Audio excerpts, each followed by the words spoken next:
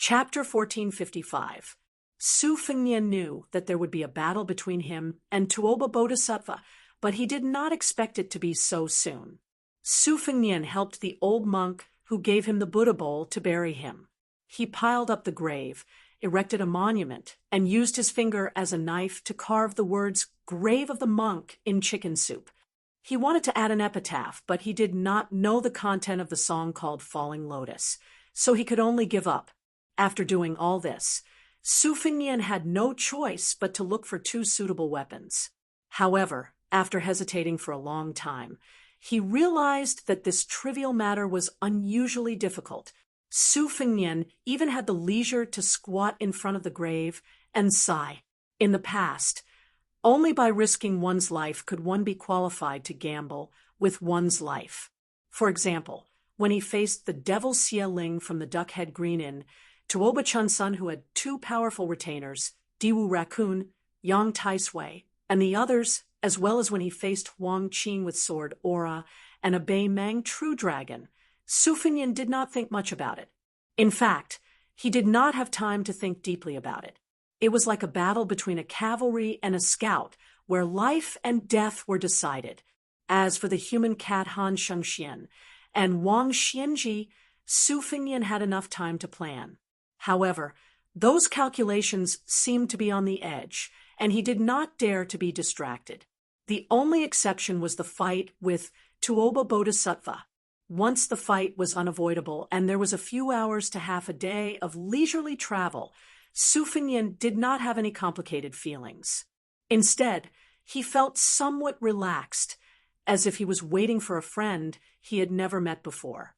Presumably, after seeing Tuoba Bodhisattva for the first time, Su Fengnian guessed that he might not be able to hold back his laughter and say, "You're here."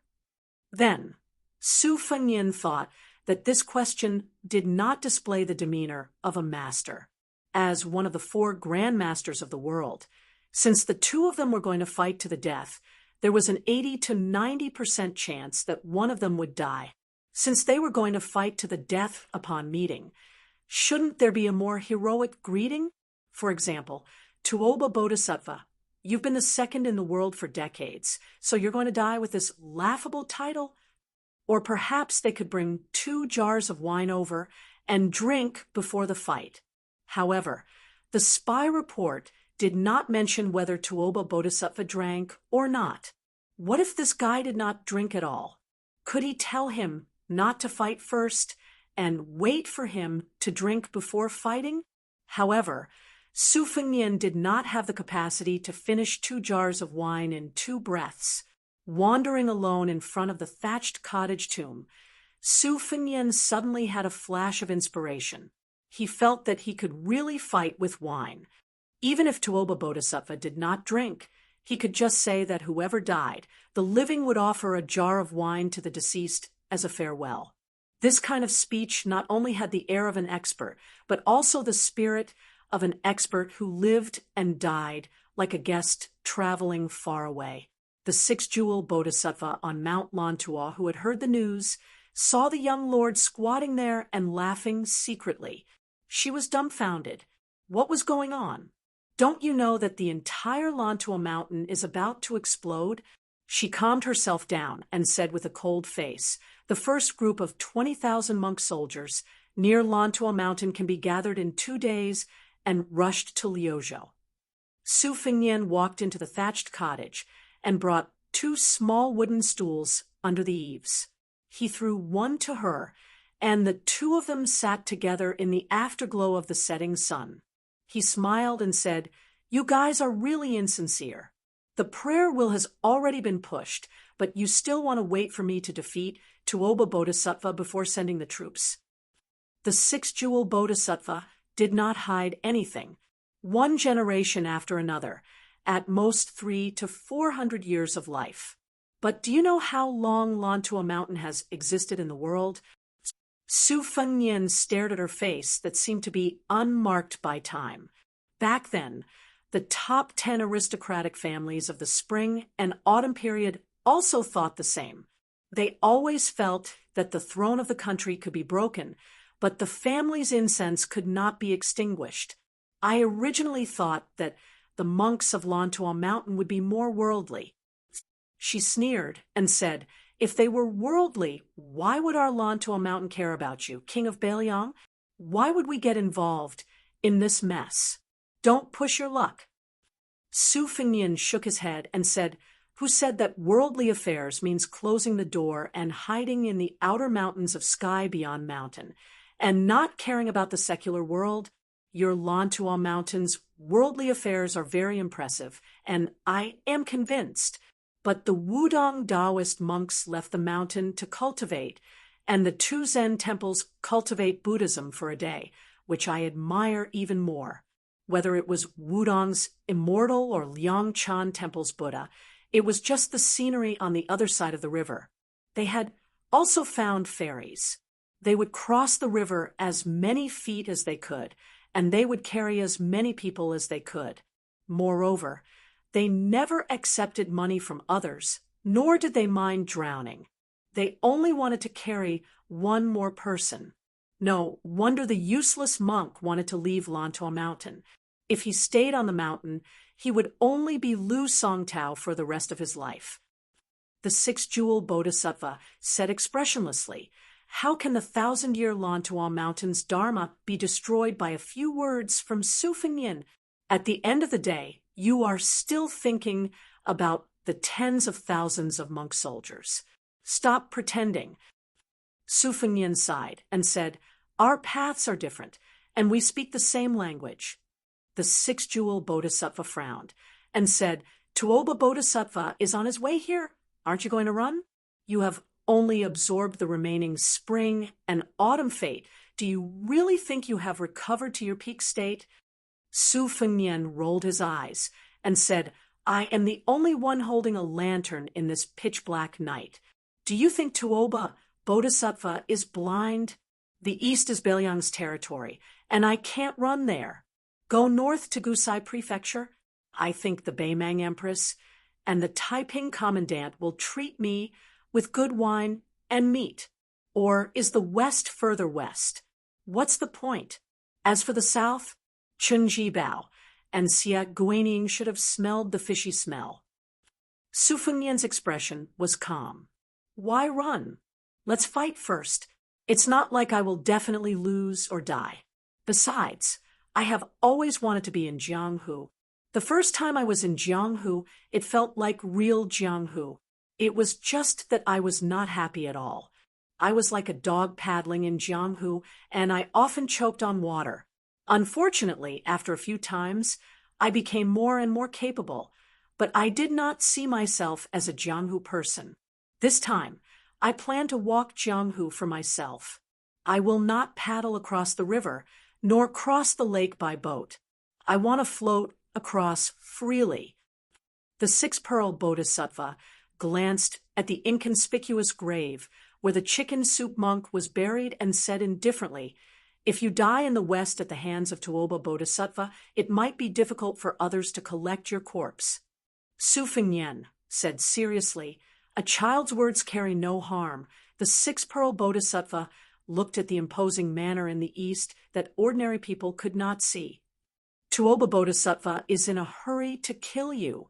Su Fengnian did not look at the magnificent scene. There would be plenty of opportunities to admire it later.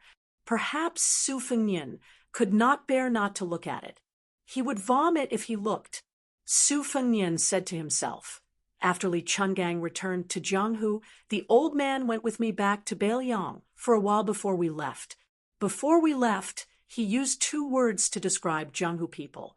He said that Wang Mingyin, who was ranked 11th in the world, was calm and steady like a mighty river in front of him. Xianyuan Jingcheng in the great snow plains was reserved. He did not use a single word, but he was romantic. Qi Xuanjin on the devil-slaying platform was ancient. The moon rose from the east, and the cool breeze followed. Zhao Shituan of the Dragon Tiger Mountain was broad-minded. He lived for 100 years. Dong Tai was strong and vigorous. His spirit was like a rainbow, and he walked through clouds and wind. Chao Chongqing was sad and indignant.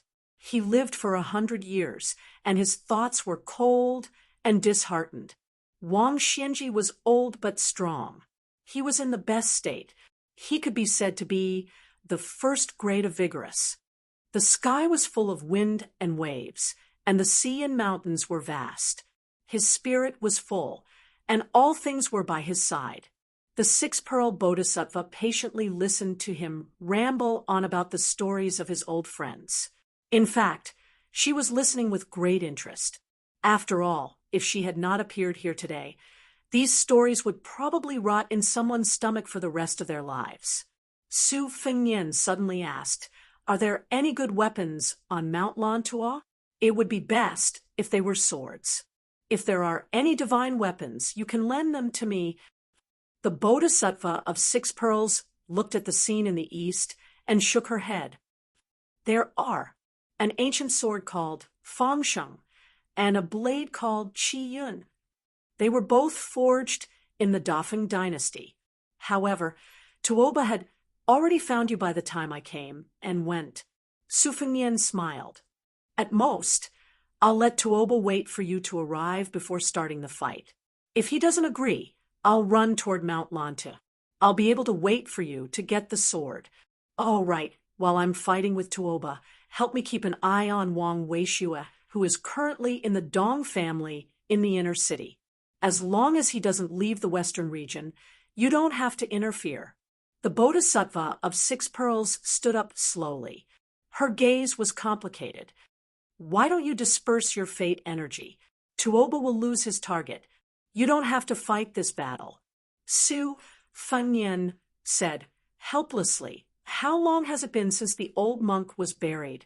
Aren't you afraid that he'll jump out and smash your face with a bowl? You're not afraid, but I am. Moreover, my intuition tells me that if we fight here today, it might be more advantageous and have a higher chance of winning than if we fight in the future. If we avoid him now, even if we recover our cultivation in the future, our state of mind will be weaker." She sneered. "In the end, you, Su Fengnian, still want to take advantage of the vast battlefield in the western region to fight to your heart's content. What intuition are you talking about?" Su Fengnian smiled awkwardly. Then he looked angry and embarrassed. He glared at her and said, "Don't hit my face when you're fighting, and don't expose my shortcomings when you're scolding." The Bodhisattva of Six Pearls disappeared in a flash. Su Fengnian sat alone on the stool. Chapter 1456. Little Lantua Mountain was the backyard of one of the three families in the inner city, King of Hell's Sima family. However, the Dong family had launched a bloody massacre that had been planned for a long time. Almost half of them survived overnight. However, a centipede dies but never falls down.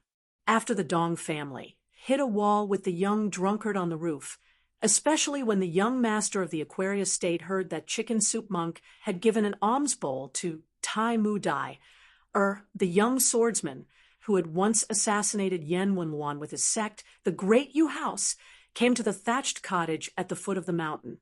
The cautious Wang Weishue mistook him for a protective amulet that the old monk had pasted on the Sima family's door. Therefore, he ordered the Dong family's assassins to stop pursuing the Sima family.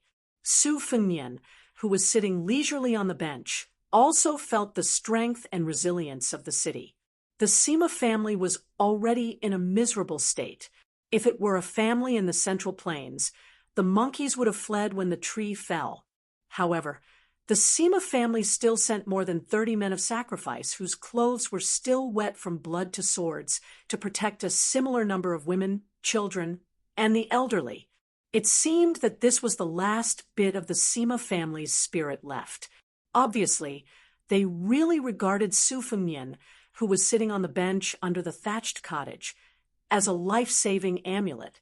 After the six-jewel bodhisattva came and went like a ghost, the Sima family's spirit rose a little. After all, in the western region, it was not a bad thing to have a connection with Lantua Mountain. Su Fengnian, who had nothing to do, looked at the people 200 steps away. They were also looking at him. a strange guest of unknown origin. Among them, the eyes of the children were wide open. They were all holding weapons. Whether it was the weapons or the tragic situation tonight, it was too heavy for them. Many children still had tears on their faces. There were slightly tall boys comforting the little girls beside them. There were also adult men with crossbows who were bandaging their wounds with the help of the women. There were also nimble children who picked up arrows from somewhere and tiptoed carefully to put them into their elders' quiver. In order to prevent the Dong family's assassins from assassinating under the cover of the night, lanterns were hung on the branches of the trees. The lights were unusually bright. In the night breeze, Su Fengnian looked at them. The children were also staring blankly at this powerful figure, who could make friends with the Bodhisattva of Lantua Mountain. Then, under the escort of several experts from the inner city who were more skilled than the retainers of ordinary families, a woman with a huge ox-horned bow on her back walked towards Su Fengnian. Her graceful figure, slender waist, long legs, and the huge killing weapon were particularly eye-catching in the light. Su Fengnian slowly got up, thinking that he was helping the monk who called himself the senior brother of the monk of the dragon tree to entertain the guests. However, he obviously underestimated his momentum. When he bent down and got up, except for the woman, the other three experts suddenly froze. Then, when they found that the mistress was still moving forward, they gripped their weapons tightly and followed her. Before Su Fengnian stood up, he found that the group of people were so nervous, so he sat back down, thinking that this would probably make them feel more at ease. However, he did not expect that his rise and fall would completely irritate the group of frightened birds. They whistled and shouted. Without saying anything, a relatively young man stood in front of the mistress and pointed his saber at her. He stared at Su Fengnian as if he was going to fight to the death. Su Fengnian felt a little helpless. "Do you want me to stand or sit?" The woman whispered to the experts beside her, who were trained by her family for thousands of days, and then asked them to stay 50 steps away. She walked in front of Su Fengnian alone and smiled as she pointed at the bench where the six-jewel bodhisattva sat. Su Fengnian nodded. She took off the ox-horned bow and sat down. She smiled and said, "Young master, please don't mind. Our Sima family is really jittery tonight. Oh, I forgot to ask you, can you understand me?" Su Fengnian smiled and said, "I'm not from Beimang. Of course I can understand Madame Chai's, Central Plains official language." Not only this city, but the entire western region knew that the head of the Sima family was Madame Chai. After marrying into the Sima family, no woman took her husband's surname. She had been in charge of the family for 20 years. So some of the three families in the inner city called the Sima family the Chai family.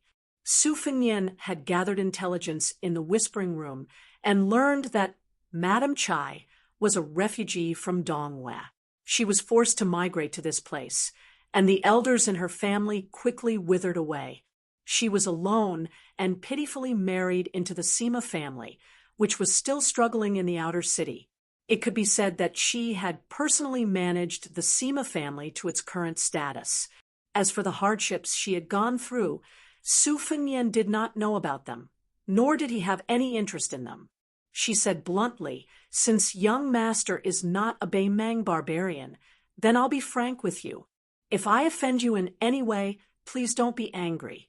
As long as young master can protect the 124 members of the Sima family, no matter what young master wants, as long as I can afford it, I'll give it to you." Su Fengnian did not say anything. This madam, who was almost 40 years old but was still more charming than a young woman, had a determined look in her eyes.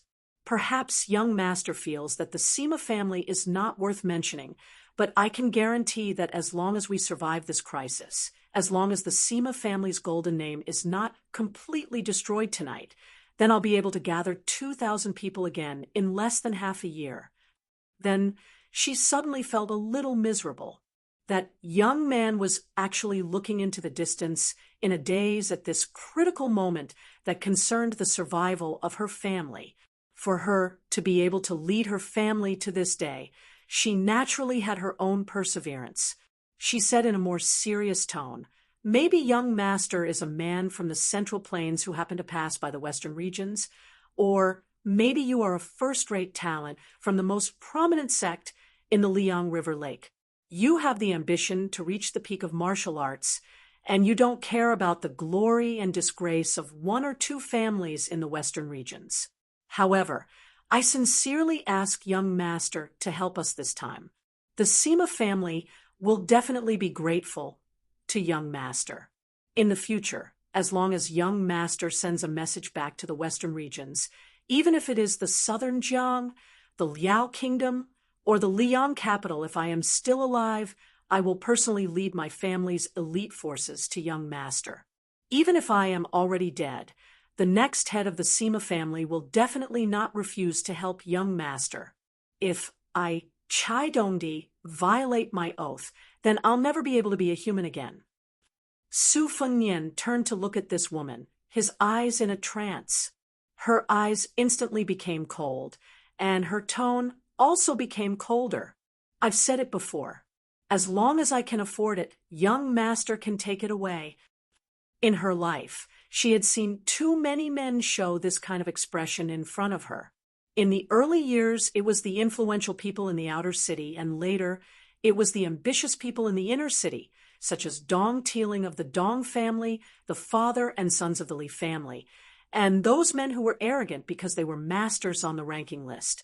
She said expressionlessly, "But I'll only give young master what he wants once." She was no longer the ignorant girl who thought that there were chivalrous people everywhere in Jianghu. For so many years, for the sake of this family, she followed the rules of the Western region and did many things that went beyond the bottom line of morality. She was cruel, bloody, dirty, scheming, and trapping. But for herself, there was one thing that she had always kept to her bottom line. She originally thought that in a few years, or at most 10 years, the Western region would no longer talk about her appearance as Madame Chai, and there would no longer be any young people who would drool over her figure. Then she would be able to live up to the memory of her husband, who only had a surname left. Su Fengnian did not become angry because of the misunderstanding. He only smiled. "Madame Chai is thinking too much. It's just that you reminded me of a very important person." He turned to look in the northeast direction and said softly, "I miss her very much. In fact, I've always missed her." She was stunned on the spot as she looked at the side of his face that was filled with warmth. She could see that this man's longing at this moment could not be faked. She suddenly felt sad and self-deprecating for no reason. The things that appeared on his face were the most extravagant things in the Western region. She, a woman who had rebuked the winds and clouds of the Western region for 20 years, had never felt this way before. Su Fengnian retracted his gaze and smiled. "The person I'm waiting for hasn't arrived yet, so I do have some time left. Instead of sitting here in a daze, I might as well make a deal with you." Even someone as calm as her could not help but reveal a pleasantly surprised expression. However, the young man's next words made her feel as if she had been struck by lightning. "Madame Chai, is there really only one time? Can we talk about it again?" Whether it was her imposing manner, her arrogance, or her temperament, they were all exhausted at the first spurt of energy. Although Madame Chai was still angry this time, she was no longer as solemn and stirring as before. On the contrary, it was probably because she was too old, so even if she was angry, she still had a different kind of charm. At this moment, she seemed a little shy. Su Fengnian laughed heartily and waved his hand. "All right, let's stop joking. It's just that I felt that your heartstrings were too tense earlier and that this kind of injury was actually endless. Madam, you're an expert in using the bow, so you should know the principle of relaxation. Let's talk about business. To tell you the truth, I have some secret operations in the inner city. In the last half a year, I've established a power in the inner city. Madam, you might have already met that sour old scholar. He's one of my men in the Western region. Madam Chai's expression became serious. Most women in the world were like this. After the pleasant surprise, she could not help but fuss over every little thing. She softly asked, I heard that the old man surnamed Lu either has a background in Baelyang or he's an expert from the God of Fortune's Li family, one in the open and one in the dark. In fact, they're both from Liang and Zhaogo. Chapter 1457. Su Fengnian shook his head. That's not important. I can guarantee that the Sima family will continue to be one of the great families in the inner city.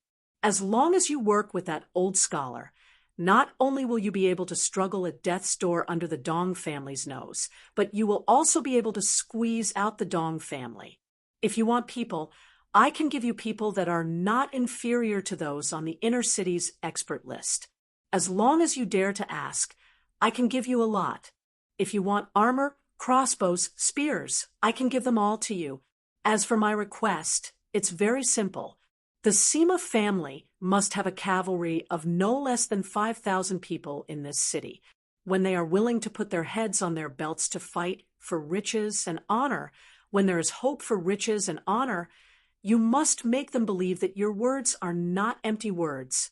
Su Fengnian paused for a long time. Whether or not I will be able to see these things in the future, Madam Chai, you can rest assured. When you find that old scholar surnamed Lu, you can tell him that I told you that his name is Lu Wenbao, Xiama Wei Post House, Old Locust Tree. He will naturally believe you and will do his best to cooperate with you in the future. However, I will also say the ugly words first. If you and the Sima family don't keep your promise and become cowards when it's time for you to fight for your lives, or if someone comes to you in the future to give you more benefits, then please remember that whatever I can give to the Sima family tonight, I will take it back in double whether or not I appear in the future. Your western regions are messing around in this small piece of land. What inner city, what outer city, what experts, what three great families, there will be a day when you will understand that they are really nothing. Madam Chai smiled sweetly and nodded. That's right. In the eyes of the great king of Baelyang, other than Beimang's million-strong army, there is nothing else important. Other than the emperor of Liang and the empress of Beimang, there is no one else important, right?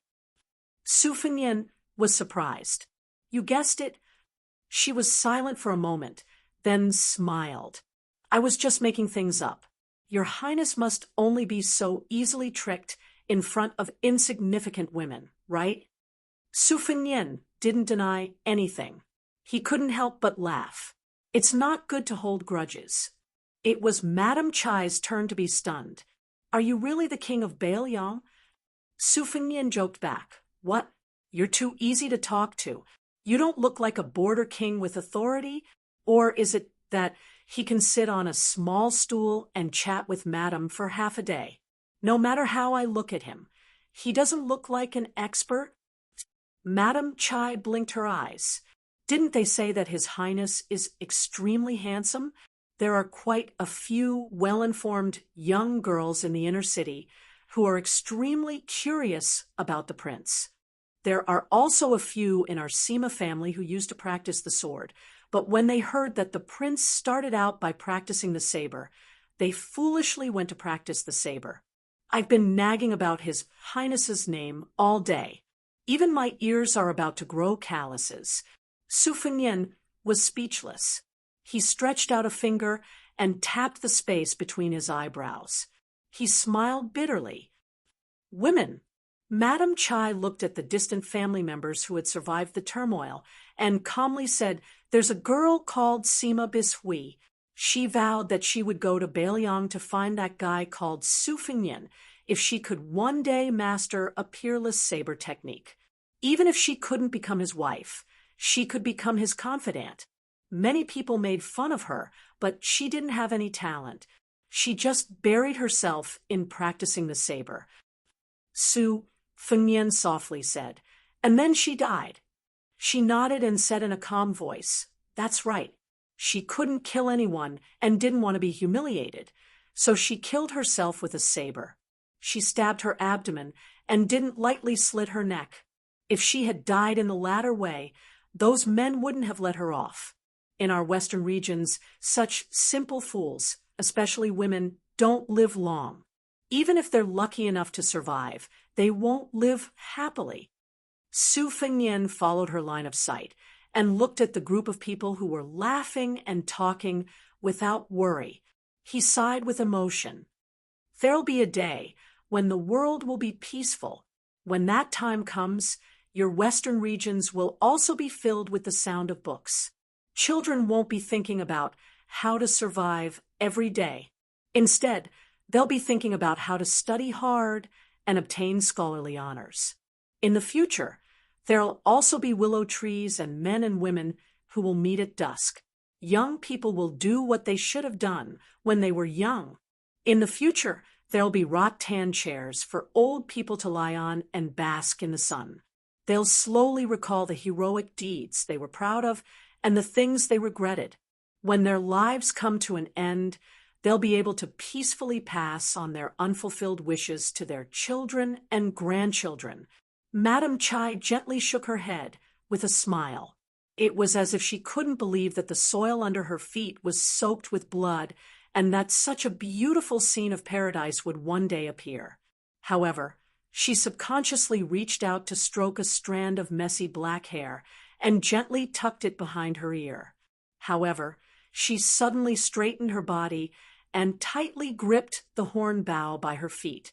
In front of her sharp eyes, there seemed to be traces of ripples as thin as strands of hair. In the distance, there was a muffled and oppressive sound. The three experts in the inner city looked around in panic. In the end, they could only see the scene closest to them. It was a large tree with dense branches and leaves. A corpse wearing tight black clothes fell from the tree. It must be known that there were 3 large lanterns hanging on the tree.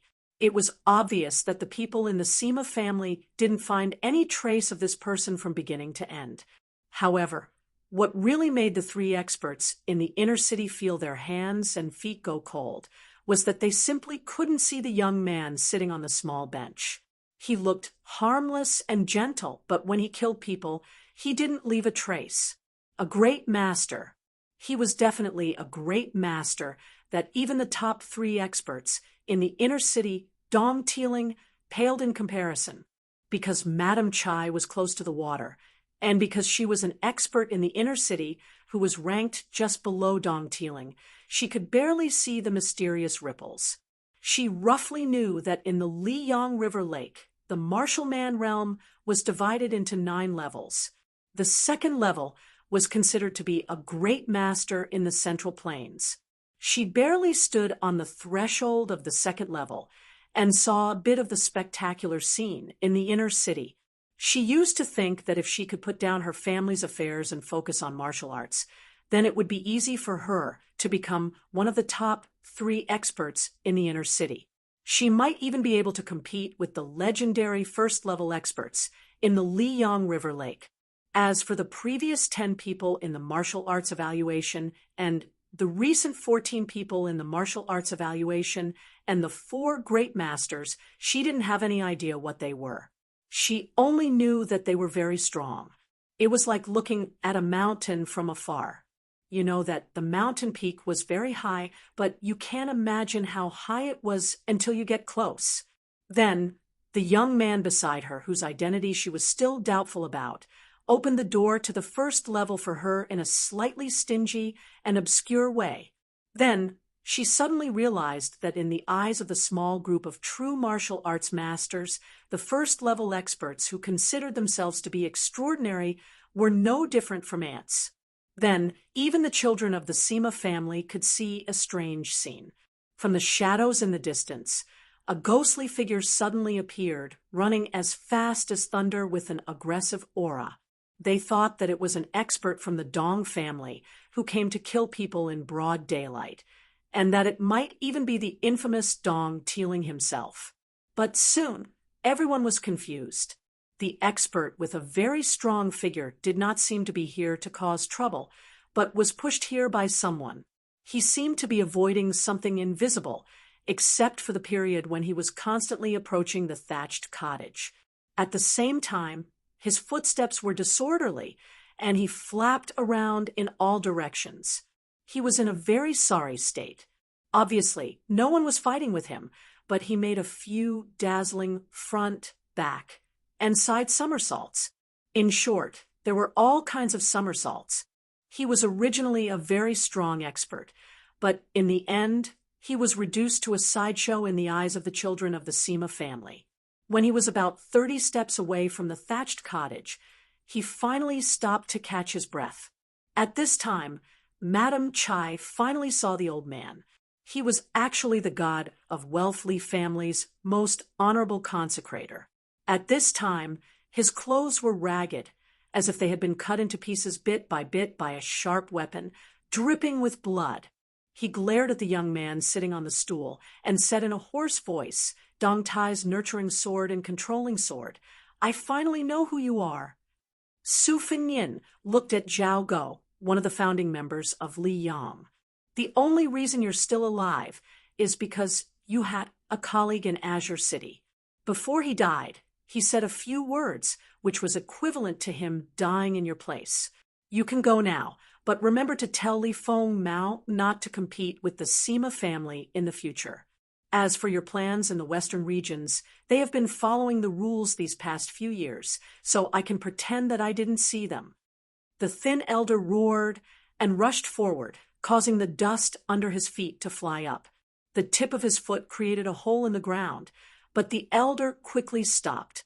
Madame Chai squinted her eyes and saw a flying sword that was less than an inch long hovering in front of the elder's forehead. The sword's body was dark green, sparkling, and translucent. It was a beautiful little sword that could make people feel happy. Madame Chai's lips curled up slightly as she thought of a certain person's sigh. Women, the old man, who could cover the sky with one hand in this city, glanced at the young man who was mostly covered in skin. He snorted coldly and retreated. He leaped onto a branch and quickly disappeared into the ink-black night. Su Fengnian's mind moved, and he put away the flying swords into his sleeve. He then pointed at the 30-years-old man who had pulled out his sword and asked with a smile, "What's his name? How long has it been since he joined the Sima family?" Madame Chai's mind was very sharp, and immediately a haze appeared in her heart. She looked sadly at the man who she had high hopes for. He's the youngest person on the inner city's expert list. He's known as an assassin who's better than the Dong family's assassins. He's been working for the Sima family since his father's generation. It's probably because a man's heart is not content, or because he doesn't want his descendants to be someone else's servant. Madame Chai, who was sitting on the stool with Su Fengnian, said coldly, "Isn't that right, Tao Disong?" Chapter 1458. The dignified man pursed his lips. He didn't refute or admit anything. He just stared at Madame Chai. Of course, Su Fengnian just watched from the side. Previously, when Tao Disong saw him stand up, his killing intent was still within reason and could be understood as him wanting to protect his master. But after seeing the Dong family assassin fall from the tree, the killing intent of a martial artist in a dangerous situation was not something that could be explained by a loyal servant of the Sima family. Su Fengnian sighed. He lowered his head and rubbed his cheeks. He felt a little bitter. The Wutongan County had been living in harmony for so many years.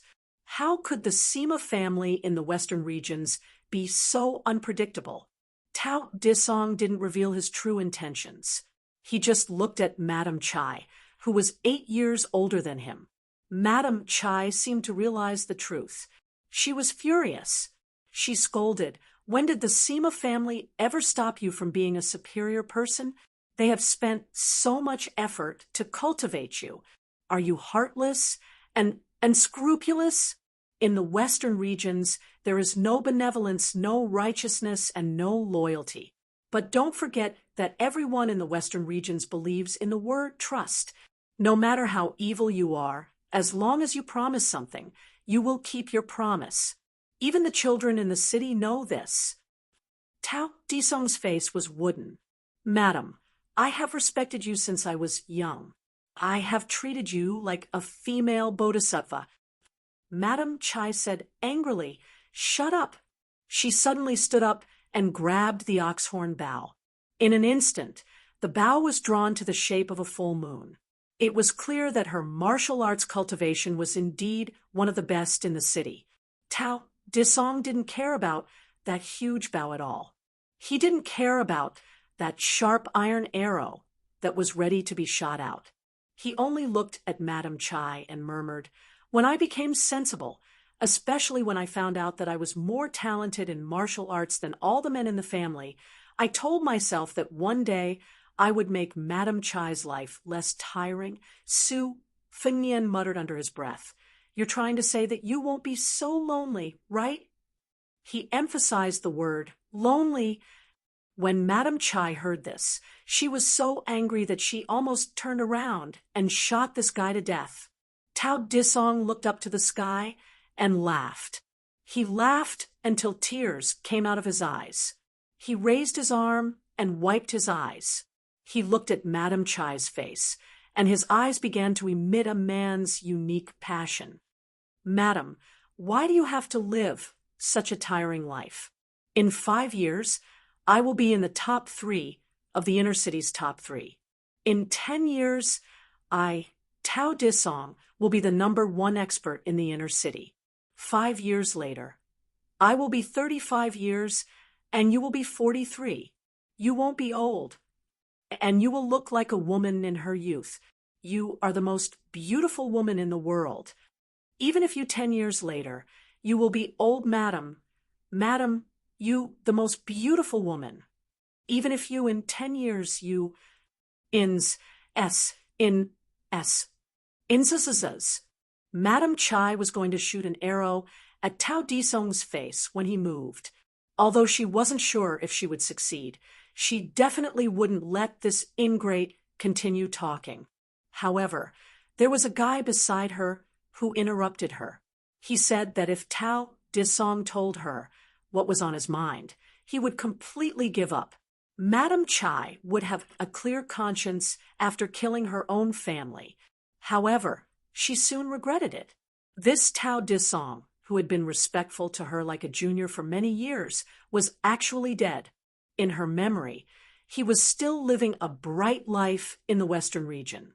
Therefore, she didn't hesitate to shoot that arrow. Tao Disong finally revealed the true face he had hidden for many years. He rushed forward and tilted his body to the right. After dodging the arrow, he continued to rush toward the thatched cottage. He laughed sinisterly and said, "Madam, since I can't have you while I'm alive, let's go to the Yellow Springs together. Before we reach the gates of hell, Tao Disong, will..." Without giving Tao Disong a chance to say another word, his neck was pierced through by a powerful eagle feather arrow. His entire body was sent flying backwards by the great force of the arrow, smashing heavily on the ground with his back. Perhaps this was the Western region. The winner takes all, and the loser takes all. It was always so fast. It wasn't at all like the Jianghu feuds in the Central Plains. They had to use all kinds of schemes to get to the bottom of the matter. Su Fengnian's eyes were calm. He said in a low voice, "I remember there was a man called Lu Qiantang. When he was about to die, he was much more manly than you. He was the real Jianghu man."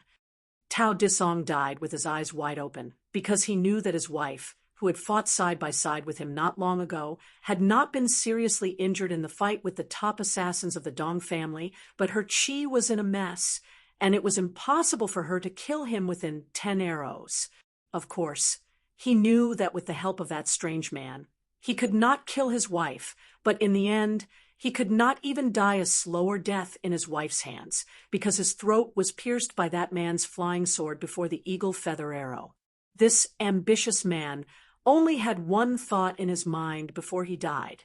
Madam Chai, I really like you, but the other expert of the Sima family, who was more loyal and devoted than him, strode towards Tao Disong's body. With one kick, he was sent flying more than 10 feet away. His body rolled on the ground. Thus, no one knew about the 2 lines of tears on his face before he died. Su Fengnian smiled and said, "Madam, you can go about your business. Anyway, we have already finalized the deal. You still have a mess to clean up. You don't have to pay attention to me." However, Madam Chai unexpectedly sat back down on the stool. The stool was small, and in order to deal with tonight's assassination, she had quickly changed into a set of night clothes, which made her but look like a full moon. Su Fengnian didn't remind her. Maybe she didn't realize it, or maybe she didn't care, or maybe she just didn't want to squint at him. She had some unspeakable, boring, competitive spirit. A woman's heart was like a needle at the bottom of the sea. She looked at the family that was still orderly despite the chaos. She said softly, "If you want to be busy, it's easy. There will always be things that you can't finish. I have been busy for over 20 years. At first, I was nervous and flustered. Later on, I became confident and familiar with the way things were. But after all, I have always been busy. Even in my dreams, I was thinking about how to expand the family business. Today, I finally have the chance to take a break." Su Fengnian smiled indifferently. "My luck is better than yours. I have only started to be busy these few years. Even if I don't make the decision for my family, no matter how difficult the situation is, we will not panic." Su Fengnian suddenly turned his head and said helplessly, "Madam Chai, do you really not understand that I am asking you to leave, or are you pretending not to understand? You are taking a break from your busy schedule. But I also want to sit here alone and quietly stare blankly." She made an "oh" sound and didn't say anything else. She also didn't have any intention of getting up. Su Fengnian dismissed it with a smile. She suddenly shouted out a name and waved her hand in the distance. Soon, a 13 or 14-year-old girl ran over timidly. She was a complete beauty and bore a 70 to 80% resemblance to Madam Chai. However, the resemblance was only 40 to 50%. After all, Madam Chai's current temperament had been honed through countless hardships. The girl had grown up under the protection of her warm wings, so the only thing that resembled her was her natural appearance. The girl, who had 2 splendid sabers hanging from her waist, squatted beside Madam Chai. She didn't dare to look at Su Fengnian. Madam Chai stroked the girl's head. "Tai, he is my daughter. I heard people say that the most powerful experts in the Central Plains either don't use weapons or use swords. She only started practicing sabers at the end of last year, and only found this pair of sabers after rummaging through the weapons storage at home. Tai, look, this young master is the one you're looking for. Didn't you quarrel with your best friend over who should be the wife of that person before the new year? Now, you've taken the initiative earlier than that stupid girl from the Leaf family. Let me tell you, this is a once-in-a-lifetime opportunity. If you miss this village, there won't be this shop again."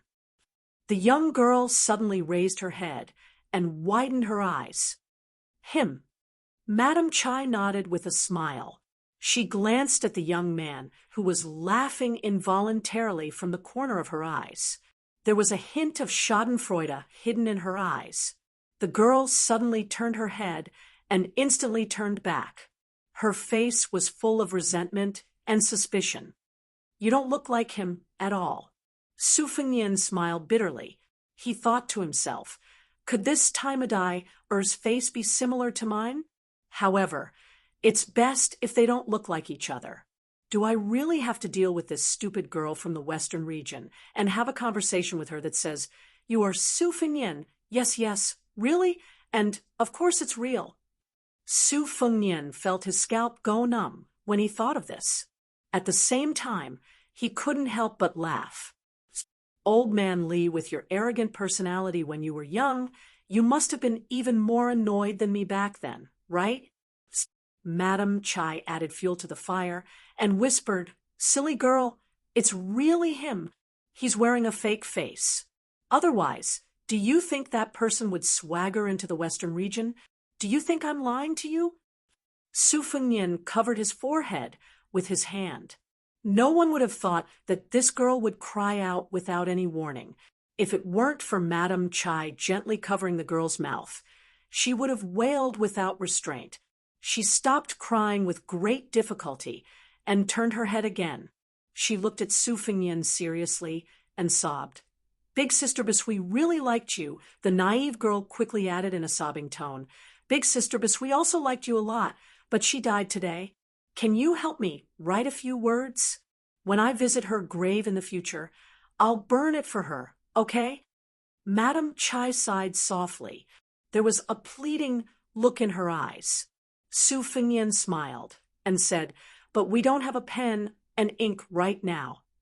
Then the seemingly weak girl cut off a piece of her sleeve and handed it to Su Fengnian. She then asked him to extend his hand. Finally, she used her right hand to cut open a large wound on her left palm. Blood flowed onto Su Fengnian's palm. Chapter 1459. Madam Chai didn't hide the pride on her face. "My daughter's temperament is naturally like mine. She won't lose to the fiercest man in the Western regions." Su Fengnian raised his arm and blood flowed down his fingertips. He wrote the name Sima Bisui on the sleeve. The young girl hurriedly said, "Add your name too." He had no choice but to add the 3 words Su Fengnian. The young girl treasured the sleeve that only had 2 names written on it. Looking at the bloody words, she couldn't help but sob. However, she quickly wiped her tears with her arm and pitifully looked at Su Fengnian. "Why don't you write one for me too?" Without waiting for Su Fengnian to speak, she began to cut her clothes in one breath. Then she made a cut on her other hand. Su Fengnian hurriedly stopped her. He didn't know whether to laugh or cry. All right, I'm afraid of you. Just give me the sleeve." Su Fengnian took the sleeve. His right index finger gently poked the pad of his left middle finger. He wrote, "Su Fengnian, Sima Tia," on the sleeve. The young girl stretched her neck and stared at the sleeve. She softly said, "In between the 2 names, add the word gift." Su Fengnian added another word. With the 2 sleeves in her hands, the young girl was satisfied. She carefully put away the sleeve book and solemnly thanked Su Fengnian. Only then did she stand up and leave. With her back to him and her mother, she secretly sobbed as she walked far away. Su Fengnian smiled. "Madam Chai, you have a good daughter." Madam Chai nodded. "Who said otherwise? My only wish in this life is to not let her live like me." Originally, this wish was almost shattered. Fortunately, Prince appeared here today. She finally stood up. The corners of her mouth held a happy smile. "I won't disturb Prince's peaceful cultivation." Su Fengnian raised his head and said, "Live well." In her entire life, Madam Chai had never treated a man with such sincerity. Su Fengnian closed his eyes. "You must live well in Dunhuang. You must wait for me." In the next 6 hours, the Sima clan had already begun to disperse under Madam Chai's orders. In the meantime, she and her daughter had stood side by side and looked at Su Fengnian, who was sitting under the eaves with his eyes closed, from afar. When the cottage returned to silence, Su Fengnian opened his eyes. As expected, the 6-jewel bodhisattva did not return with the sword and saber from Mount Lantua. In that case, they could only make do with it for now. In the upcoming battle, it wasn't up to anyone to decide who was magnanimous or extravagant. They had to haggle over every detail. The key was to see who could last until the end. Su Fengnian tore off his face and slowly stood up. His two big sleeves fluttered in the wind. In the light, he looked like an immortal who was free and unfettered in the mortal world. Su Fengnian raised an arm. The whole city was filled with swords. Long swords, short swords, ancient swords, new swords, all of them flew over and chirped cheerfully. In the straight line in front of him, the swords were connected head to tail. They were arranged in a row and hovered in the air. There was once an old man who dripped water on a path in the rain to form a sword. Su Fengnian smiled. The wind was strong. This time, there was no need to talk. Su Fengnian's arm gently pushed forward and then began to move forward. The swords connected and finally converged into a long sword that was hundreds of feet long. Su Fengnian said in a low voice, "Let's go." This sword, in an instant, broke out of the city. It crashed into the Baimang military god, Tuoba Bodhisattva, who was rushing toward the city. Dunhuang City. In the middle of the night, there was a woman who was a light sleeper. When her child cried, she quickly put on her clothes and gently picked up the child from the cradle. The child's tears quickly turned into laughter. She lowered her head and looked at the childish, smiling face. She also smiled. She gently swayed her arm and slowly hummed, little sweet potato, grow up quickly." Zhao, being the king of Yanqi, had an army of no more than 100,000 soldiers under his command, but he actually had more than 200,000 soldiers and horses under his command. Among them, the infantry generals Zhang Dingyuan and Gu Ying. One was adept at playing to his strengths and avoiding his weaknesses and using his advantage to attack his weakness, and the other was adept at surprise attacks and loved to fight to the death. There was also Yuanzhou General Yi Xiufeng, known as Nanjiang King Mingyang. He was good at defending the city and was famous in the south. Hezhou General Liang Yu was good at surprise attacks. He used infantry as cavalry. All of these people were talented and difficult to tame generals. However, their limelight and sharpness had always been covered by the Beiliang cavalry. The number of times these people were mentioned in the capital of Liang might not be as many as Chu Lushan or Yan Wenluan. However, there was one exception, and that was Nanjiang's #1 general, Wu Zhongshuan. This old general not only commanded half of the soldiers and horses in the north of Nanjiang, but he also had the only cavalry in Nanjiang. At that time, His Royal Highness Zhao Zhu led thousands of cavalry to Guanling to help the king quell the rebellion. To be precise, he borrowed part of the soldiers and horses from Wu Zhongshuan. Wu Zhongshuan and Nalin Yusi became Zhao Bing's left and right arms.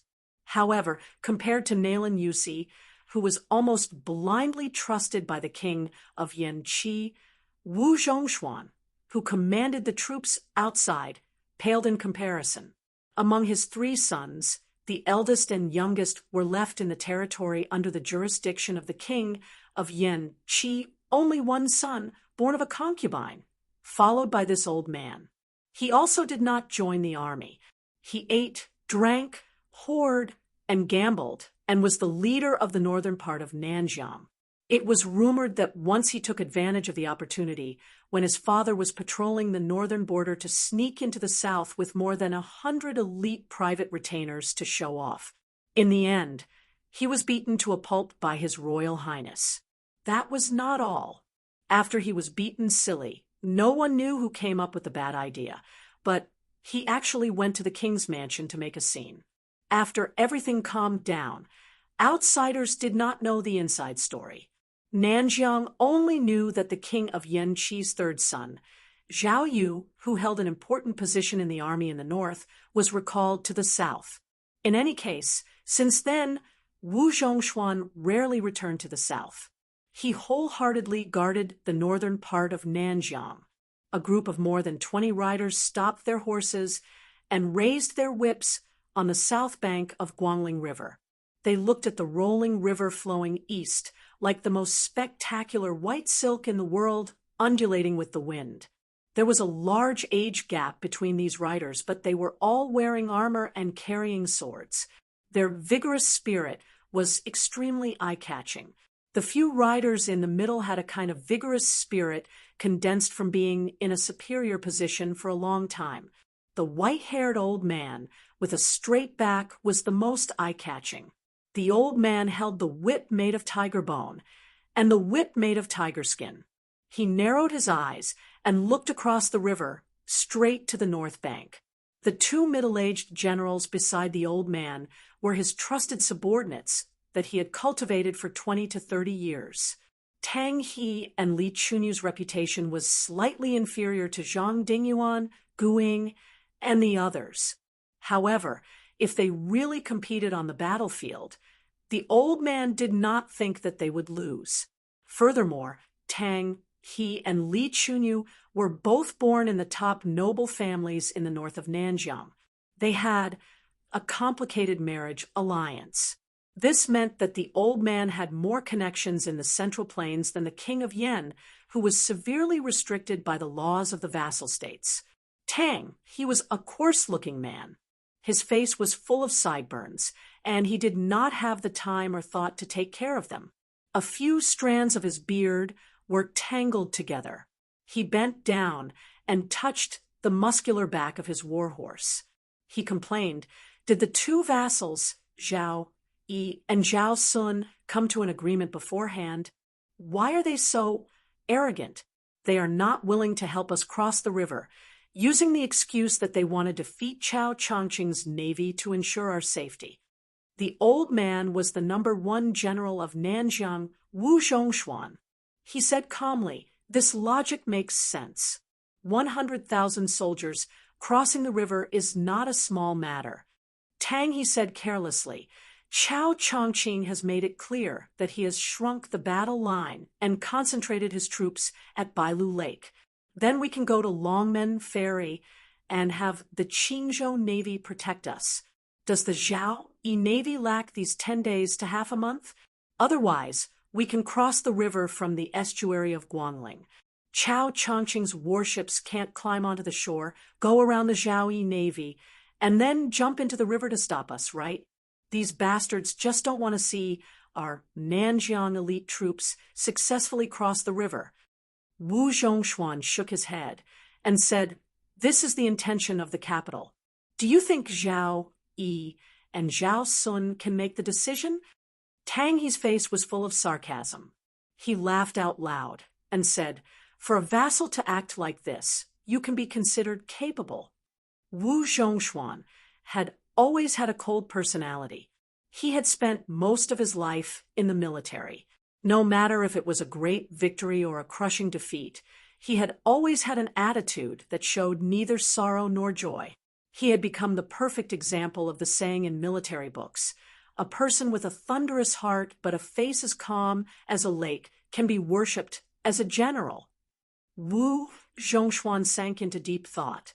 Compared to the generals around him who were mostly brave on the battlefield but not familiar with the court, as a general, the old man's thoughts were more complicated. This time, he was leading his troops north. Was it not a huge gamble? Other than official business, the old man also had a private matter to attend to. Someone wanted him to take care of a young man in Wu City called Jiang Fuding.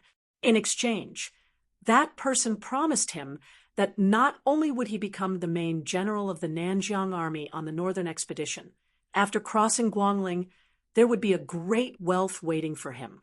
Wu Zhongshuan had no chance to refuse this matter because that person had exposed the mastermind behind Wu Zhongshuan's rise to fame, Huang Sanjia.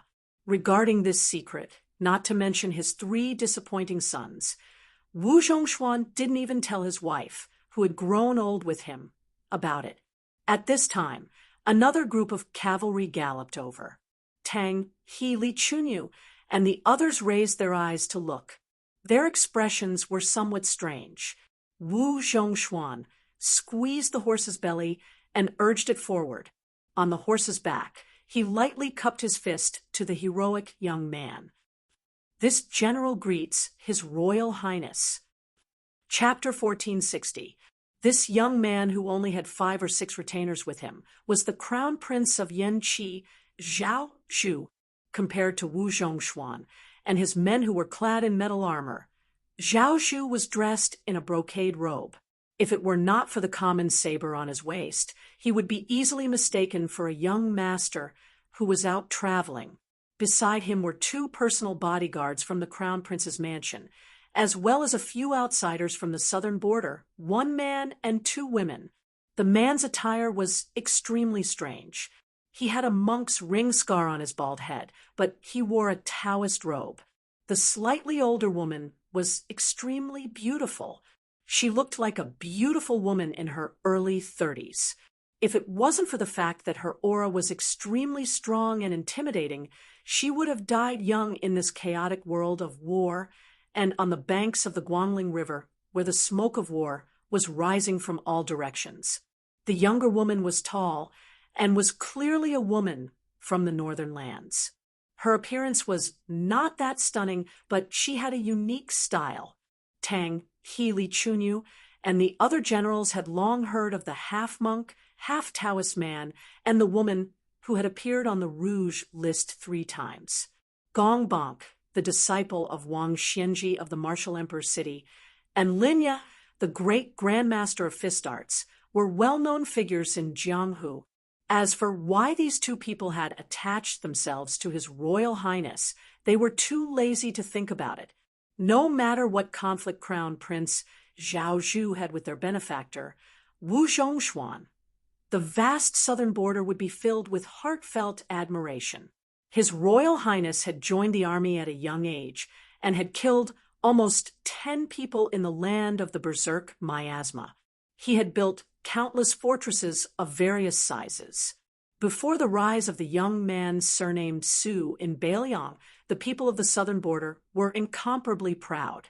They liked to say to outsiders that they had produced the crown prince of the crown prince, who was most proficient in both the pen and the sword. Zhao Zhu smiled brightly and returned a fist salute.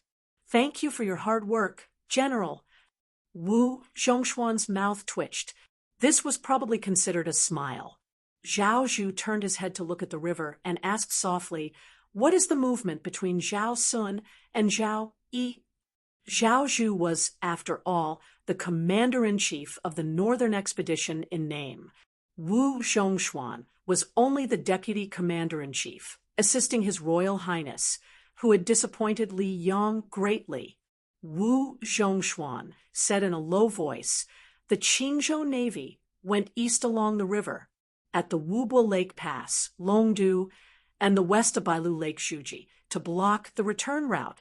Furthermore, the Qingzhou Navy's division of the Navy is Zhao Sun. Qingzhou is definitely an expert who is guiding Zhao. As for Zhao Yi's half of the Guangling Navy, on the vast Bailu Lake, the large warships are more powerful. Now that the ships are in formation, they are like cavalry on land. Chao Chongqing's West Chu Navy has few soldiers and small ships to begin with. Encountering such a formation, not only is it difficult to attack from the front and difficult to attack from the back, even their original advantage of being small and nimble has disappeared." Zhao Zhu nodded and seemed to ask casually, "In the late spring, what is the weather like at Bailu Lake? What is the wind direction?" Wu Zhongshuan was stunned. Not only was this old general, who had never personally participated in a large naval battle, the other generals were also stumped. Linya, the female Wudao grandmaster who once carried a cauldron to smash the slow-moving sword that entered the city at Suacia Valley, smiled and said, "The strategists of the Spring Snow House who have been living by the Guangling River all year round aren't all good-for-nothings." Zhao Zhu sighed and said, "Then now it all depends on whether Chao Chongqing can turn the tide with his strength alone." Gong Bonk rubbed his bald head. "It will be difficult. The best swordsman in the capital, Qi Jiajia, has arrived. Chai Qingshan of the Donghua sword pool will also not be absent. It is said that the woman surnamed Xian Yuan from Mount Hui will also help. In addition to Zhao Go, who has turned out in full force, killing Chao Chongqing is out of the question. But if we talk about blocking a few of them, it will not be difficult. Wu Zhongshuan's cavalry unit bid farewell and left. Zhao Zhu remained on the riverbank for a long time. He shook his head and lowered his head to look. The saber at his waist was tied with a thin string to a worn-out money pouch. His Royal Highness muttered to himself, "If there is a day when the country belongs to me, Zhao Zhu, and the Jianghu belongs to you, Su Fengnian, then it will not be in vain that we two brothers met at Dantong Pass." He reached out and grabbed the cloth pouch that he had sewn and mended many times. He gritted his teeth and said in a low voice, "The one surnamed Su, no matter what difficulties you encounter, don't die. You are the only brother I will recognize in my life. Don't try to be a hero. If worst comes to worst, you can come to my place. You have to know that the little beggar who was so poor that his pocket could not even make a sound is now richer than anyone else." The northern barbarians saw beautiful silk, but they did not believe that it was made from silk spun by insects.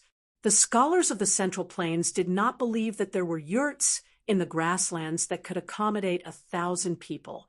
The people of the world did not go to Guangling River, but they did not believe that there were large boats on the river that could accommodate 20,000 people.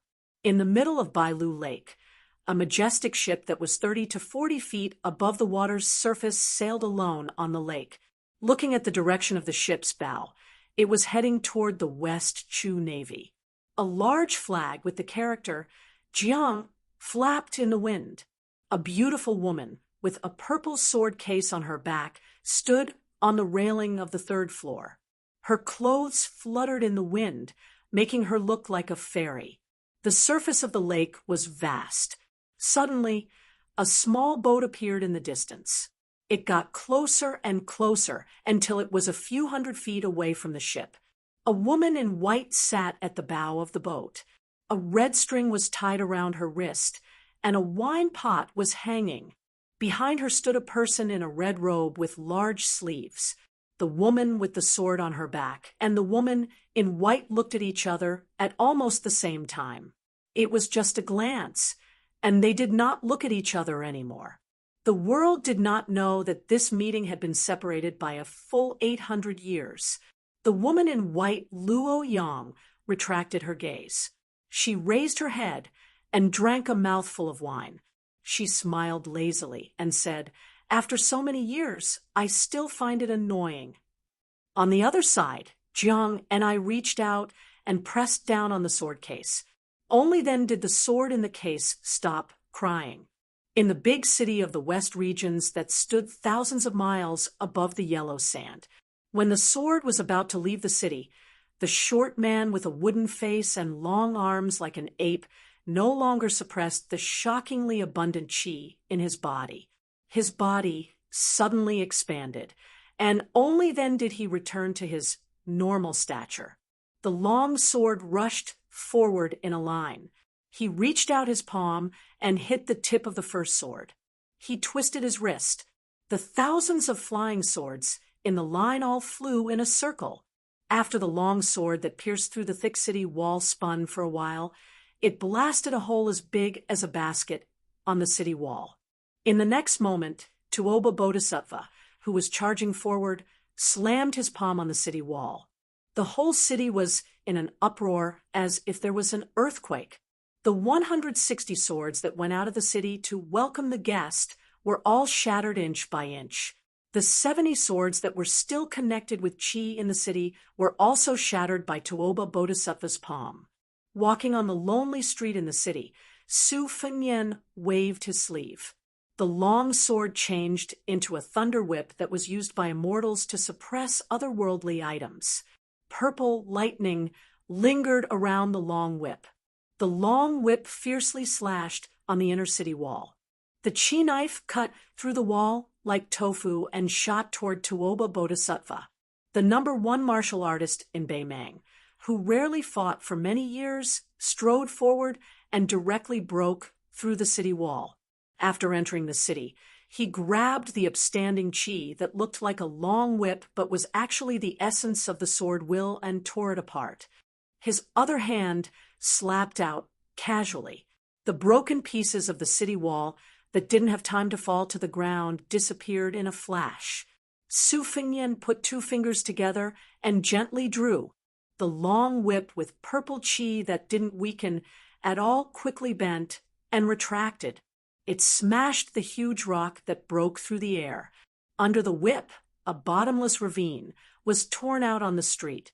In the next moment, Tuoba Bodhisattva's left foot stepped on the tip of the sword. The whole sword began to shake. Su Fengnian whispered, "Disperse." The remaining 700 flying swords seemed to have understood human nature. They acted on their own and danced wildly. After the movement, there was silence.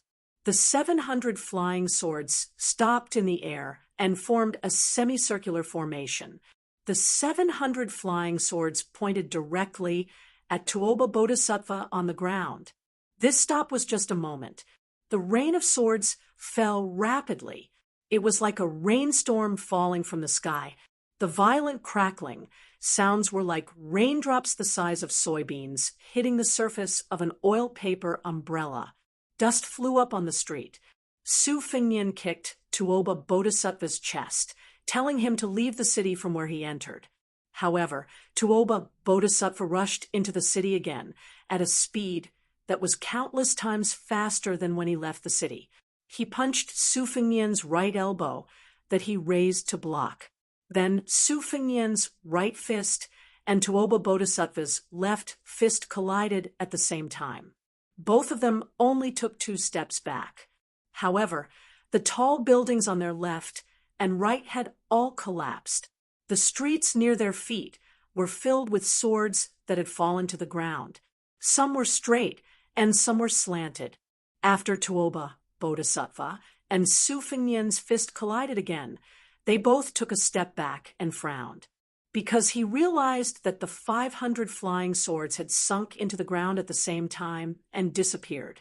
Ever since Su Fengnian started practicing saber martial arts, he had traveled through 2 jianghu. In these years, when he fought with his enemies to the death, he mostly borrowed other people's moves and rarely created his own moves. Today, Su Fengnian not only wanted to gamble on victory and defeat, he also wanted to use this opportunity to return to the peak of another realm at the same height. Previously, there was a sword in the world. After that, there was a sword on the ground.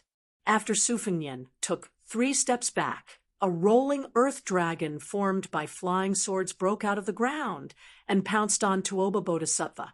His momentum was strong, his strength was great, and his chi was long. It was not something that the one-line sword that had left the city could compare to. Tuoba Bodhisattva was actually forced out of the city. After this sword, Su Fengnian's state of mind also improved a little. He walked out of the city in a carefree manner. It was a pity that no one saw him. If the arrogant old man with the sheepskin fur coat was still alive, he would also cheer and applaud. If old Huang was still alive, he would definitely grin and give him a thumbs up with his missing front teeth. If some wanderer who had traveled the Jianghu with Su Fengnian with a wooden sword could also see this, he would most likely say some words of dissatisfaction, but in his heart, he would be happier than anyone else. Su Fengnian looked into the distance. It was as if he was looking at the Jianghu. This Jianghu where there was only him and was somewhat lonely. Chapter 1461. Tuoba Bodhisattva was knocked out of the city by the rolling sword of the earth dragon. Su Fengnian was also knocked out of the city and temporarily took the initiative. It was like a Liang-Mang battle where Tuoba Bodhisattva attacked the city while Su Fengnian defended the city. In the end, Su Fengnian still forgot to bring 2 pots of wine. There were more than 1,000 swords in the city. After knocking Tuoba Bodhisattva out of the city again, there were only about 100 swords left. They formed two parallel circles around Su Fengnian, like two snakes biting each other's tails. If Tuoba Bodhisattva wanted to get close to Su Fengnian, he would have to cross these two moats. After Tuoba Bodhisattva stood still, he was not in a hurry to get back at him. His gaze followed the two sword circles as he patted the dust off his chest. After a while, Tuoba Bodhisattva stepped forward. At the same time, the sword river that was as tall as Su Fengnian's waist expanded. However, Su Fengnian looked above his head. The second sword river that was at the same height as his chest tilted and blocked in front of Su Fengnian.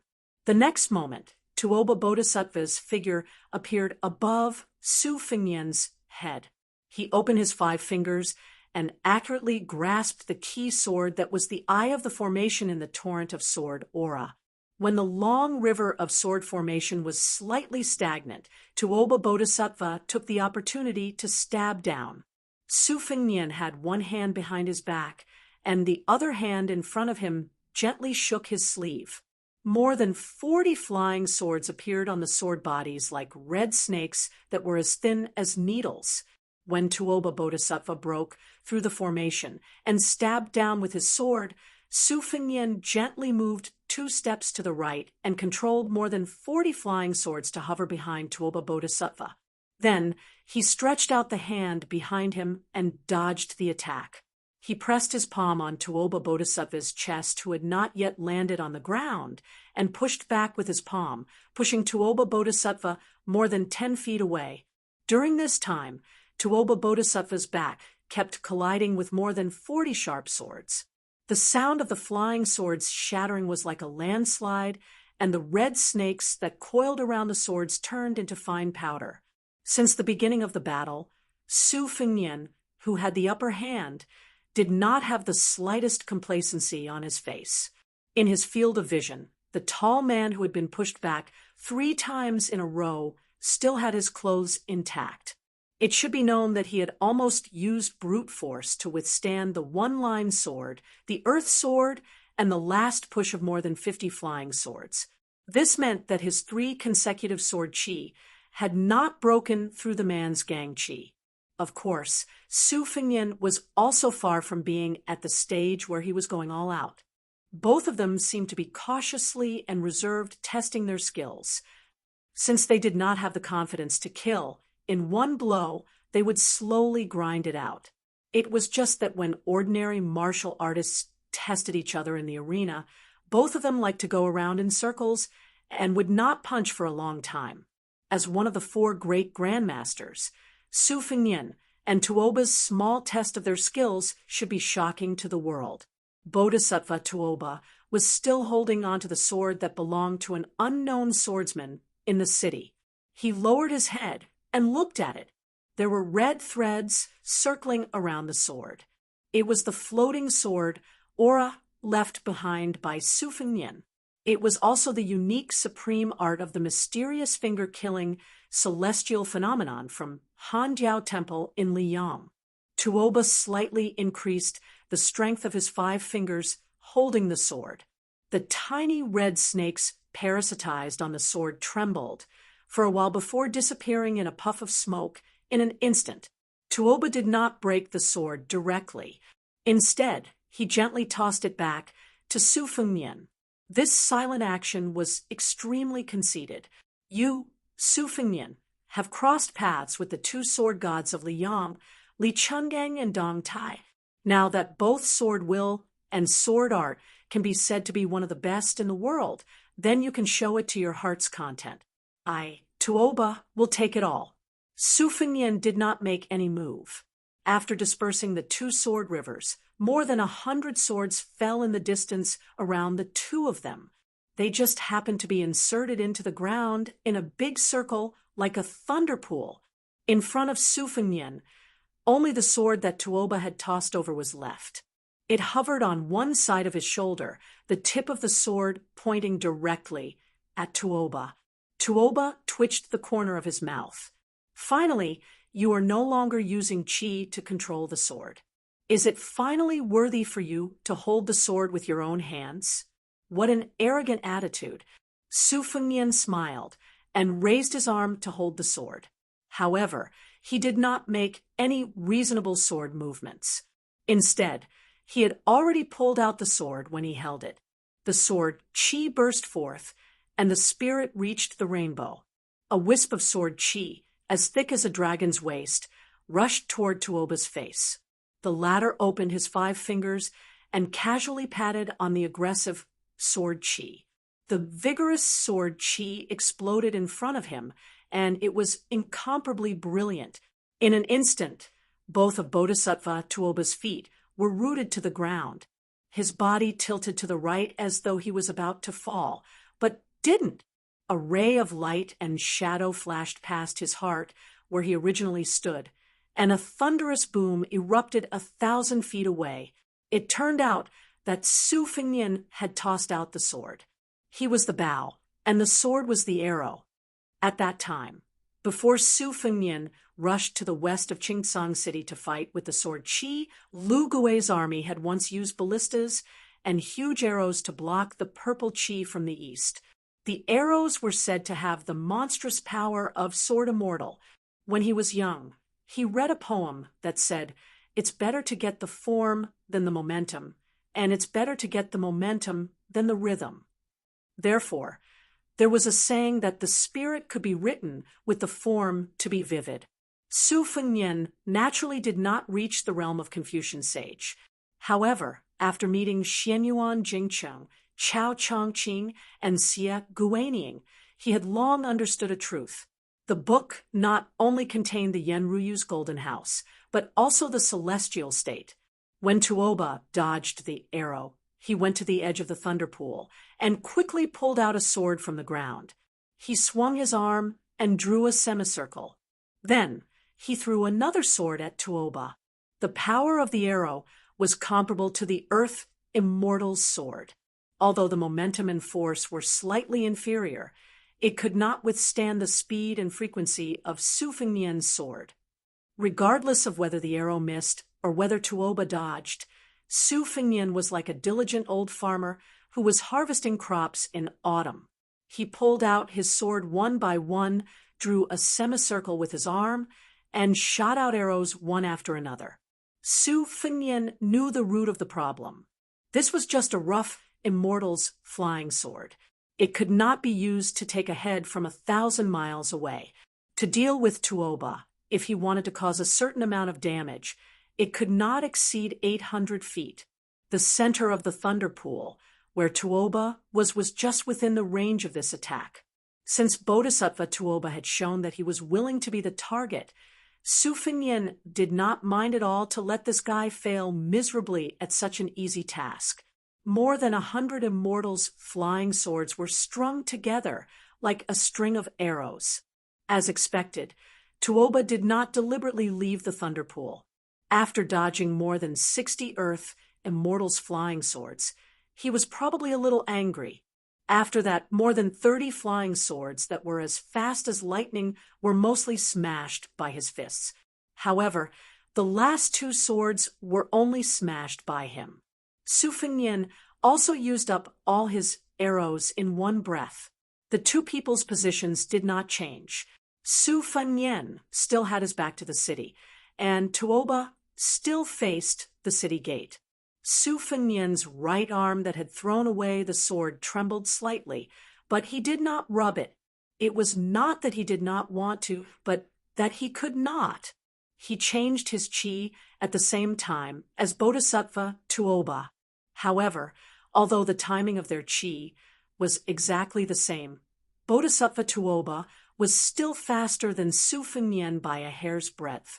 The seemingly negligible hair's breadth was often the difference between life and death in a fight between great grandmasters. Chapter 1462. When a martial artist ascended to the celestial state, it was like a giant ladder resonating with heaven and earth. It was also like a river connecting to the sea. Logically speaking, as long as there was a chance to breathe, Qi could be continuously absorbed from heaven and earth. This was the real reason why there was a saying in the ancient book: as long as the saint is alive, the thief will not stop. However, in a battle between celestial state and above, even if there was a chance to breathe and a person's state could transcend the mortal world, he was still a mortal with a 7-foot body. After all, there was a limit to the accumulation of energy in the body. Usually, there would be excess energy to replenish. This was also why Su Fengnian used the secret flying sword technique of the Wu family sword tomb. He wanted to use his own will to exchange for Tuoba Bodhisattva's qi and physical strength. However, it was a pity that the speed of Tuoba Bodhisattva's first breath was still faster than his.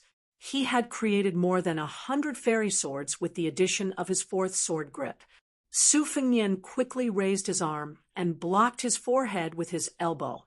The next moment, he was knocked against the city wall. He did not lean against the tall city wall with his back. Instead, he changed his posture in the process of flying. His feet landed on the ground. After touching the wall, he quickly bent to reduce the force. Su Fengnian squatted on the wall. Under his feet was the wall that was cracked like a spider web. Su Fengnian did not retreat. He suddenly straightened his legs and shot towards Tuoba Bodhisattva. Then, Su Fengnian was punched back to the city wall by Tuoba Bodhisattva. His whole body was embedded in the wall. This majestic city in the western regions was like an old man past his prime.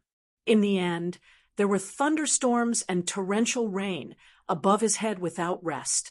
Even though he had weathered many hardships, it was inevitable that his life would be hanging by a thread. Fortunately, the 2 culprits who were the ultimate martial artists of the world finally let it go and left the city. However, this sudden storm had already woken up all the people in the city. Many busybodies who were not afraid of death followed the sound and rushed to the city wall. However, when the boldest group of people tried to climb up the city wall to take a closer look, they were knocked to the ground by an invisible and majestic qi. 4 or 5 people who were not skilled in martial arts and did not have enough internal energy were knocked to the ground. Blood burst out from their bodies, and they died on the spot, lying in a pool of blood. As for the rest of the fellows who were lucky enough to survive, they only wished that their parents hadn't given them an extra pair of legs. They didn't even bother to wipe off the scarlet blood that continuously flowed out from their 7 orifices as they fled back into the city. They only wanted to get as far away from the gates of hell as possible. This group of people ran through the night streets with their faces covered in blood like malicious ghosts, scaring the busybodies behind them into quickly dispelling any thoughts of joining in on the fun. Then, these miserable fellows suddenly heard a whistling sound above their heads. Under the strong wind, all of them were lifted off the ground and fell heavily to the ground. It was unknown whether they were dead or alive. It was not easy for ordinary people to watch such a fight between immortals. Even if they wanted to clap their hands and cheer from the other side, it would depend on whether they had the luck to do so. It turned out that after Su Fengnian had sunk into the wall, Tuoba Bodhisattva had completely smashed the thick wall out of it. After Tuoba Bodhisattva entered the city, he slowed down his footsteps. If Bailiang wanted to guard the city gate for the central plains, then obediently lock yourself in the gate. How dare you go out of the city to fight? Did you really think that Bailiang's 1,000,000-strong army was weak? Did Su Fengnian really think that Tuoba Bodhisattva, had the heart of a bodhisattva? Wang Xianji cared about the survival of the Jianghu, but Tuoba Bodhisattva, was never a Jianghu person. Why would I care if Su Fengnian could continue the Jianghu's life? Tuoba Bodhisattva looked into the distance and finally opened his mouth. He asked in a low voice, "The 1,000 swords have been used up. Do you want to continue borrowing swords? Or do you want to change your blade and start again? If you can use Gu Jiantang's Thunder of Mind or Spring and Autumn Saber Armor Qi, Lianhua's moves. I don't mind waiting for you for a while to let you take another breath. It was obvious that Tuoba Bodhisattva wanted to use Su Fengnian, who was a great master of the Liang Wulin, to challenge the entire Liang Jianghu. That was why he was so patient and took the beating. Su Fengnian stopped at the city gate between the outer city and the inner city. Not only were his sleeves fluttering in the wind and rain, but his entire robe was fluttering in the wind and rain. It seemed to have offset Tuoba Bodhisattva's fist aura and did not hurt his body. Tuoba Bodhisattva's voice was not loud, but the eardrums of everyone in the inner and outer city were vibrating. Every word entered their ears. Even if they covered their ears, it was futile. A flash of white light rushed over from Mount Lantua. She happened to hear Tuoba Bodhisattva's words outside the city. It was the six-pearl Bodhisattva. Her face was pale. She did not dare to delay for a moment and only took 2 breaths. At this moment, she suddenly stood still and threw a sword high up in her hand. She wanted to hand it over to the young man, who was as bright as a firefly in the night sky of the western region. However, she was already at the end of her rope and could not control the sword after throwing it. She did not throw it to Su Fengnian's side, but instead nailed it to the top of the inner city wall behind Su Fengnian with a distorted trajectory. As for the other saber in her hand, she could not throw it out for the time being with a pale face. Su Fengnian turned his head to look at the ancient sword Loudness that was forged in the Dafeng dynasty and was lost in thought. For some reason, he thought of the cicadas that he heard in Wutangen when he was young. Later on, he heard the cicadas for the first time when he traveled in Jianghu before he turned 20. There was also the last time he heard the cicadas when he brought wine to the Tide Listening Pavilion, when his master, Li Yishan, was still alive. The autumn wind was chilling, and the cicadas were mournful on the high branches. The first level, the world thought it was noisy. The second level, the world thought it was sad. The third level, the world sang songs of admiration and loudness for the world. Another day, there was another person who had said something heroic to him under a tree with a grin on his face. If one day you are in Jianghu and hear of a peerless swordsman with the surname, when there is no doubt that it is me, Su Fengnian did not take down the famous sword Loudness. Instead, he laughed loudly and said, "If anyone in the city has a wooden sword, please raise it high." In the city, there was a girl named Sima Tiaha, who happened to be tidying up the family's storehouse. There were a few narrow wooden swords that she used to practice swordsmanship when she was young. When she heard this somewhat familiar voice, she subconsciously grabbed one of the wooden swords and raised it high. She did not care if that person could hear her and shouted at the top of her lungs, "Here, here." The next moment, the wooden sword seemed to have a life of its own. It broke through the roof and flew out of her hand. The dumbfounded girl muttered, "Mother did not lie to me. It really was you." Then the girl was somewhat resentful, "But at that time I really did not look handsome." Su Fengnian held the wooden sword and walked towards Tuoba Bodhisattva. "The world is full of melancholy. The world is not happy. What harm is there? I have the pleasure sword." Su Fengnian's face was full of smiles. "Brother, you turn around and left Jianghu. Whether you are willing or not, I will walk a part of it for you." This night, at this moment, the entire city only heard one sentence. "Tuoba Bodhisattva, Su Fengnian, have a sword that I learned from the swordsman of the Central Plains, Wenhua. This sword, please leave the city." They had never heard of some Wenhua. They did not even know about Liang River Lake. However, the king of Beiliang, Su Fengnian, and Beimeng's god of war, Tuoba Bodhisattva, these two great names, were certainly like thunder in their ears. Then, if Su Fengnian really forced Tuoba Bodhisattva to leave the city with one sword, that swordsman called Wenhua should be quite amazing, right? Chapter 1463. Facing Tuoba Bodhisattva. Su Fengnian held the inconspicuous wooden sword and waved it gently. This was a stance used by many swordsmen in the world. Even a fledgling swordsman who had just held a 3-foot sword for the first time could use it. However, Tuoba Bodhisattva's expression was more serious than when he faced the magnificent 4 swords earlier. Su Fengnian took half a step forward with his left foot, followed by 1 step with his right foot. Then his left foot took the distance of 2 steps, and his right foot took the distance of 4 steps, and so on. Su Fengnian's steps became bigger and bigger, and the last step was like a long sweep across the sky. This was the same move used by Lu Haosher, the gatekeeper of Great Peace City, to attack the white-robed Luo Yang. However, the wooden sword was still the same wooden sword.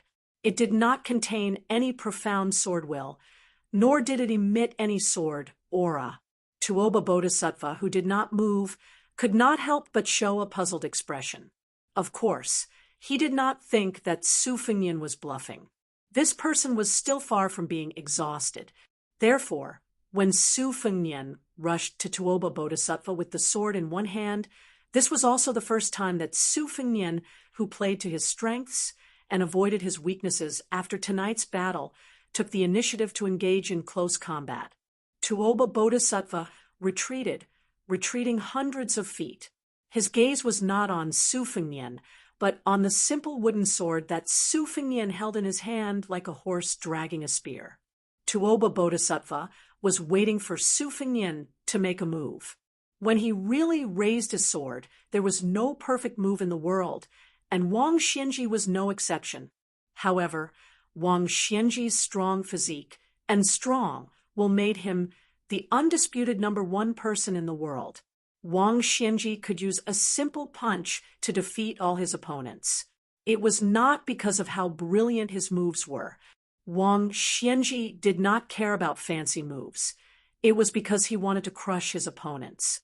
Tuoba Bodhisattva did not think that Su Fengnian, who was badly injured, had the ability to do so. Otherwise, he would not have schemed so much after the battle.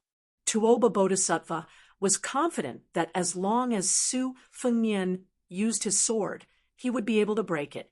The only difference was that he would need to spend some effort.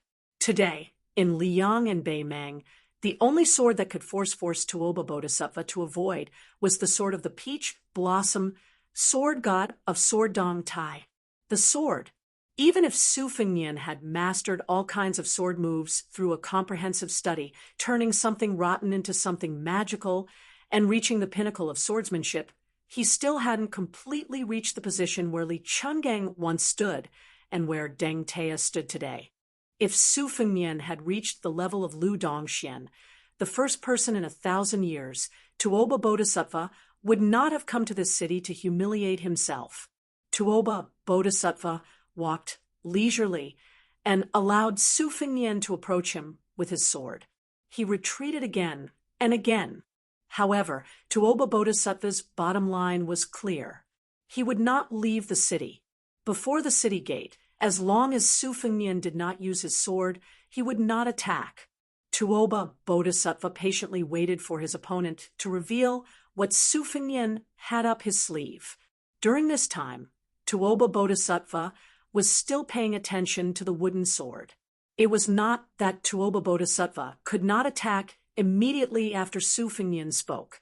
However, the more Su Fengnian held the sword, the more he looked like an incompetent swordsman who had just stepped into Jianghu. Tuoba Bodhisattva was naturally more curious. Even after Su Fengnian had taken 16 steps, he still did not sense the slightest Grandmaster's aura from the wooden sword. As a result, Tuoba Bodhisattva could not help but think, could it be that this sword was just for show from the beginning to the end? Was it just to help the swordsman from the Central Plains, named when Hua become famous in the Western region, and spread the word? Or could it be that Su Fengnian was playing some boring trick of having the sword in his hand, but not the sword in his heart? The reason why Tuoba Bodhisattva could hold back his temper and not attack was because he wanted to pave the way for the inevitable second battle between himself and Dong Tai in the future. The more Su Fengnian used his sword, the greater Tuoba Bodhisattva's chances of winning. In Beimang, it was an indisputable fact that the way of the sword had withered. How could a loftier sword energy satisfy Tuoba Bodhisattva's appetite? Before leaving the city, Tuoba Bodhisattva still had 2 chances to retreat. However, Su Fengnian still had no intention of using his sword. This made Tuoba Bodhisattva vaguely angry. Could it be that this Su Fengnian relied on a broken wooden sword that did not even have a scabbard to scare him out of the city? Therefore, Tuoba Bodhisattva no longer showed weakness and retreated step by step. The tip of his right foot took root on the ground of the street. With a heavy twist, he crushed the stone floor. His left foot suddenly stepped forward. Before the sole of his foot touched the ground, the entire street in front of Tuoba Bodhisattva collapsed. When his left foot stepped down and his right fist punched out, the buildings and houses on both sides of the main street were like wheat fields blown by a strong wind. Thousands of wheat ears could not bear the heavy burden, and all fell in the same direction. This strong wind spread throughout the main street, lifting countless pieces of gravel and rushing towards Su Fengnian. Su Fengnian was like a traveler who was traveling against the wind. Since he could not avoid the wind, he would bite the bullet and pass through it. With every step he took, cracks began to appear on his undamaged robe, even though it was covered by countless floating scarlet snakes. His black hair fluttered wildly in the wind, and even one side of his face was instantly cut open by the fist aura, leaving small bloody grooves. Tuoba Bodhisattva's heart trembled. This guy actually wanted to shorten the distance by taking the fist aura head-on just to accumulate power for that sword. In the end, when both sides were only 1 step away from each other, the winner would be decided, or perhaps his ambition was even greater. All the previous stingy calculations of a small businessman were all a smokescreen. In fact, he had been lying in ambush all along. Did he want this sword to decide life and death? Previously, there were 2 swords that were separated into under the heavens and on the earth. Later, there were the dazzling 100 swords of the earth immortal that were separated into inner and outer distance. Until now, there had been no signs of this still sword. Could it be that he would only stop after deciding life and death? Just as he expected, the wooden sword in Su Fengnian's hand pointed towards the ground. Generally speaking, the truth of the world could not escape the 4 words of neutrality and peace. If it was simplified, it would probably be the doctrine of the mean that Confucianism advocated. Buddhism had no self, Taoism had no action. It was probably the same with different approaches to achieve the same result. However, at this moment, Tuoba Bodhisattva saw the complicated and turbulent will of this wooden sword that was twisted but still did not release any sword aura. Unwillingness, depression, resentment, grief. I feel very unjust in my heart. Su Fengnian casually raised the wooden sword and pointed the sword at Tuoba Bodhisattva. There was no reason to speak of. The man and the sword collided directly with each other in an extremely illogical manner. This wooden sword had the meaning of the Jianghu, resolute and resolute. It was like a crazy gambler who had taken out his life savings and spent a lot of money to decide victory and defeat with God. Chapter 1464. Many years ago, there was a rich young man who was full of ambition for the first time in Jianghu. Unfortunately, it could not be considered a leisurely journey. He did not meet any fairy with fluttering clothes, nor did he meet any chivalrous heroes. He could only be considered to be at the bottom of Jianghu, which was like a rotten quagmire. Even 3 meals a day were a problem. That Jianghu trip was a complete mess. Then he met a wooden sword ranger who sympathized with him. It could be said that no discord, no concord When he was stealing melons, he met a fellow traveler. At first, both of them were scared half to death. After that, they became companions. Relying on the knowledge he had accumulated at home in his early years, he always liked to use some of the great principles he had read in books or heard from others to poke at the narrow-minded and shabby ranger. His words seemed to be sincere, but in reality, he mischievously told the guy who always liked to use his clothes to carefully wipe his wooden sword that all the famous swordsmen in the world valued their swords. However, that kind of value, in the final analysis, was because of the sword intent that extended from the 3-foot-long sword in the hand, which first-class swordsmen valued the sword more than the person. If that guy really could not refute, he would only say, "That's someone else's sword. It's none of your business. It's not mine." If he was really forced, he would become angry out of humiliation and hold the wooden sword, threatening, "Do you really think that I don't have a few trump cards in Jianghu?" He would often provoke him by saying, "Come at me if you have the ability." In the end, he would definitely be chased by that guy with the wooden sword.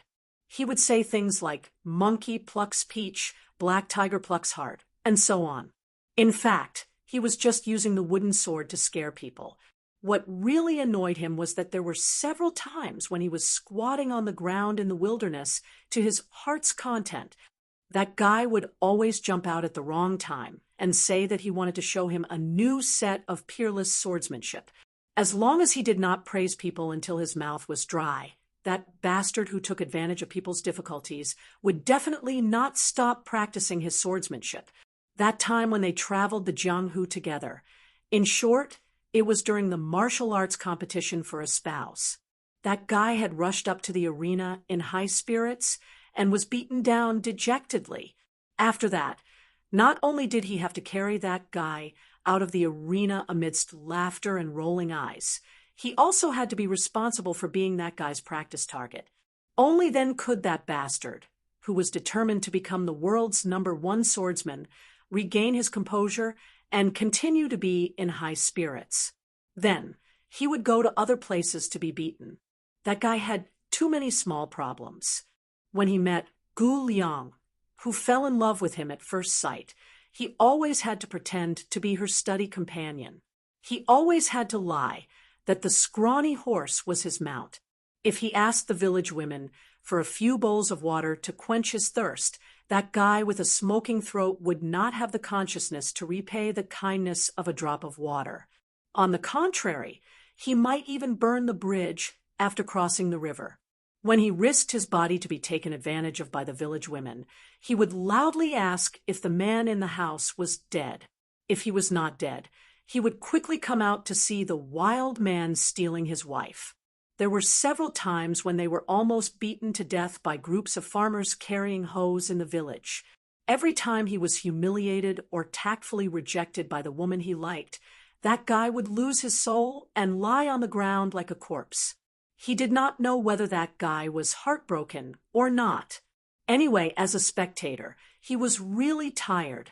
1 or 2 times was fine, but why didn't he learn his lesson after 17 or 18 times?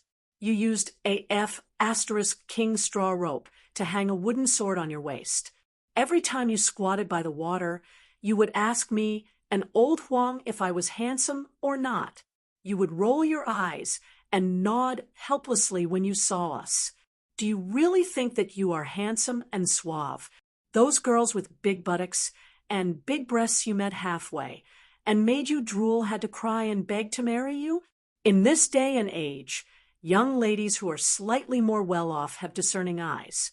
Do you think that just because you ride that inferior horse over there, you won't be able to see the miserable scene of your pair of tattered straw sandals exposing the toes of your tattered straw shoes? Those women would be able to tell how many copper coins you had in your pocket with just a quick glance, as if you were wasting money. Later, they met a rich family, a young lady who liked to call herself a heroine. With great difficulty, they were able to live lavishly for a period of time. Finally, they were able to eat proper food in a restaurant. They drank big bowls of wine and ate big chunks of meat. They lamented that their bodies reeked of alcohol, and their mouths were greasy meat. This was the kind of life a hero should lead. Later, the girls squandered all the money, and their days began to be tight again.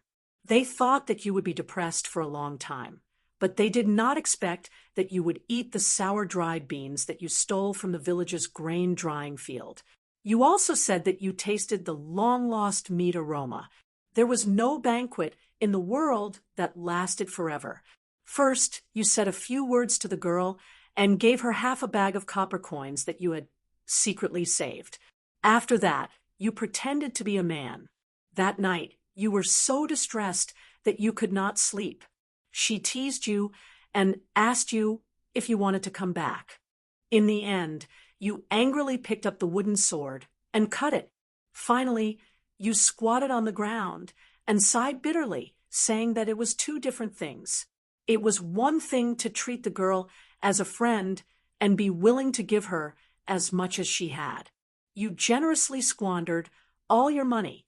It was another thing to feel distressed. It was the same thing to have two different feelings. It was not contradictory. In the end, the two of them also had to part. That night, sitting on the stone steps of the ruined temple, the nameless wanderer hugged the wooden sword and said that he did not have any savings left. He only had the wooden sword. Even if he was a brother, he could not give the sword away because he would have to rely on it to make a living. He would have to make a name for himself and become one of the best swordsmen in the world. He also vowed that after he made a name for himself, he would definitely return what he owed in the past 2 years. Wenhua, did not have the habit of owing people. He joked that there was no need to return it. He did not expect it. The guy who had never gone to private school and had never read books still said the same thing.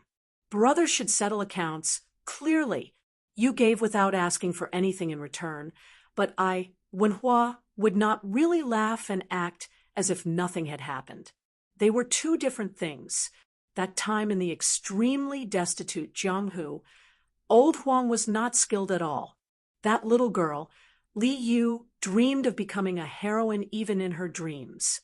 Wenhua, on the other hand, was a half-baked swordsman.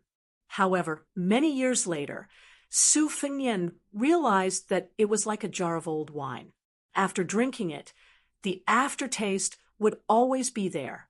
That Jianghu, which was full of poor and destitute people, was much more memorable than the wonderful Jianghu that Su Fengnian yearned for when he was young. It was the kind of Jianghu where he could leap over roofs and vault over walls and step on snow without leaving a trace. It was a dark and windy night where he could kill people. Tuoba Bodhisattva's expression kept changing. How did Su Fengnian end this sword? Tuoba Bodhisattva snorted coldly and retreated out of the city. He originally wanted to enter the city quickly after Su Fengnian's unreasonable sword's momentum weakened from its peak. He wanted to return the favor on the spot with a thunderous momentum. At that moment, it would truly be a matter of life and death. However, Tuoba Bodhisattva was stunned on the spot. It was not because Su Fengnian had a backup plan. The sword's momentum was still rising steadily. It was the exact opposite.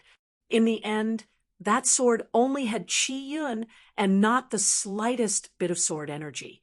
Su Fengnian stood still with his sword in his arms. He could not stop laughing. Wenhua, did you see that? Your Jianghu, your wooden sword, easily beat a master like Tuoba Bodhisattva out of the city. Su Fengnian inserted the wooden sword into the ground and raised his arms. The ancient sword Fangsheng and the famous blade Qi Yun flew from the hands of six-jewel Bodhisattva in the inner city and the outer city, respectively. He held them gently. Su Fengnian stepped forward. Before he left the city, he turned his head and looked at the wooden sword. He laughed softly. Next, it's mine. The yellow sand of the desert spun for thousands of miles. Chapter 1465. The mountain range that traversed the western region, like a giant sword cutting the western world in half, had the reputation of being the ancestral mountain.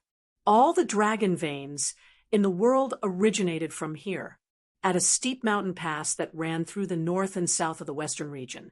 The mountains on both sides were dozens of meters high, and the path was rugged and deep. This mountain gap was an important passage that connected the north and south of the western region. A caravan of merchants walked through it with difficulty, the sound of camel bells ringing. The merchants were dressed in tight-waisted clothes and sturdy leather boots. Mixed in with them were some women who wore hats to cover their faces. They were also tall and strong. There was a rumor in the Central Plains that the western regions liked to order women around like men and men around like livestock. These merchants traveling from the south to the north, regardless of whether they were men or women, all wore machetes at their waists. Some men with outstanding physical strength even hung a unique armor bag near the back of their camel humps. Inside the bag was a rough, refined iron chain armor. When they encountered horse gang bandits, they could use camels to replace horses and fight in armor in case of accidents. Suddenly, the caravan was startled by a series of thunder-like sounds from afar. The caravan stopped abruptly, and their faces changed dramatically. They mistakenly thought that they had run into a large group of horse gang who were waiting at the mountain pass. More than 50 people pulled out their machetes at the same time. The strong young man even quickly took out his iron armor from his armor bag and put it on. But in fact, everyone knew that if they really encountered horse gang who could create such a scene, they could only kill a few people with their poor combat strength. However, in the chaotic western region that had been without laws for more than 200 years, as long as there were horses and machetes, there would be people willing to work for them. Before the camels lined up neatly, someone with sharp eyes raised his head and saw a horrifying scene. A figure was running from the high cliff like an eagle hunting for food on the ground. It fell diagonally and landed in front of everyone. After its feet touched the ground, it walked forward 7 or 8 steps due to inertia. It was only 10 steps away from the camel team.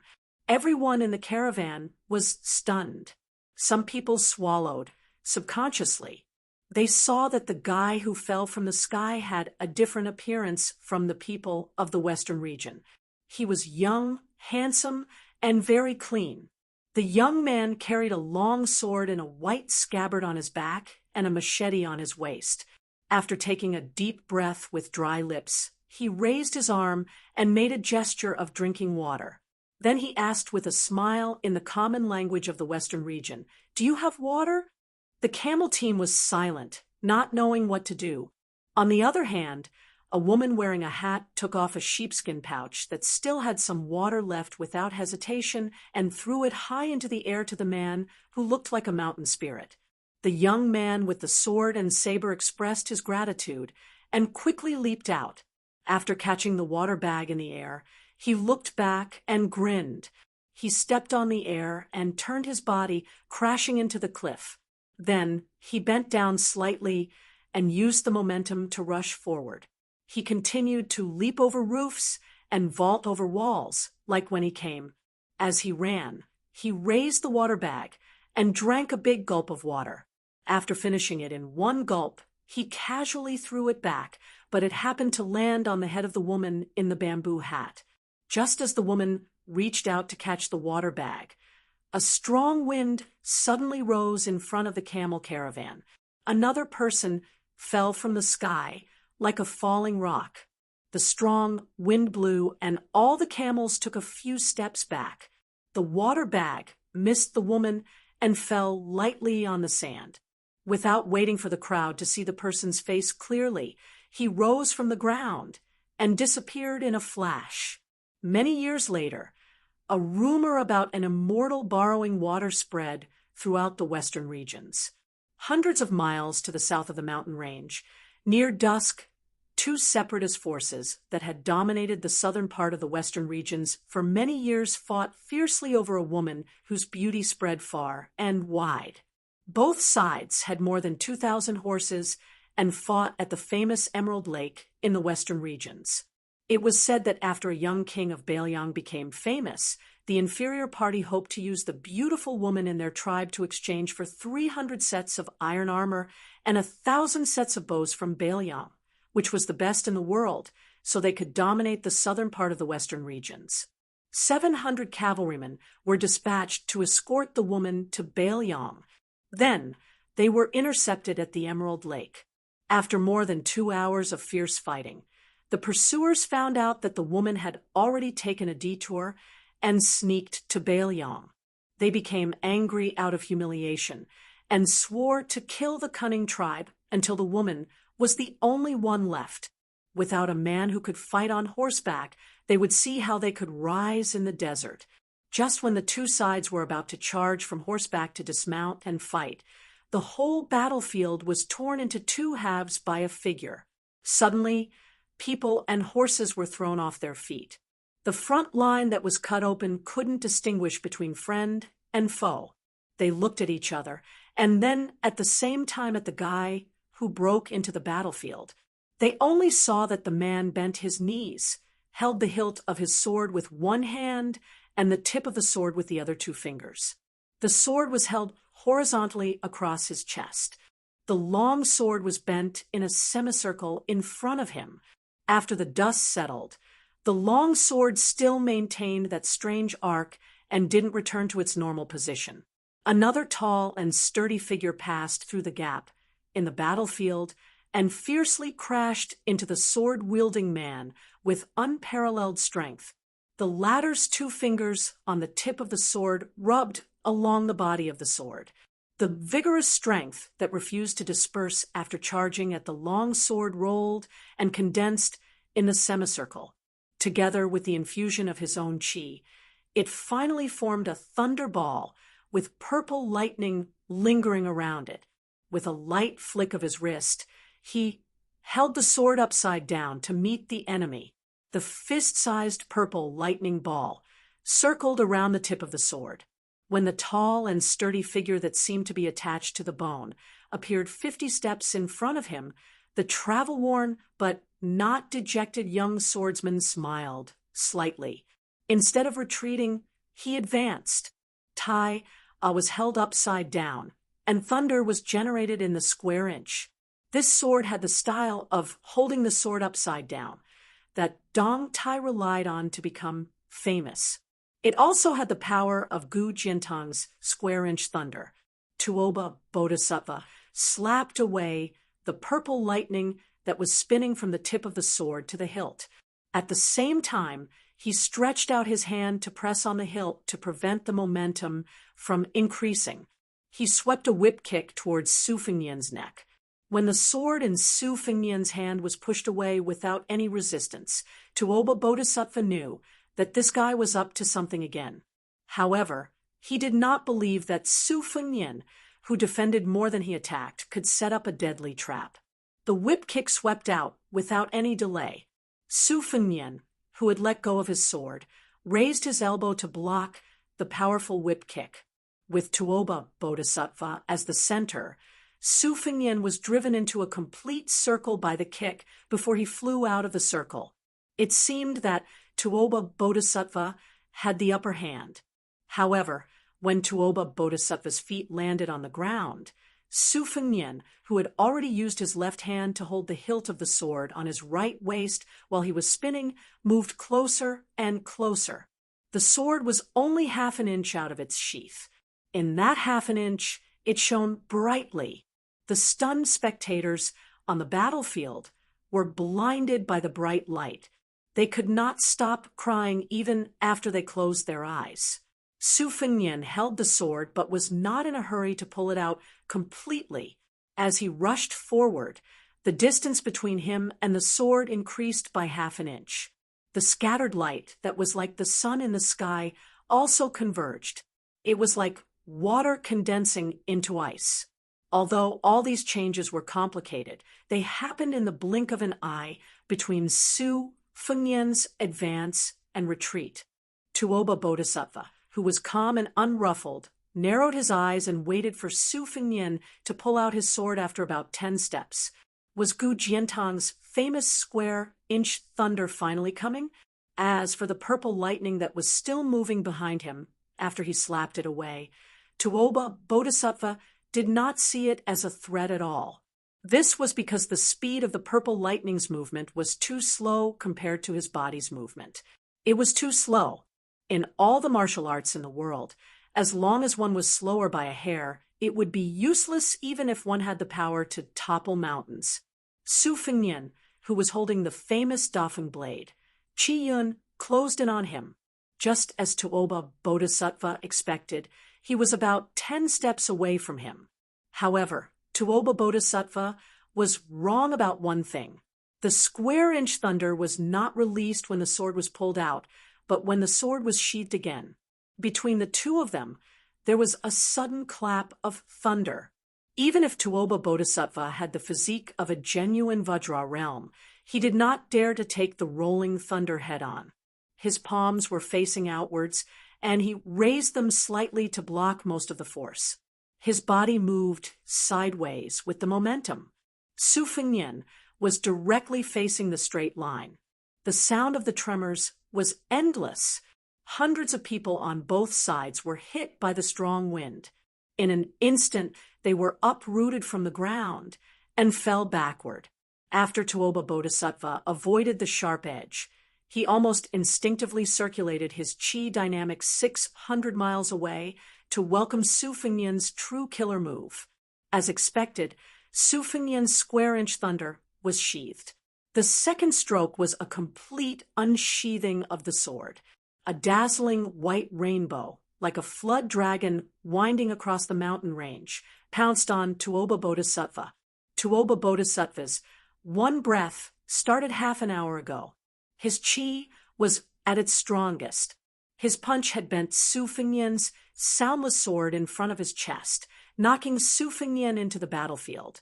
Although his chi dynamic was inevitably weakened, it was still more than enough to destroy the white rainbow. Tuoba Bodhisattva, who wanted to achieve success with one punch, spared no effort. He bent his arm like a hammer. Not only did he smash the white rainbow, he even smashed the narrow saber. Su Fengnian was trying to exhaust Tuoba Bodhisattva's chi dynamic, waiting for the fleeting gap of breathing. Tuoba Bodhisattva was also waiting for Su Fengnian to exhaust his chi dynamic and take a breath. Therefore, his punch not only exhausted Su Fengnian's chi dynamic, but also forced Su Fengnian to take a breath of fresh chi as he retreated. However, Su Fengnian's response was unexpected. He was not like Tuoba Bodhisattva, who was staking everything. He chose to leave some leeway, allowing Tuoba Bodhisattva's punch to pass through the saber and hit his chest. Su Fengnian's body flew backward in the air like a butterfly. Just as he was about to crash into the ground, the tip of the narrow saber in his hand touched the ground lightly, stirring up a large handful of yellow sand. His body leaned back, and his legs stumbled backward, facing Tuoba Bodhisattva. The old chi that had not been released after the previous inhalation dissipated completely. Then his lips moved slightly, and he gently exhaled. To be precise, he was trying to complete the exhalation in one breath.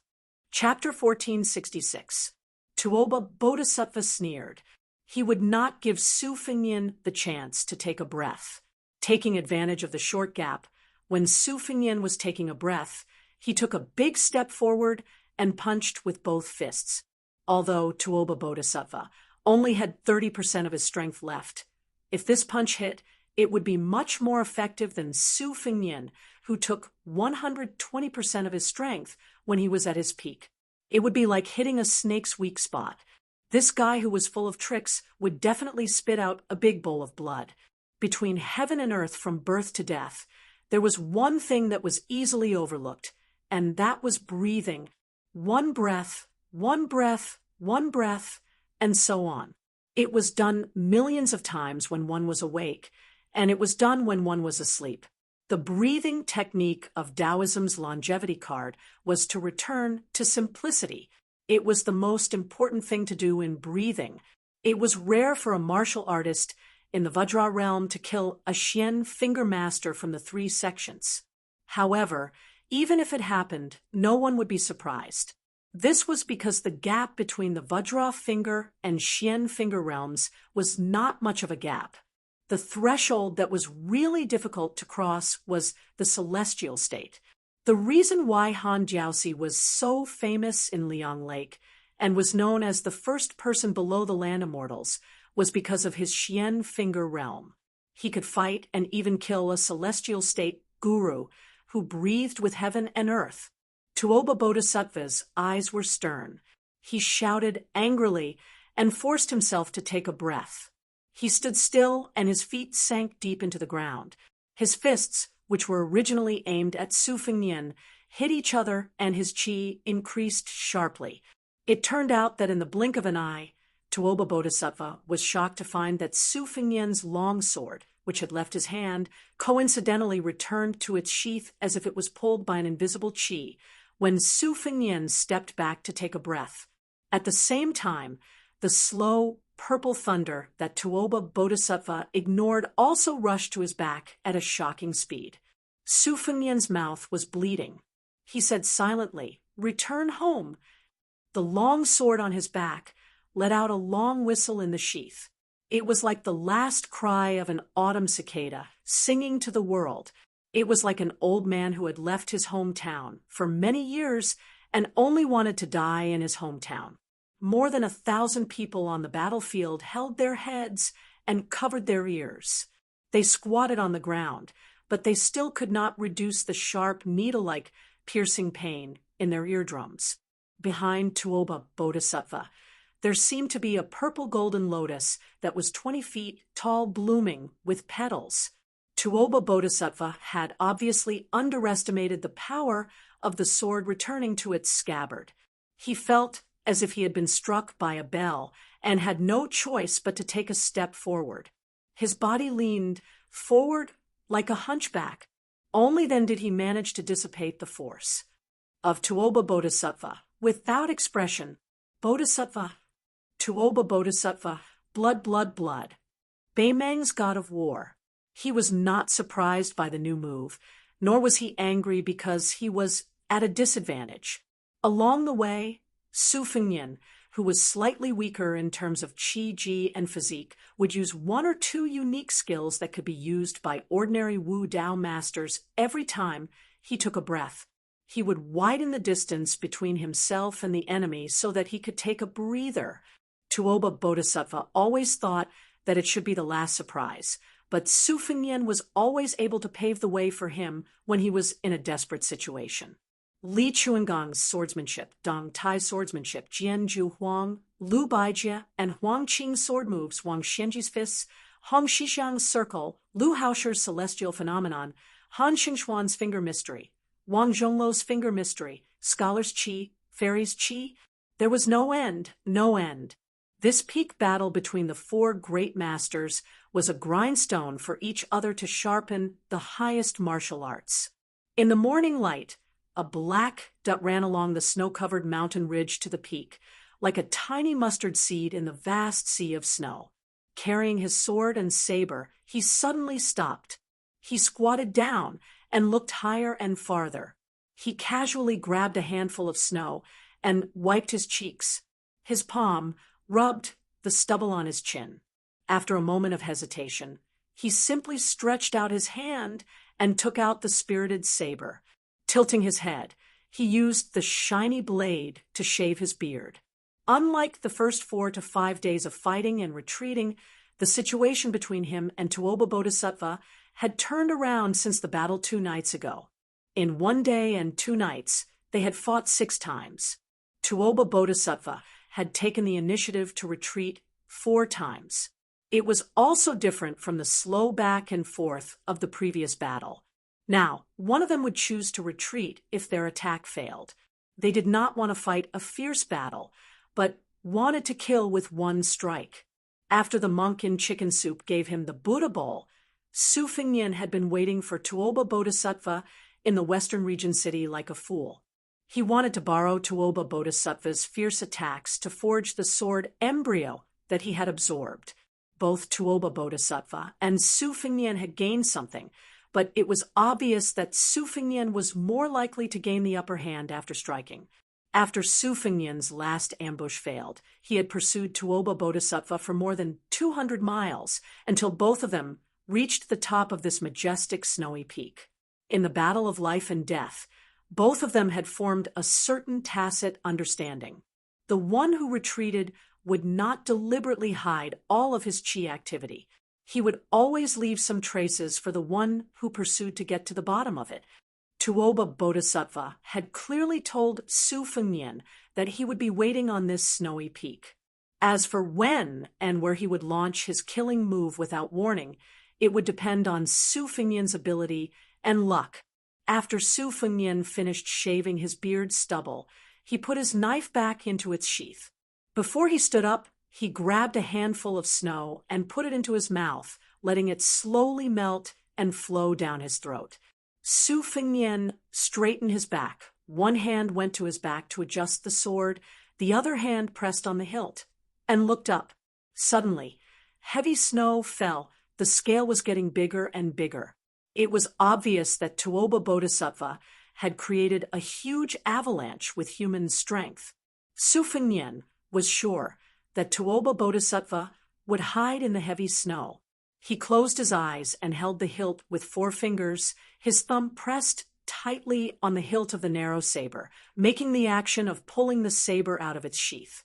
The heavy snow fell from the top of the mountain like a flood, and then split up and passed by Sufingnian on both sides. Sufingnian was like a cornerstone, unmoving. Chapter 1467.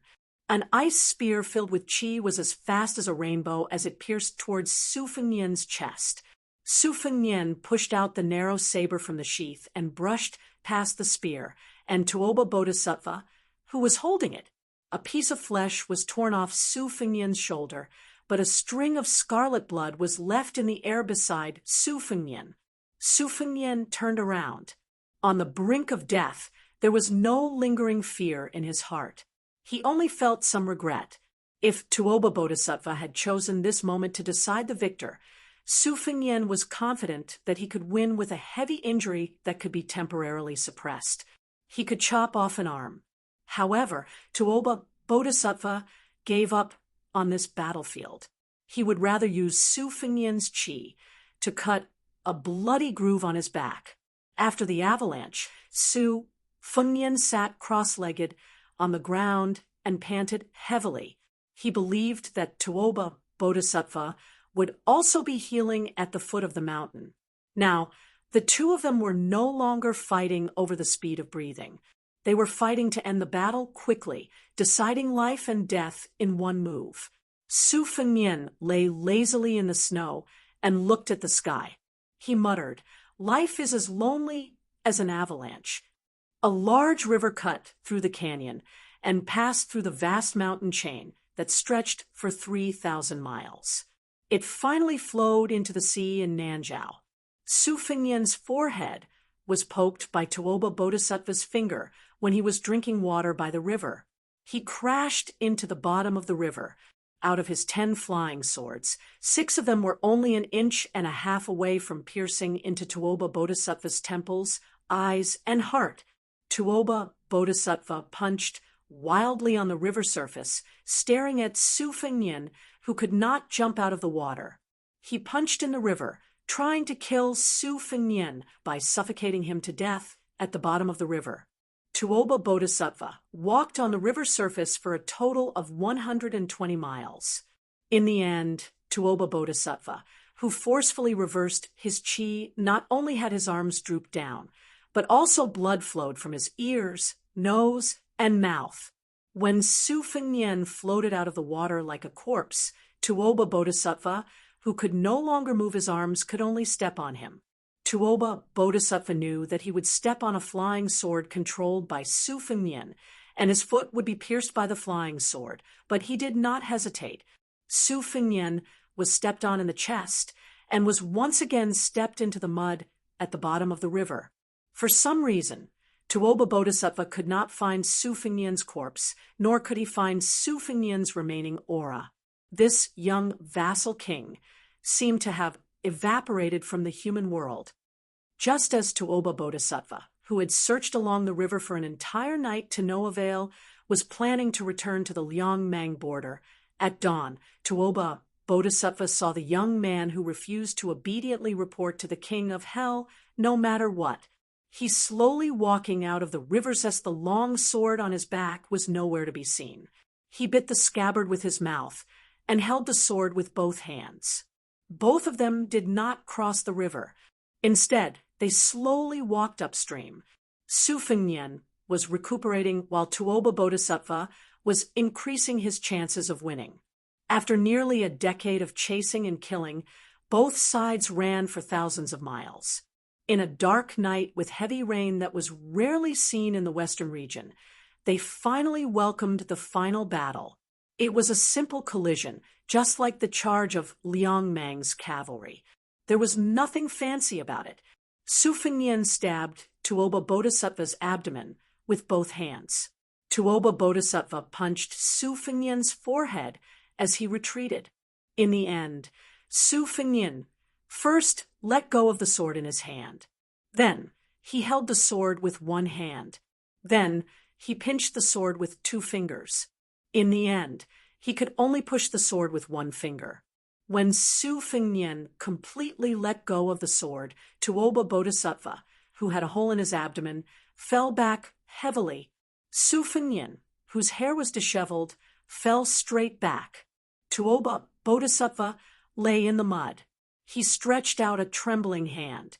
Since he could not hold the hilt, he directly held the blade and pulled it out from his abdomen. He used his other elbow to support himself and sat up with difficulty. Su Fengnian still did not move. Tuoba Bodhisattva felt relieved. He smiled and coughed up blood. He looked at the sword in his hand. What a pity! Tuoba Bodhisattva suddenly raised his head.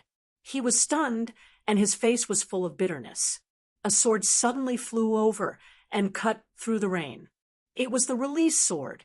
It was only at this moment that Tuoba Bodhisattva realized that the sword that had disappeared was actually waiting for this moment. It was waiting for the crucial moment when Tuoba Bodhisattva, seemed to have won. To do this, there had to be no deviation in time and place. In order to set up this trap, that person had to take a huge risk and split his attention to worry about the flying sword that was far away in the sky before he attacked with his sword.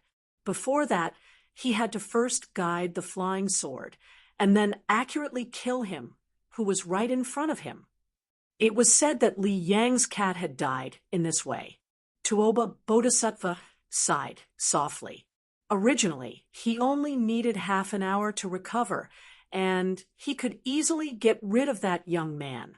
Tuoba Bodhisattva did not regret it too much. He just felt a little regretful and aggrieved. Was there enough time? There was no time. Who would have thought that there would be a day when Tuoba Bodhisattva placed his hopes on someone else? Tuoba Bodhisattva closed his eyes. Suddenly, an old man with a head full of snow stood in front of Tuoba Bodhisattva. He stretched out a finger and blocked the flying sword. The flying sword that could not take the head seemed to be wailing. It was extremely miserable.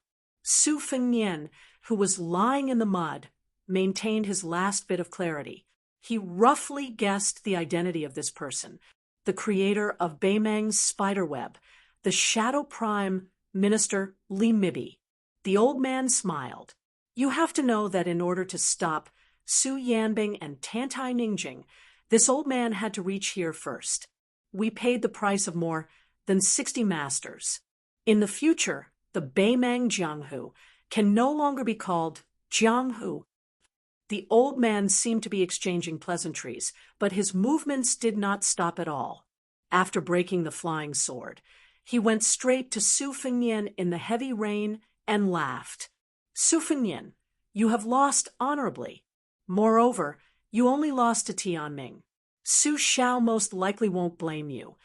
At this moment, Su Fengnian only felt a splash of water by his ear. He did not know that a red sandalwood box had landed heavily near him. A young woman, who had finally arrived after riding a sword for 6,000 miles, did not look at Su Fengnian. She only said in a low voice, "You're not allowed to die." Chapter 1468. In the night, a man and a woman were walking towards a brightly lit city at the border of the western regions. However, the posture of the man and woman was a bit strange. The woman was carrying the man on her back, while the man was carrying a purple box. Both the man and the woman's complexion were not good. Their faces were pale and yellow. It was as if they were in the same boat. The woman glanced at the city that was particularly eye-catching in the night and asked coldly, "Is this the sleepless city that you mentioned? Why do we have to come here? If we want to get rid of that old mad dog, there are many other options." The man's mouth twitched. He forced a smile and said, "This city is actually called Snow Lotus City. If we are lucky, there will be something we need in this city." The young woman with a terrible complexion but an outstanding appearance frowned and said, "Snow Lotus? Do you need it to treat your injuries?" There were too many descriptions to describe a woman's beauty. She was so beautiful that she could make the birds alight and beasts fall from the sky, outshine the moon, and put the flowers to shame. She was so beautiful that she could cause the downfall of a nation. However, there was no description that could compare to the weight of these 4 words. Only one person in a generation had this kind of beauty. At this moment, this woman might be worthy of this description. Even if she was not the only one, she was at least one of the 4. In terms of appearance, the woman and the man could be considered a good match. He did not explain further. Instead, he raised his head slightly and looked at the city that was full of music and dancing every night. Just as he was lost in thought, he suddenly felt a pain in his head. It turned out that her head had bumped into his head. He, who had suffered countless unexpected disasters, said angrily, "What now? When I woke up, you were the one who said that you wanted to carry me. I wrapped my arms around your neck and was about to be thrown a few feet away by you. Then I just gently held onto your shoulders, and you threw me away. My hands could only shrink in front of my chest. I don't dare to put them anywhere. Do you still think I am being frivolous? Jiang and I, why don't you just chop off my hands?" Previously, that fellow had inadvertently rubbed against her hair and made her feel itchy. Now, it was this fellow's noisy voice that made her feel irritated. Without hesitation, she tilted her head again, and the 2 heads collided fiercely. It was clearly a move to kill the enemy at the cost of 800. She hatefully said, "I want to chop you up and feed you to the dogs, but even the dogs don't want to eat you." He argued back ungracefully, "You are a dog. Otherwise, how do you know whether a dog will eat you or not?" Snow Lotus City was a small city located outside of the solitary mountain pass. It was located at the border between Nanzhao and Shishu in the western region. This city was famous for its residents, who had been harvesting snow lotus flowers for generations. Among the 9 kingdoms of the spring and autumn period, not to mention Nanzhao and Shishu, which were close to the water, even the Liang imperial family, which was ridiculed as the barbarians of the north, would specially add snow lotus flowers as a first-class tribute. Nowadays, the value of snow lotus flowers was almost comparable to the value of gerfalcon in the Liao. The Snow Lotus City was named after the snow lotus. The joys and sorrows of the more than 3,000 local residents revolved around these snow-white plants. Over the past 30 years, these heavenly treasures had become increasingly rare. The appearance of almost every snow lotus would not only cause the Snow Lotus City to suddenly wake up like a dozing old man, causing the whole city to rejoice. Moreover, it would also cause the city to fall into a bloody storm with undercurrents. Find a place to rest, but that would require money, right? But they didn't. The guy said, angrily, "Let's not talk about your ability to kill people. I think you are a sword immortal who can fly 1,000 miles with a sword. Even if you don't have enough money, what's wrong with staying in an inn? If anyone dares to ask you for money, you can take a sword and chop their 18 generations of ancestors until they are convinced. That's it. Do you see it? It's the one with the banner, 'You Chew In.' If you don't have the face to eat and dash, I will reason with the innkeeper later." She suppressed her anger, but still followed his words and walked into the inn. The first floor was still full of drunkards. As soon as she stepped through the door, everyone turned to look at them. The woman is carrying the man, and the man is carrying the box. The guy behind her added fuel to the fire. "Stay, stay. I want a good room." The shopkeeper was a bitter old man with slanted eyebrows. He was originally lying on the counter with sleepy eyes and yawning. When he saw the young man and woman in ragged clothes, but with an extraordinary bearing, he glanced at them and was speechless in his heart. Just the red sandalwood box, which could be said to be a big treasure, was priceless. Why did this kind of people, who were destined to be rich and powerful, settle down in such a small temple? The Bodhisattva was too big, and the small temple could not accommodate them. The key point was that it was now a sensitive time when two snow lotuses appeared together. The old shopkeeper silently prayed for Buddha's blessing in his heart. He sighed, squeezed out a smile, and personally walked around the counter to lead them to a secluded room on the 3rd floor. Without the old man's order, the waiter, who was usually lazier than a pig, brought the best tea for them. Squinting at the waiter's dazed eyes, the old man pulled him out of the room with all his strength. After bending over to close the door, he softly scolded, "You little brat's heart is too big. Do you think you can take a few glances at that fairy-like woman as you wish? Work hard, save money, and honestly marry Xiao, Mei from the wine shop next door. Then you can be content for the rest of your life." The waiter said with grief and indignation, "I won't lose any weight if I look at her more." The old innkeeper slapped the guy's head. "She won't lose any weight, but it's hard to say if you'll lose any weight, you little bastard. That woman looks weak, but she must be a martial artist." The young man's eyes lit up. "She looks so good, and is from Jianghu. She can't be the famous purple bamboo fairy, right? Could it be that the purple bamboo knife is in the box? Hey, isn't it fitting that the purple bamboo knife is in the purple box?" The old innkeeper put his hands behind his back and said with a self-deprecating face, "Don't think about it. Purple Bamboo Fairy has been General Lu's guest for a long time." The young man muttered in a low voice, "Speaking of which, it's strange. Why are there so many fairies and heroines with purple characters in their names now? Last year, Purple Bamboo Fairy and Purple Sword Fairy came to the city to buy snow lotuses, right?" The old innkeeper rolled his eyes and said, "God knows. If you have the ability, why don't you ask these fairies yourself?" Inside the room, she threw the guy onto the bed and put the red sandalwood sword box on the table. She sat on the chair and closed her eyes to rest. First, she rode the sword for thousands of miles from the misty Guangling Road to the desert of the western regions. As soon as her feet touched the ground, she had to experience a life and death battle with the old Beimang dog. After that, she had to carry the burden and flee for hundreds of miles. She had no time to rest, which made her body's qi flow extremely chaotic. There was a deep, bloody wound on her neck that was so deep that her bones could be seen. She only needed to bandage it. If it wasn't for the fact that the old man, named Li Mibi, also needed to protect Tuoba Bodhisattva, she might not have been able to reach this city. Whether it was the old man with the sheepskin fur coat, who taught her to practice calligraphy instead of swordsmanship, or Uncle Chow who was waiting for the imperial order, they all clearly explained the difference between the two.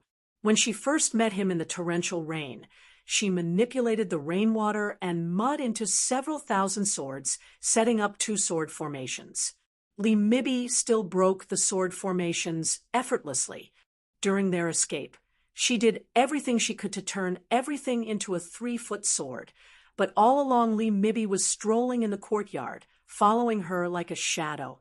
The man was Su Fengnian, who survived the disaster. At this moment, he was lying on the bed and said softly, although Li Mibi is only at the finger xian level, his skills are somewhat similar to Catman Han Sheng Xian. He is invincible in the same level. As for the ordinary celestial level, it is difficult to suppress him. Otherwise, he wouldn't be the ancestor of Beimang's spiderweb spy. However, don't be fooled by how easily he broke the sword formation and showed the style of a master. In fact, your sword formation made the old man tremble with fear. It's just that the old man is thick-skinned, and you can't see it. If he didn't puff himself up at his own cost, he would have scared you into only defending and not attacking. If you killed Tuoba, Bodhisattva, how would he sneak back to the Beimang Empress? She sneered and said, "Are you blaming me?" She didn't expect a sharp rebuttal from the guy. Instead, she became even angrier and said angrily, "Someone didn't kill the opponent in one breath and almost had his head taken back to receive a reward. That's really amazing. No wonder he is one of the 4 great masters in the world." If I remember correctly, at that time, the Jianghu people were talking about the new martial emperor after old Monster Wong. TSK. Someone paid someone to help talk nonsense in the Jianghu, right? Su Fengnian said weakly, "Please, the person who was almost killed by me at that time wasn't some weakling. He was Tuoba Bodhisattva. If Li Mibi didn't appear to mess things up, I would have swaggered to the Liangmang border and rode out alone. The head of their Beimang military god would be hanging on the tip of my spear, okay? Then the morale of Beimang would have fallen to the bottom. It would be more useful than killing 200,000 of their cavalry at the border. Simply put, 100,000 of our Beiliang people would have died less." Chapter 1469. Jiang and I didn't care about the ifs and interrupted his daydream. She snorted and said, "In the end, you still have to hide here like a stray dog." Su Fengnian laughed and said, "If I'm a stray dog, how much better are you?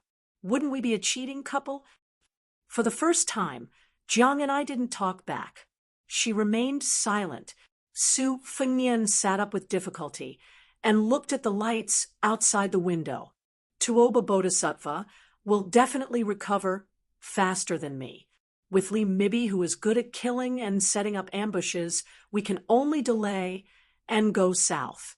We can only wait for Su Yanbing and Tantai Pingjing to bring people south and force Tuoba Bodhisattva and Li Mibi to give up. I believe that in at most half a day, the 2 of them will give up and secretly return to northern Mang. This gamble is very risky for both sides. Even if Li Mibi is willing to take Tuoba Bodhisattva and gamble with me, Beimang won't agree. Tuoba Bodhisattva knows the severity of the situation.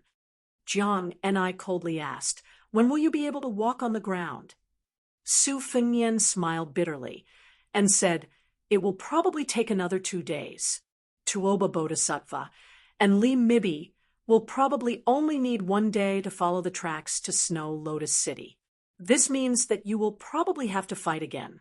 Of course, this is the worst outcome. If my luck is not so bad, they might already be on their way back to the north."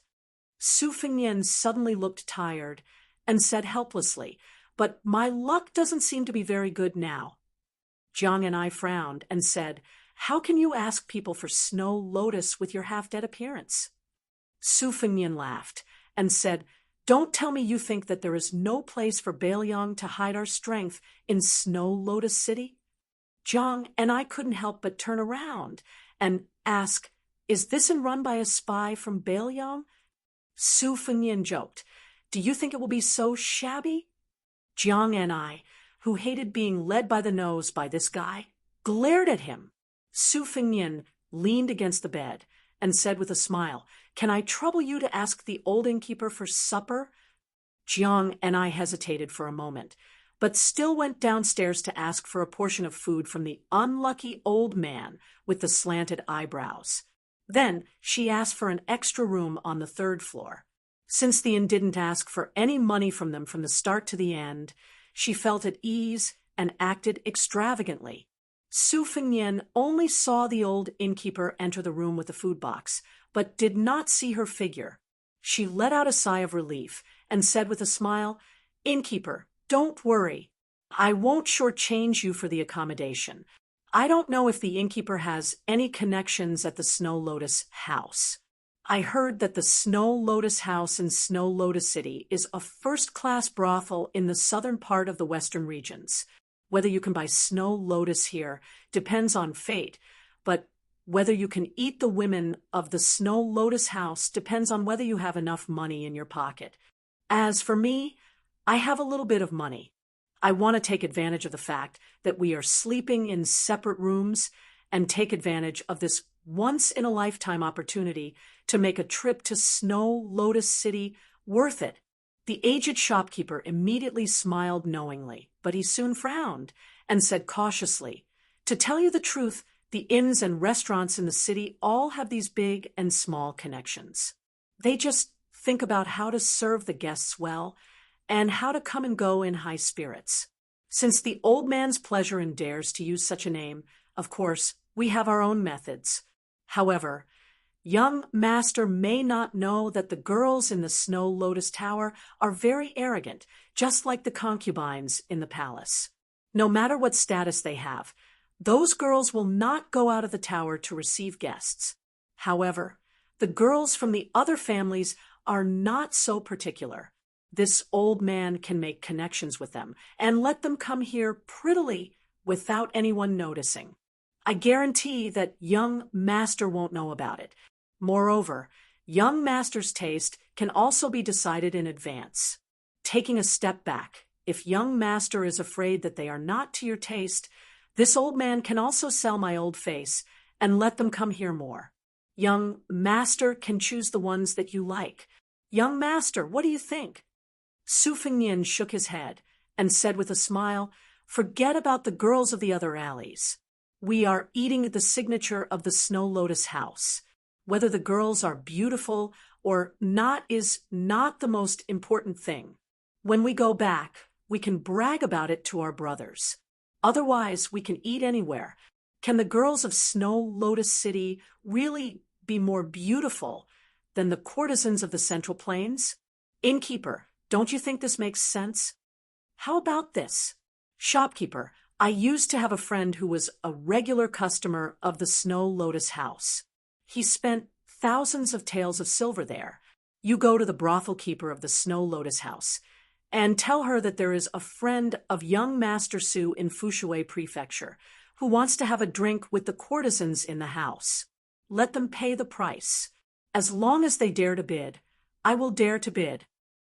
Innkeeper, as long as you pass the message, no matter whether the deal is successful or not, when we check out and settle the bill, I will add the extra carriage fee." When the old innkeeper heard this, he was overjoyed and ran to pull the strings. Not long after, Su Fengnian saw the door open.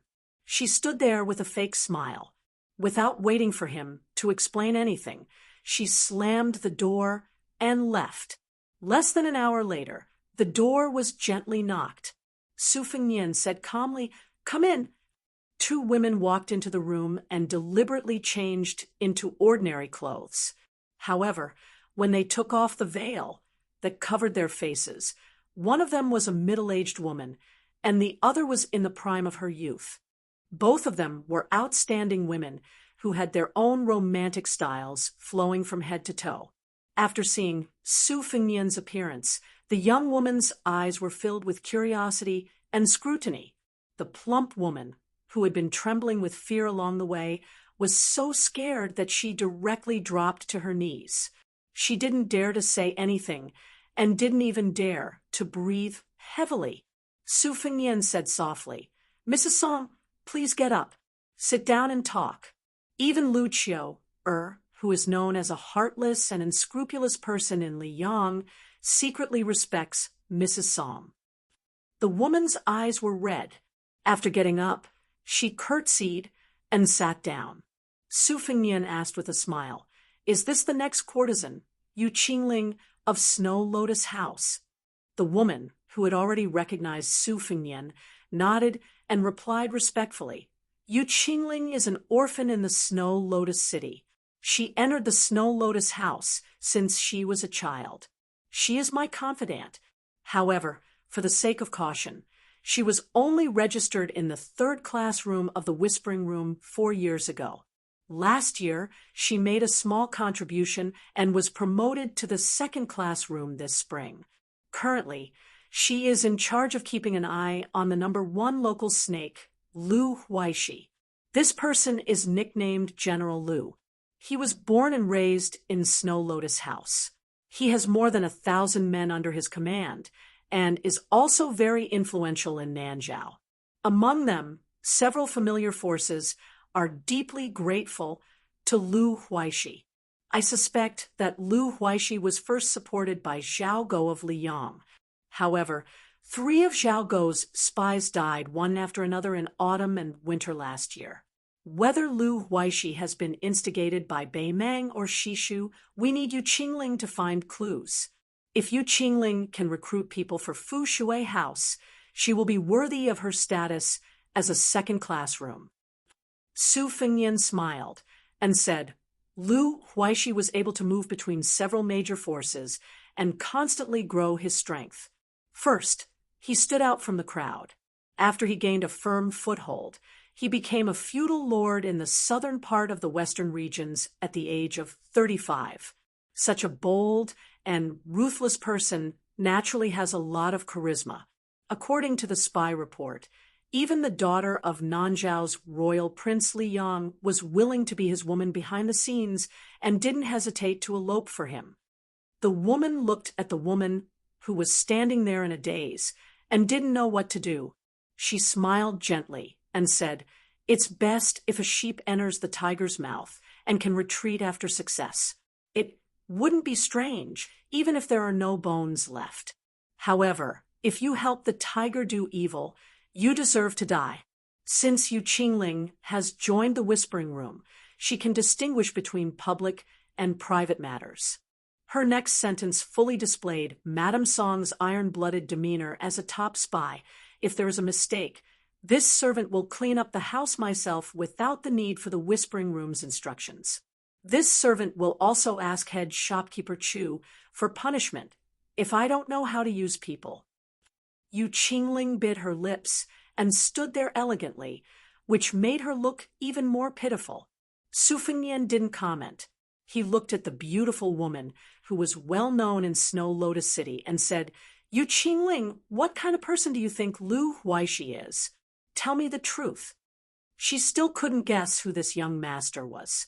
However, since Madame Song, who had the nickname of Empress Dowager in Snow Lotus House, was so serious about this matter and didn't hesitate to humiliate herself to the point of calling herself this servant, Yu Qingling believed that this young master must be an important person of the Whispering Room who had come to Snow Lotus City.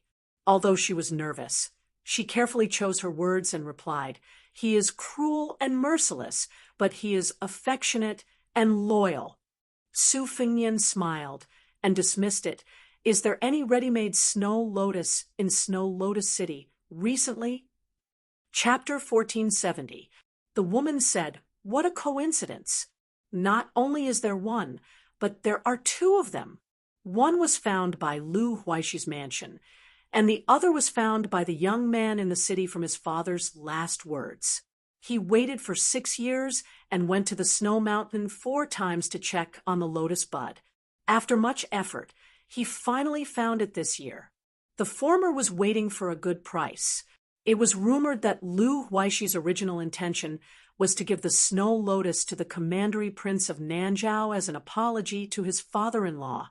Later, it seemed that the weaving bureau of Shishu and Nanjiang wanted to buy it and give it to the current empress. However, there was also a top master from the Central Plains who had been waiting for many years. He said that he was willing to sell his life for Lu Huaishi in exchange for the snow lotus. It seemed that he wanted to cure a woman's illness.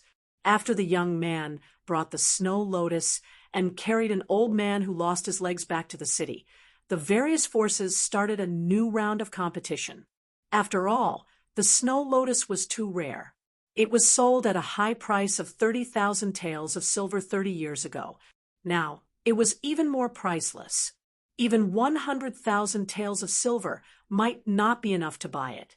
However, the ignorant young man was stubborn. He said that he did not want to sell his snow lotus and only wanted to give it to a girl from Ma family fort. The girl was the daughter of the Ma family fort's fort master. Her father had already arranged a marriage between the two families. Perhaps she had some interaction with the young man, which made the young man so stubborn that he was willing to risk his life for the snow lotus. Right now, the young man and the snow lotus stored in the ice cellar are blocked at the door by that Central Plains master. The two of them must have reached some kind of agreement. Without the protection of that Grand Master of Swordsmanship, the young man's corpse would have been long gone. Song Fu lowered his voice and asked, "Do you need the snow lotus house to fight for the two snow lotuses?" If so, Su Fengnian waved his hand and said, "There's no need for the snow lotus house to get involved. Just tell me the exact location of the two snow lotuses." Madame Song's eyes were burning with determination. She said in a low voice, "Since the Fushui house set up the snow lotus house in this city, is it just for show? How many people have died at the border between Liang and you? Even if the snow lotus house is wiped out, how many people can die?" Su Fengnian smiled and said, "Madame Song said that the snow lotus house is fair. I should do the same." Madame Song shook her head. "It's not the same." Su Fengnian looked at the woman who seemed ready to die at any moment and said calmly, "I have the final say." Mrs. Song was stunned. Su Fengnian glanced at the door, coughed, and said to Madame Song, "I'll have to trouble Madame Song to ask the inn to prepare a carriage for me. I need to immediately go to the lotus picking youth's place. Madame Song, you can just give the coachman directions. All right, give the innkeeper more money. If I need anything in the future, I will definitely look for your snow lotus house. If not, don't act on your own accord. Just treat it as the rules of the water room." The two carriages parted ways outside the inn. Madame Song sat in the carriage with an expressionless face. Yu Qingling, who was about to go to General Lu's residence to feed the tiger with her body, mustered up her courage to ask something. Madame Song, with her eyes closed, said coldly, "Don't ask what you shouldn't ask." In the other carriage, Su Fengnian sat leaning against the wall. Jiang and I sat upright with his back against the red sandalwood sword box. His expression was uncertain. After 7 or 8 turns, the carriage came to a narrow and dark alley. The simple and honest coachman stopped the carriage, lifted the curtain, and said apologetically, "Young master, young miss, the alley is too small for the carriage to enter. You will have to walk 34 steps forward." Jiang and I got off the carriage first and said, "Walk by yourself using the wall." Su Fengnian had a bitter smile on his face. With the help of the coachman, he got off the carriage and told the coachman not to wait for them to return to the inn first. He really had to use the wall to walk. He was in a sorry state. Jiang Ni's steps were not big. She walked slowly, less than 6 steps in front of them. She did not forget to sneer. "If you go to that snow lotus house to spend the night, won't you be unable to walk by yourself tomorrow?" That was not all. She added, "Forget about the girls in the other alleys. We'll be eating the signature dishes of the snow lotus house. TSK, TSK. You're indeed a hedonistic son of a wealthy family. These words sound like something only a veteran in the field of flowers could say. Su Fengnian laughed angrily.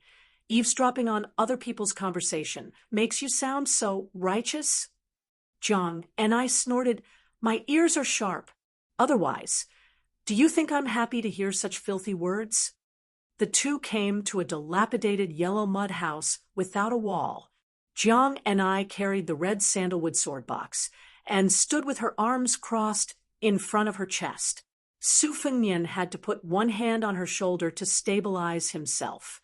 However, she dodged, so Su Fengnian had to bend over with his hands on his knees. A middle-aged man with a sword on his knees was sitting on the stairs in front of the house. He should be the swordsman from the Central Plains, who was known as a grandmaster of martial arts in the eyes of Snow Lotus City. Su Fengnian did not know this person. It seemed that this person, who had stayed in Snow Lotus City for 4 or 5 years, did not recognize him and Jiang and I. As for those guys lurking in the darkness, Su Fengnian knew that a skinny camel was still bigger than a horse. Although he was weak and could be blown away by the wind, he could sense clearly with his will of divine. Although he could not defeat Li Mixi and Tuoba Bodhisattva, he could kill them all without lifting a finger. Moreover, he had Jiang and I by his side. As long as it was not the 14 people of Wu Ping or the great grandmaster who was only one step away from getting involved, it would not be a problem. The swordsman looked straight ahead and said indifferently, I don't care about Lu Huaishi's Snow Lotus, but I have already reserved the one in the house. You can leave now. If you don't want to give up, you can ask my sword. Su Fengnian gasped for breath and raised his head to stare at the middle-aged swordsman who had the demeanor of a master. He asked with a smile, if I may be so bold as to ask, do you have a famous nickname? The swordsman did not answer. Instead, a hearty and loud voice came from the house. What bullsh *T hero? This old man was defeated by Dong Yuan Rui of Dongyue in the past. He could be defeated with one hand. Jiang Hu is getting more and more ridiculous today. How can this kind of trash be considered a person with a broken sword? This old man's generation was really full of heroes. Let's not talk about others. Let's talk about those who fought with this old man. There was the overlord of Cold Land, Wang Xiu, who used a spear, and the green-robed ancestor of Fengdu. They could barely be considered masters. When this old man fought with them, it was just a warm-up. Only the swordsman with the surname Li was this old man's fated enemy. However, they appreciated each other. However, a young voice in the house interrupted the old man's irrelevant boasting. All right, I carried you out of the cave in the snow-capped mountain. A real man does not boast about his past achievements. Do you know that? Eat your pancake. Su Fengnian was confused. He turned to look at Jiang and I. The corner of her mouth moved, and she said coldly, there is no such person. The old man with the sheepskin fur coat. Never mention him to me. Su Fengnian whispered, his chi is not even at the level of level 2 master now. I think he will barely reach the threshold of level 1 when he is at his peak. However, his chi is even more powerful than Old Man Li's. Then Su Fengnian saw Jiang and I walking forward and asked, what are you doing? Jiang and I said indifferently, go in and beat him up, so that he won't be boasting without a draft. Su Fengnian did not know whether to laugh or cry. He is already so old. Why can't I have a taste of my mouth? Moreover, he was full of pride. Didn't he still put Old Man Li at the top of the list? Just based on this point, I want to drink a few bowls of wine with this old senior. Only then did Jiang and I stop, but she suddenly turned her head to look at the corner of the alley. Su Fengnian followed her line of sight and saw a budding young girl leading a juju-bred horse. She had a kind of indomitable will that only a newborn calf would have, and she would not care about anything. After the young girl walked into the tiger's den, she looked at Su Fengnian cautiously. When she saw Jiang and I, she smiled. This made Su Fengnian a little depressed. The young girl led the horse and shouted, "Hong Shuji, don't be stupid. Quickly find a buyer for that snow lotus. You hear me? That's all I have to say. I'm leaving." The young girl's back was facing the house. She tried not to make it too obvious that she was crying. "In the future, we will go our separate ways." A sallow and emaciated young man rushed out of the house. His face was full of tears. He wiped his tears with his hand and shouted, "Ma Gong, your father said that as long as I pluck the snow lotus, he will not let you marry that bastard." The young girl turned her head and said angrily, "My father only wants you to die in the snow mountain, you idiot. So what if you pluck the snow lotus?" The young girl raised her hand to cover her face. She sobbed, "We can't be together." The young man also cried, "I don't care. I don't want you to be with me now. Anyway, that guy is not a good person. As long as you don't marry him, it will be fine. I will be very happy." Su Fengnian was still bent over. His expression could not be seen clearly. Then Jiang and I walked closer and kicked his calf. Su Fengnian asked, "What's wrong?" She widened her eyes and said angrily, "You don't care?" She quickly added fiercely, "If you don't care, I will." Su Fengnian smiled. He put one hand on his back and slowly straightened his back. He smiled brightly. "Let me take a breather first. Care? How can I not care?" Su Fengnian looked at the young man and the young girl. He sighed, "That's great." Chapter 1471. The dilapidated house, the bright moonlight, and the gloomy and cold alley. There was a Wu Dao grandmaster holding a sword, a sad skinny boy, a young girl holding a whip, a sick man gasping for breath, and a beautiful woman carrying a purple box on her back. In the eyes of the sneaky night walkers lying on the roofs, the scene in front of them made them feel less bored after coming here in the middle of the night. The night walkers were divided into several groups, each with their own benefactor. Among them, the ones with the largest numbers and the aura of a battlefield were the elite soldiers from Lu Huaishi's mansion. They also rightfully occupied the two adjacent roofs with the widest view. The weapons hanging from their waists were all sabers, but there were a variety of them. There were Miao Dao with a slender blade that looked like a seedling, and there were also sabers that came from the southern dynasties of Beimang to the western regions. There was even an old cold saber carried by a man in black who looked like a leader. Only those who were familiar with the Beiliang frontier army could tell that it was a cavalry saber with a more prominent curve than a walking saber. As Beiliang became stricter with the control of the sabers and crossbows, the value of these cold sabers spread among the people in the early years also rose. They could easily be sold for a sky-high price of 700 to 800 taels of silver on Liang Lake if there was a cold saber hanging from one's waist. As long as it was not the kind of person who could see through it at a glance, people would involuntarily be afraid of it. A guy approached the man in black, who carried the cold saber, and whispered, "Leader Chi, the woman below with the purple box on her back, is really beautiful.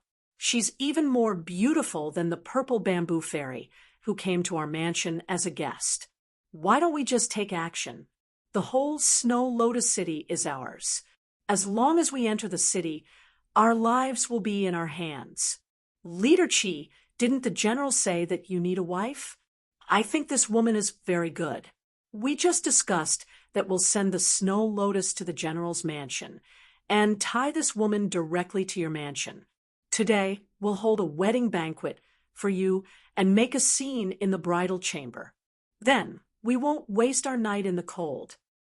The man in black, who had been instigated by his subordinates to become a mountain king, subconsciously stroked his scabbard. His rationality overcame his desire. He shook his head and said, "Don't ruin my foster father's great plans." He was the direct subordinate of Lu Huaishi, the Earth Emperor of Snow Lotus City. He had once followed Lu Huaishi in and out of the 100,000 Great Mountains, which was why he was bestowed with this cold saber that Lu Huaishi loved so much. His purpose on this trip was to keep an eye on that Central Plains man who wielded a sword. Lu Huaishi was determined to obtain that snow lotus because he had publicly announced that he would offer it to a woman with the same name in Western Shu. It was said that she was an extremely beautiful woman, but it was a pity that she was in existence that even Lu Huaishi could not afford to offend. The snow lotus obtained by the lotus picker in his residence had another secret use. Because he was one of Lu Huaishi's followers who had followed Lu Huaishi since his youth, he was qualified to come into contact with some of the inside stories. It was said that there were 10 new sects in Liang, and the Dragon Palace of Nanjiang was one of them. The new palace master, Lin Hongyuan, was not only the leader of the Jianghu in Nanjiang, but also had a close relationship with His Royal Highness, Zhao Zhu, the King of Yen. He did not know what his foster father was plotting, but it was definitely not limited to Snow Lotus City. His foster father had secretly revealed his yearning for the Central Plains more than once. "Boss Chi, look, that guy seems to be reckless and wants to interfere. What should we do?" The dragon moth, adopted by Lu Huaishi, frowned and squeezed out a word from between his teeth. "Wait." The tuberculosis ghost who had come out of nowhere to mess things up called the young boy and girl to the side and muttered to them like a lousy accountant. Sure enough, the young boy's face was full of suspicion, while the young girl with an extraordinary background was not tempted at all. It was one thing for the young boy and girl to have a wide vision, but in the face of a great change, they were still a little wary. Who would believe that a stranger who appeared out of nowhere, who could easily push them down with a single finger, would paint a big picture for them out of thin air? When the dragon moth on the roof stole a glance at the stunning woman, especially when he saw her looking at the scholarly young man, he, who had always thought himself to be hard-hearted, suddenly felt his blood boil. Then he elegantly jumped down. More than a dozen brothers, who had depended on each other for many years, also did not want to be left behind, and they all landed on the ground one after another. Apart from the 3 archers who stayed on the roof in tacit understanding, the rest of them were all ready to help the dragon moth on the roof.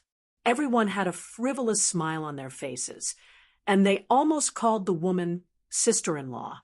Su Fengnian was talking until his mouth was dry. He told the young boy that as long as he had Snow Lotus, he could guarantee that the young girl would not get married.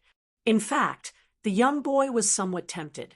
However, the young girl who came from a wealthy family outside of Snow Lotus City mercilessly exposed his lie. Su Fengnian said that he could protect them and safely leave Snow Lotus City. She said that he had to fight with the swordsman from the Central Plains on the steppes first, and then they could talk about other things after he won. Su Fengnian said that he could. She then said that there were many experts around General Lu in the city. Her father's Ma family fort also had 100 cavalrymen and 200 archers. Not only did he have to defeat the swordsman, he also had to go to the general's mansion and fight with the Ma family fort. Su Fengnian was originally afraid that the 2 children would misunderstand his lack of sincerity if he agreed too quickly, so he casually asked how powerful Lu Huaishi was. As a result, the young girl rolled her eyes at him and said that he was actually a Jianghu swindler who wanted to do business without any capital. He just wanted to cheat the Snow Lotus and then quickly run away. Su Fengnian's physical strength was exhausted, so he squatted down. When he raised his head and was about to speak, the young girl looked down on him even more. She considerately told Su Fengnian to just lie down and talk. This way his legs wouldn't hurt and his waist wouldn't hurt. Su Fengnian laughed and said that the real experts in Jianghu didn't fly around and pretend to be masters. They all liked to pretend to be weak and subservient, like him. The young girl's mouth was unforgiving. She said that Su Fingnian wasn't pretending to be subservient and was a real subservient. The young boy, who had been watching from the side, wanted to laugh, but he held back his laughter. He secretly made a face at Su Fingnian, taking pleasure in his misfortune. Su Fingnian laughed and scolded the young boy. She hasn't married into the family yet, but she's already in charge of both internal and external affairs. Aren't you afraid that your husband's authority will be lowered in the future? The young boy, who was simple and honest, but wasn't really stupid, chuckled. The young girl flew into a rage. She gripped her horsewhip tightly and pointed it at the guy who was speaking more and more nonsense. Her face was frosty, and she wanted him to get lost. In the end, Su Fingnian's next words made her completely calm down. What's wrong? Now that Hong Shuji is in danger, your conscience is uneasy, and you want me and that beautiful big sister, two outsiders, to stay out of this matter, even if it doesn't work out? Girl, aren't you a little too soft-hearted? Lu Huaishi's lackeys were about to fight when the person with the cold blade at his waist raised his hand to stop them. He said softly, "Something's not right." Then, a wild laughter came from inside the house.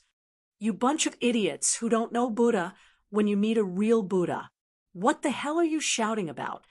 Like a wild horse, a figure broke through the paper-like walls of the mud house and floated out. First, it jumped over the head of the swordsman, who didn't move at all. Then, it passed between Su Fingnian and Jiang and I. Finally, it crashed into the ranks of Lu Huaishi's elite soldiers. The Lu family's bodhisattva, who had been fighting for a long time, shouted angrily. He pulled out his blade and held it with both hands. Using his body to push the blade forward, he rushed forward quickly. His steps were not in a straight line, but were unusually complicated and agile. It was a mixture of the Western Shu Xingyi and the Southern Tang Tongbi style. His movements were very clean. The figure that rushed out of the house flashed and brushed past the bodhisattva in the blink of an eye. Not only did he kick the bodhisattva's chest, he also took the blade with his bare hands. The bodhisattva's momentum did not decrease. He rushed straight to the mottled wall of the alley, stabbed the blade into the wall, and flipped over. When the young man who was respectfully called Head Chi stopped staggering and turned his head to look, he saw an old man whose two calves seemed to have been cut off by a sharp weapon. The old man was sitting on his beloved blade. He looked around complacently and said loudly, "Yo, young man, you have some weight. Unfortunately, you have encountered this old man. Even if I give you 20 years of hard work, it still won't be enough."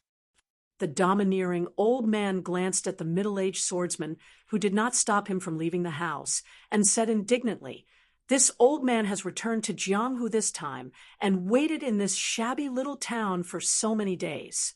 Other than that blockhead on the stairs who only has a killing sword but not a heart, no one actually took the initiative to burn incense and worship the gods. Do you really want this old man to start a massacre so that you ignorant frogs at the bottom of the well will understand that there is a land immortal in your Snow Lotus City?" The head chi of Snow Lotus City turned his head and spat out a mouthful of blood. His eyes were malicious and cold. He shook his wrist and asked with a smile, "Old immortal, do you really want to be the enemy of the general's residence?" The old man laughed and said, "What bullshit general's residence? A bunch of blind people. If you really annoy this old man, he will kill you all in an instant." At this time, Su Fingnian smiled at Jiang and I, who had quietly walked a few steps closer to him, and said, "Learn from him. Look at how the old senior walks the Jianghu. Let me tell you, in our line of work, if you don't know how to smile evilly, then you are definitely a fledgling of the Jianghu. Similarly, the evil experts in the Jianghu, this kind of laughter is only a beginner's skill. As for the righteous experts, They must have the demeanor of an immortal. After one move, they must stand with their hands behind their back. At night, especially on a moonlit night, it is the best scene. Think about it. If you put on the posture of looking up at the moon, you will have the demeanor of a great master and won't hurt your eyes. But there's a way, and that's to narrow your eyes and remain silent. Don't speak at all. You can't speak big words. Once you do, it'll lower your status. If you don't say anything, it'll make the bystanders, like us, feel that you're unfathomable. Jiang and I said unhappily, "You are so boring." Su Fengnian glared at him and said, "This is the priceless advice that I personally came up with after wandering the Jianghu. If others want to listen to it, I will not sell it to them."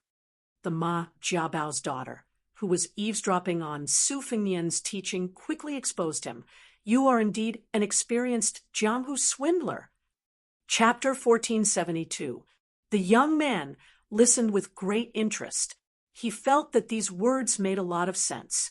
Every time those rich kids in Snow Lotus City flirted with girls on the street, didn't they like that kind of devilish smile? Also, every time they opened their folding fans, they would open them with a crisp sound and close them with a snap. No matter how hard he tried, he couldn't learn that kind of smile. Of course, he couldn't afford that kind of fan either. Therefore, the young man was filled with curiosity and asked softly, "Is there anything else?" Su Fengnian proudly snorted and said, "Yes, there is. The knowledge behind this is as deep as the sea. Kid, let me ask you, are there any heroines in Snow Lotus City whose nickname starts with the character Z? They either like to wear purple clothes or wear purple accessories. There must be some, right?" The young man was startled, and his eyes were filled with admiration. He nodded vigorously and said, "Young master, you are amazing. In this year, there were 3 or 4 immortal sisters who were like this." The young girl curled her lips and said, "What's so great about being able to guess this kind of thing? In Snow Lotus City, there are many young heroes who wear white robes and have 2 blades hanging from their waists. Every one of them claims to be someone's closed-door disciple. They either like to lie on the street drunk and look at the moon, climb up the city wall and pretend to be in a daze, or they like to run to the Snow Lotus Pavilion to show off their poetry. My father said that although they are somewhat skilled, they are still far from the top experts in Snow Lotus City. He also said that these young heroes either had their brains kicked by a donkey when they were young, or their brains were clamped by a door when they grew up. He also said that if I see them, I must avoid them." Su Fengnian said earnestly, "Little girl, you don't understand. These young heroes with lofty ambitions are all young and promising. They have a bright future ahead of them. They will definitely become great heroes in the future." The young girl didn't pay any attention to this guy. She fiercely glared at the young man, Hong Shuji, and said, "Immortal sister?" The young man shrunk his neck and had a sudden inspiration. He began to apply what he had just learned and looked up at the moon. After the old man spoke, the tense situation suddenly took a turn for the worse. "This old man has heard of some of your master, Lu Huaishi's deeds. He is clearly an ambitious person. Send a message to that whatever general's mansion. Tell him that as long as the one surnamed Lu is willing to offer 10 famous swords, 1,000 taels of gold, and a mansion with 100 maidservants, this old man will reluctantly become his chief guest. Even if he faces the top 10 experts in the world in the future, he will have the confidence to challenge them." The young man surnamed Qi, who still had blood on the corner of his mouth, looked uncertain. Finally, he smiled and cupped his fists. "As long as you can take down that eyesore swordsman and let me take the Snow Lotus, I will try my best to introduce you to my foster father." The youth panicked and shouted, "Old man, didn't you say you wanted to take me as your disciple? Didn't you say you would teach me the peerless martial arts that can easily make me the strongest person in the world." The old man laughed and said, "Silly boy, with your coarse constitution, even if this old man gave you dozens of top-secret manuals, you still wouldn't be able to become an expert. If this old man hadn't said that, would you have helped me break the formation in the cave?" The old man suddenly looked at the sickly young man. "Your aptitude is just SOSO. Do you want to be my disciple? This old man has made a comeback this time and is destined to be famous. As long as you agree, this old man will let you rise to the top." The old man changed the topic and looked at the young woman with the purple box on her back. She was really stunning. Even when he was unscrupulous in Jianghu, he had never seen such a beautiful woman. If he could use her as a cauldron, he might be able to return to the peak of martial arts. The old man didn't hide his greedy eyes.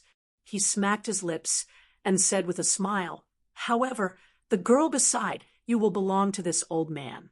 Such a first-grade cauldron. If I don't take it, I will be punished.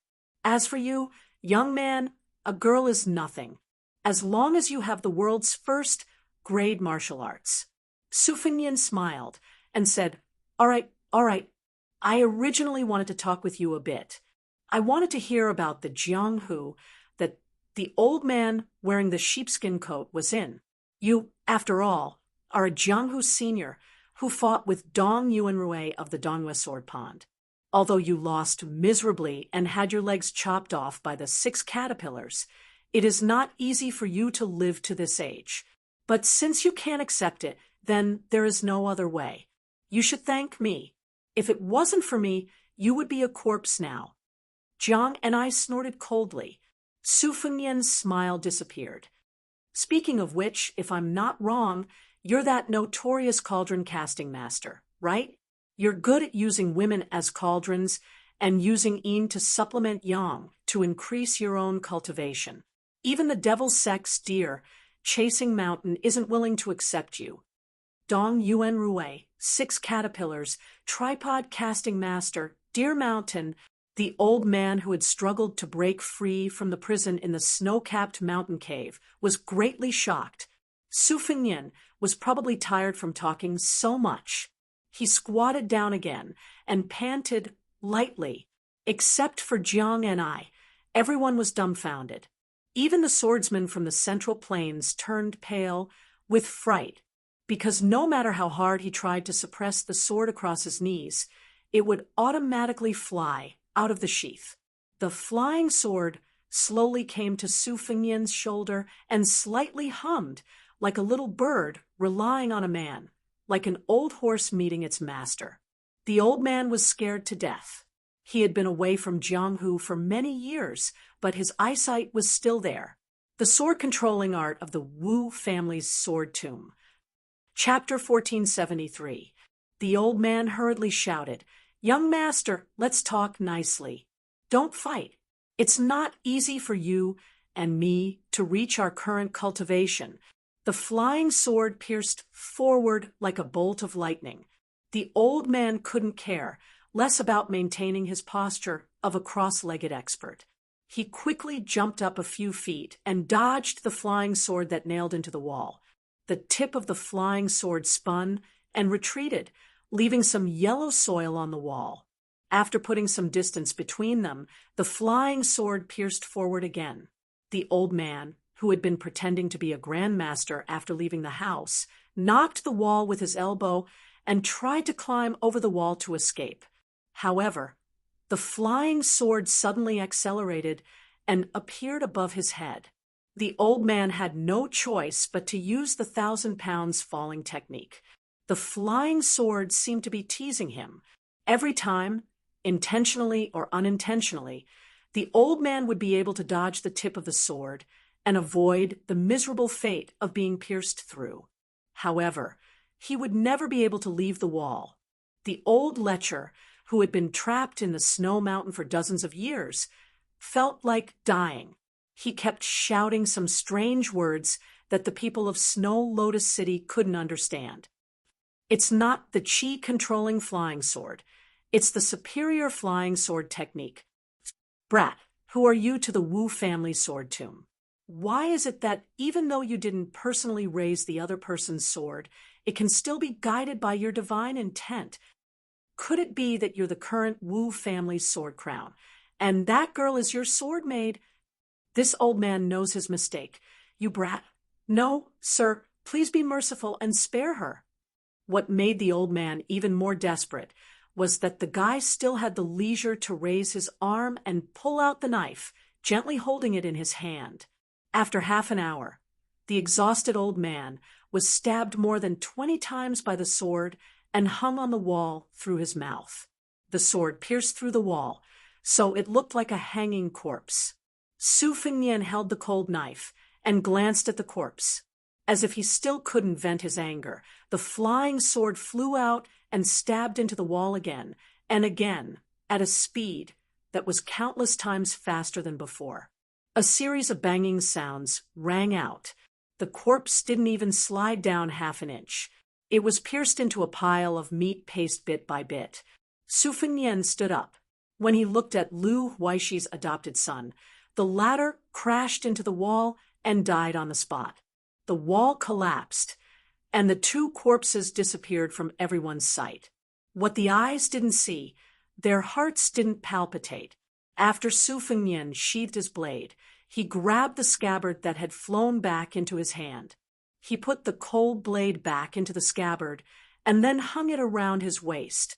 Ignoring the group of night walkers in the alley and the Lu Manor who were about to wet their pants, he made a face at the young man and woman and said with a smile, "How is it? Do you believe me now?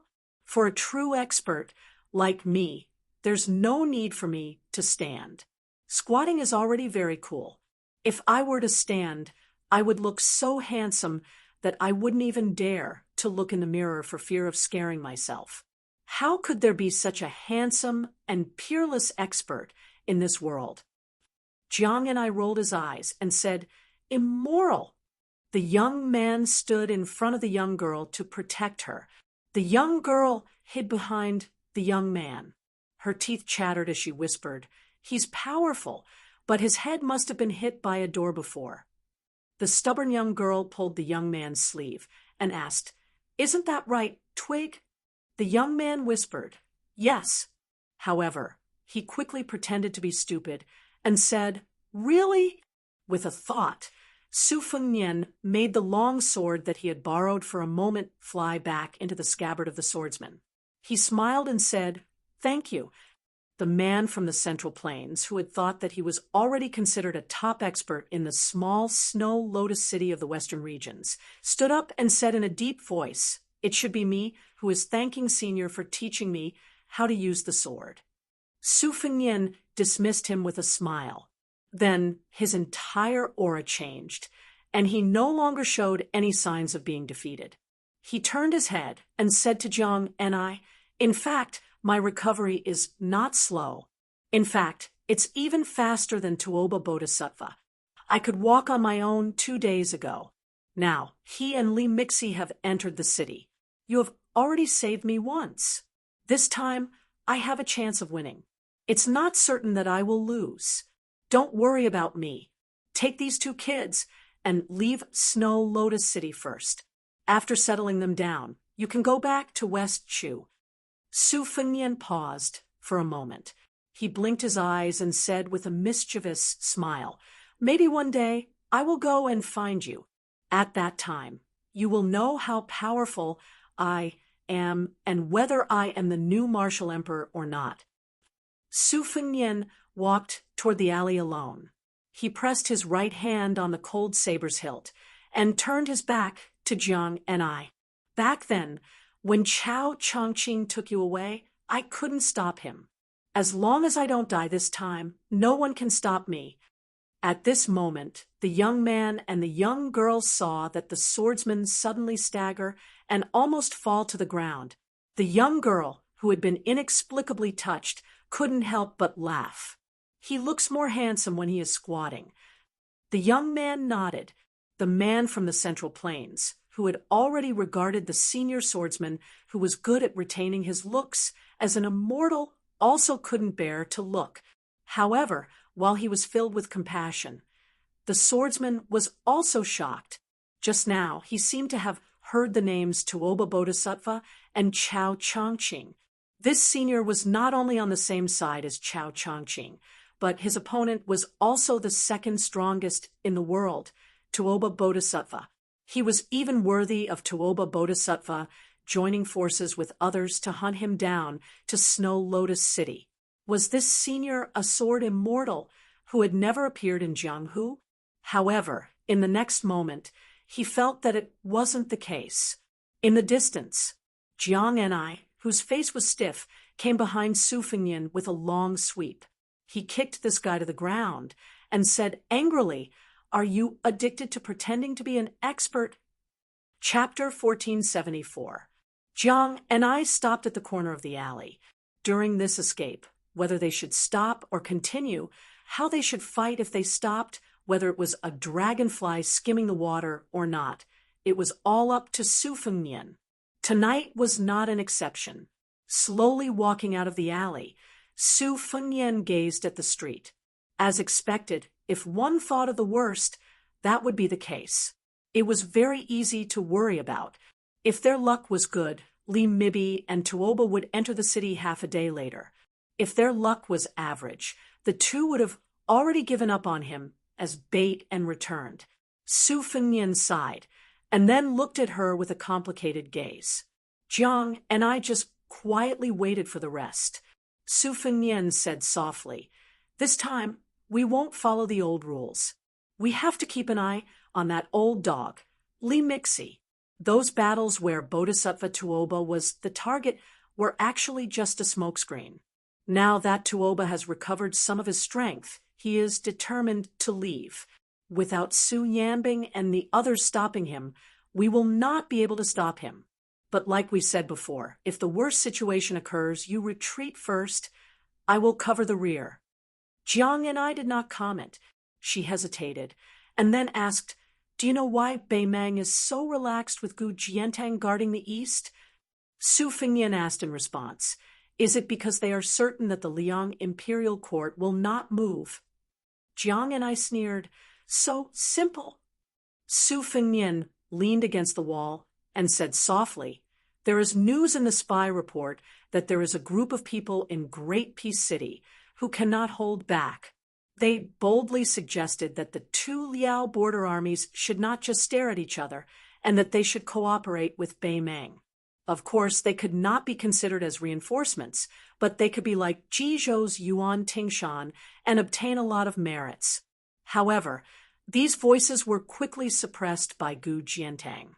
Among them, Su Gong, who had been patrolling the border as assistant minister, had been strongly in favor of fighting at the start. But when he suddenly changed sides and did not mention anything about attacking, he caused a lot of criticism in Great Peace City. His already low reputation hit rock bottom. Some people even said that they wanted this assistant minister of the Ministry of War to be an assistant minister of the border for the rest of his life. Fu Shui Chamber only knows that Lu Shengxiang sent an urgent letter to the capital directly to the Imperial Study Room. As for what the letter said, Fu Shui Chamber does not have the ability to find out. Jiang and I wanted to say something, but hesitated. Su Fengnian smiled and said, "Let's not talk about it. I'll just treat it as an accident on the Eastern Front. In any case, I can't care about the life and death of the two Liao countries. If the Eastern Front is ruined, it will only be Gu Jiantang's headache." Jiang and I did not give a direct answer. "Who do you think hates Gu Jiantang the most in the world?" Su Fengnian paused. Gu Jiantang was able to become one of the 4 great generals of the spring and autumn period because of his contribution in destroying the country. Not to mention the southern Tang, they did not fight much. However, when they took down Dongyue, they fought some exciting battles. The only people who have a deep hatred for Gu Jiantang should be the people of Dongyue. Su Fengnian said to herself, but even the royal family of Dongyue has been subdued. Most of the slightly famous generals are dead. The civil officials of Dongyue were the first to submit to the Zhao clan in Liang. They became Zhang Julu's lackeys in the early years of the struggle between the Zhang and the Gu. In particular, almost half of the officials of the 5 departments outside of the censorate and the Ministry of War were Dongyue civil officials. The most famous pair of censors, father and son, impeached Gu Jiantang's Ministry of War every year for 10 years after Yonghui Empress. But these people, to be honest, are just scratching an itch for Gu Jiantang, the pillar of the country.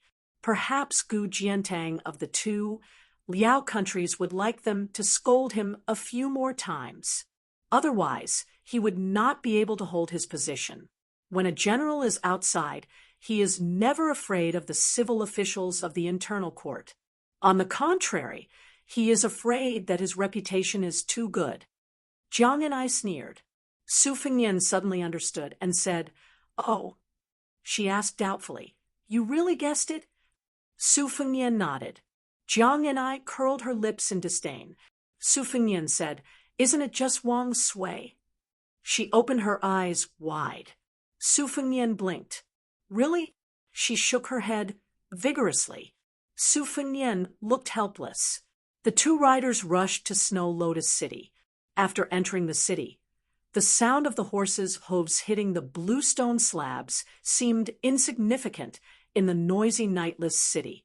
A few drunkards were squatting on the street outside the tavern to vomit. They inadvertently looked up and saw the faces of the 2 riders reflected in the dim light. They did not pay much attention to it. They could not suppress the movement of their throats and threw up in the direction of the 2 riders. After vomiting to their heart's content, they felt a lot more comfortable. However, they found that one of the white-haired riders was looking at them coldly. The drunkard grinned and wiped his mouth with his sleeve. Unexpectedly, as if lightning had ignited the fire on the ground, his stomach started to churn again. He put his hands on the ground and vomited. Then he felt that something was wrong. He shook his head and tried to open his eyes wide. Only then did he see a pool of blood on the slate. Then his head hit the ground heavily, and he never had the chance to open his eyes again. Drunk to death, drunk to death. The drunkard died, drunk like this. The other dispirited middle-aged rider did not say anything about the old man's venting of anger. If he were in the old man's shoes, he would also have the thought of killing people indiscriminately. The old man had set up 2 big traps. The first time was to kill Yan Wenwan. This time, he wanted to kill Su Fengnian. Almost half of the top masters in Beimang Jianghu were killed. The most important thing was that they did not succeed. The spider web that spread all the way from the southern dynasties to Beiliang was also torn into pieces. No matter how calm the old man was, he could not help but feel angry. The white-haired old man probably also realized that he had lost his composure. He laughed at himself and said softly, "King of the Northern Courtyard, please allow me to make one last bet.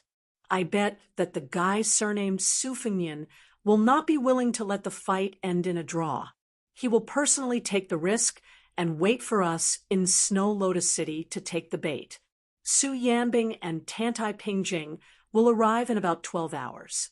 During this period, if Su Fengnian not only takes the initiative to show up, but also deliberately shows his flaws and runs in circles with us, I can promise you that no matter how rare the opportunity is, I will stop and return to the north with peace of mind. I will leave Snow Lotus City before Su Yanbing and Tantai Pingjing enter the city." Chapter 1475. Bodhisattva Tuoba nodded. To him, this battle of life and death between the 2 of them had already ended when the sword flew over. Bodhisattva Tuoba was able to accept defeat, but he was also able to let it go. At most, he could just change the game and fight again in the future. After this battle, Tuoba could use the stones of other mountains to polish jade. Whether it was his state of mind or cultivation, He had benefited greatly.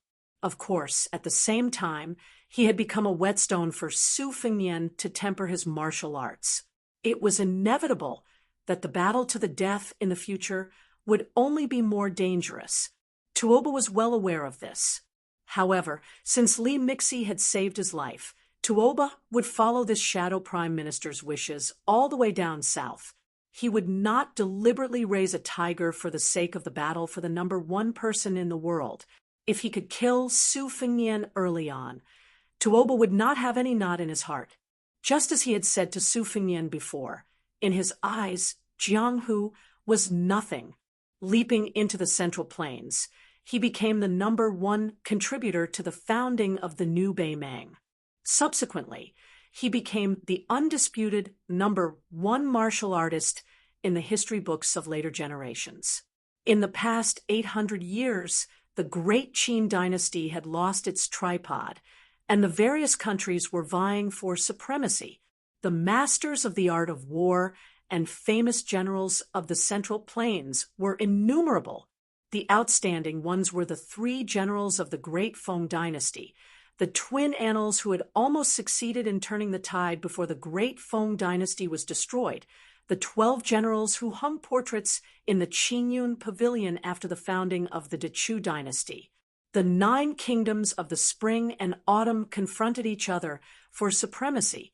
The 100 schools of thought and the school of the military took advantage of the situation and flourished.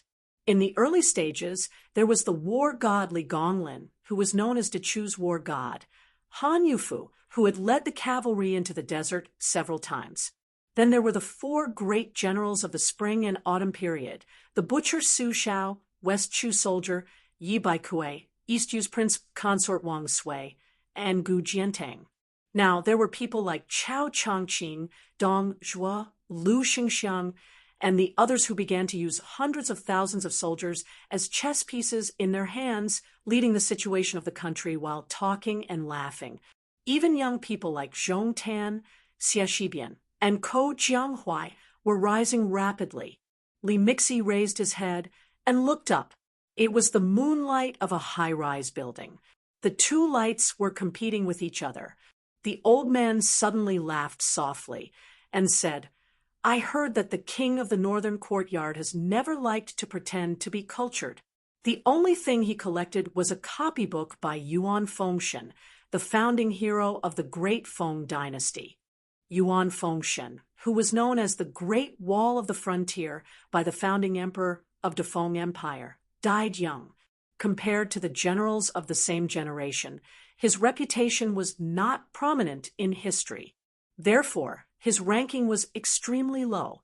Huang Sanjia, who was more ambitious than the sky, once said that Yuan Fengshen and the prince consort Wang Sui, who held the lifeline of the country in his hands when he was only 20 years old, were listed together as the destined martial artists who did not wait for me.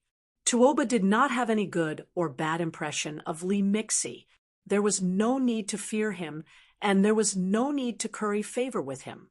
In Beimang, there were only a handful of people who could have Tuoba's mentality. The former king of the northern courtyard, Su Huainan, and the 2 successive kings of the southern courtyard, Huang Songpu and Dong Zhuo, could not do it. The old man, who had devoted half his life to Beimang's great cause, sighed with emotion. "I have never liked Jiang Hu. It probably has something to do with what I saw and heard when I was young and traveling to study. The 9 kingdoms of spring and autumn attracted Jianghu people within their jurisdiction. Dechu saw them as sparrows in a cage. Southern Tang saw them as Tang Qianyan. Later on, Li Yang also gave those Jianghu people a bag of embroidered carps. The meaning is clear. You are nothing but the carps in the pond of the Zhao family."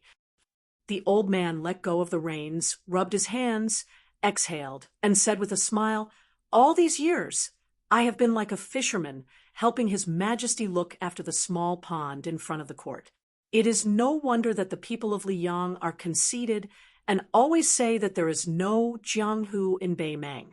It is because they have Li Chungang, Wang Xianji, Dong Tai, Chao Changqing, and now they have Su Fengnian leading a large group of rising stars. We indeed do not have any real Jianghu people in Beimang. 4 of the 5 major sects are all His Majesty's subordinates. You, the king of the northern courtyard, are a military general. Hong Jingyan is the Ruren lord. It was not easy for Huyen Grand Monastery and Luo Yang to come out, but they all ran to Li Yang. Even you, the Beimang god of war, had to make a special trip to Li Yang before the great battle of Liangmeng to take a look at Mount Hui. Tuoba was somewhat surprised. In his impression, Li Mibi had always been a person who believed that 100 words were not worth 100 words. When Tuoba entered the palace for the first time by virtue of his military exploits, he saw 2 gray-haired elders sitting on the steps outside the hall nibbling on dates. Su Huainan, who controlled half the country's military, was no stranger to him. When Tuoba was young, he was able to rise in the ranks of the Norland army and stand out among the nobles with the surnames of Morong and Yelu.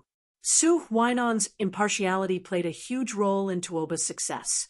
That time when he had an audience with His Majesty, he had spent most of his time patiently waiting outside the hall. The one who left the deepest impression on him was the old man who swallowed dates, with Su Huainan. After seeing him, the old man's gaze was like a snake coiled in a dark corner, hissing. It was especially cold. From the beginning to the end, it was Su Huainan, who was second only to one and above tens of thousands of people, who exchanged pleasantries with Tuoba. The other old man, Old Snake, who rarely slipped out of the trenches to bask in the sun, was expressionless as he nibbled on dried dates. When Tuoba was summoned into the hall to meet the emperor, he still felt a chill run down his spine. Li Mibi probably did not know that he had once shocked the future Beimang god of war. He turned his head and smiled. When Hong Jia fled north at the end of the spring and autumn period, our Beimang reaped the benefits. However, many of the survivors thought that they were rootless duckweeds and only wanted to return to their homeland. Even if they could not do it while they were alive, they wanted their descendants to bring their ashes to the south. I, Li Mibi, am the same as Su Huainan. It's just that they wanted to return to their roots, but I have never had such thoughts. There is a plant in the medical books that can treat venomous insects and snakes. It's called the dandelion. After the seeds leave the branches and leaves, they will drift far away with the wind and take root as soon as they land. Wherever they land, that is where their hometown is. Although Tuoba had never been involved in the family affairs of the Beimang and was trusted and valued by the empress, Tuoba was not unaware of the movements of the Beimang and southern dynasties over the years. Bodhisattva Tuoba could roughly guess the meaning behind Li Mixi's words. In fact, for the past 20 years, the Norland had mostly used such tricks to suppress the Hua people in the southern dynasties. They were very familiar with making groundless accusations and slandering the Hua people. However, since Li Mibi was the ancestor of the Beimang spies, Tuoba had no choice but to take it seriously. Over the years, I've only done 2 things. On the surface, I've taken care of the fish pond, but in the dark, I've been sweeping the fallen leaves in the courtyard. The latter is like catching butterflies that have broken out of their cocoons in foreign lands and putting them into cages one by one. I've always enjoyed it, but unfortunately, it hasn't been very effective. In the end, even His Majesty thinks that I'm making a fuss over nothing. Although he doesn't suspect that I'm raising bandits for his own sake, he's been losing interest in it over the past few years, especially after Su Huainan's death, which made His Majesty very sad. I know that His Majesty feels guilty and resentful about this matter.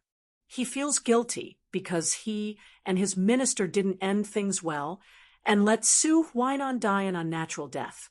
His resentment is directed at me because it was my vigilance and suspicion that gave the young man surnamed Su the opportunity to take away Su Huainan's head and bring shame to the entire Norland.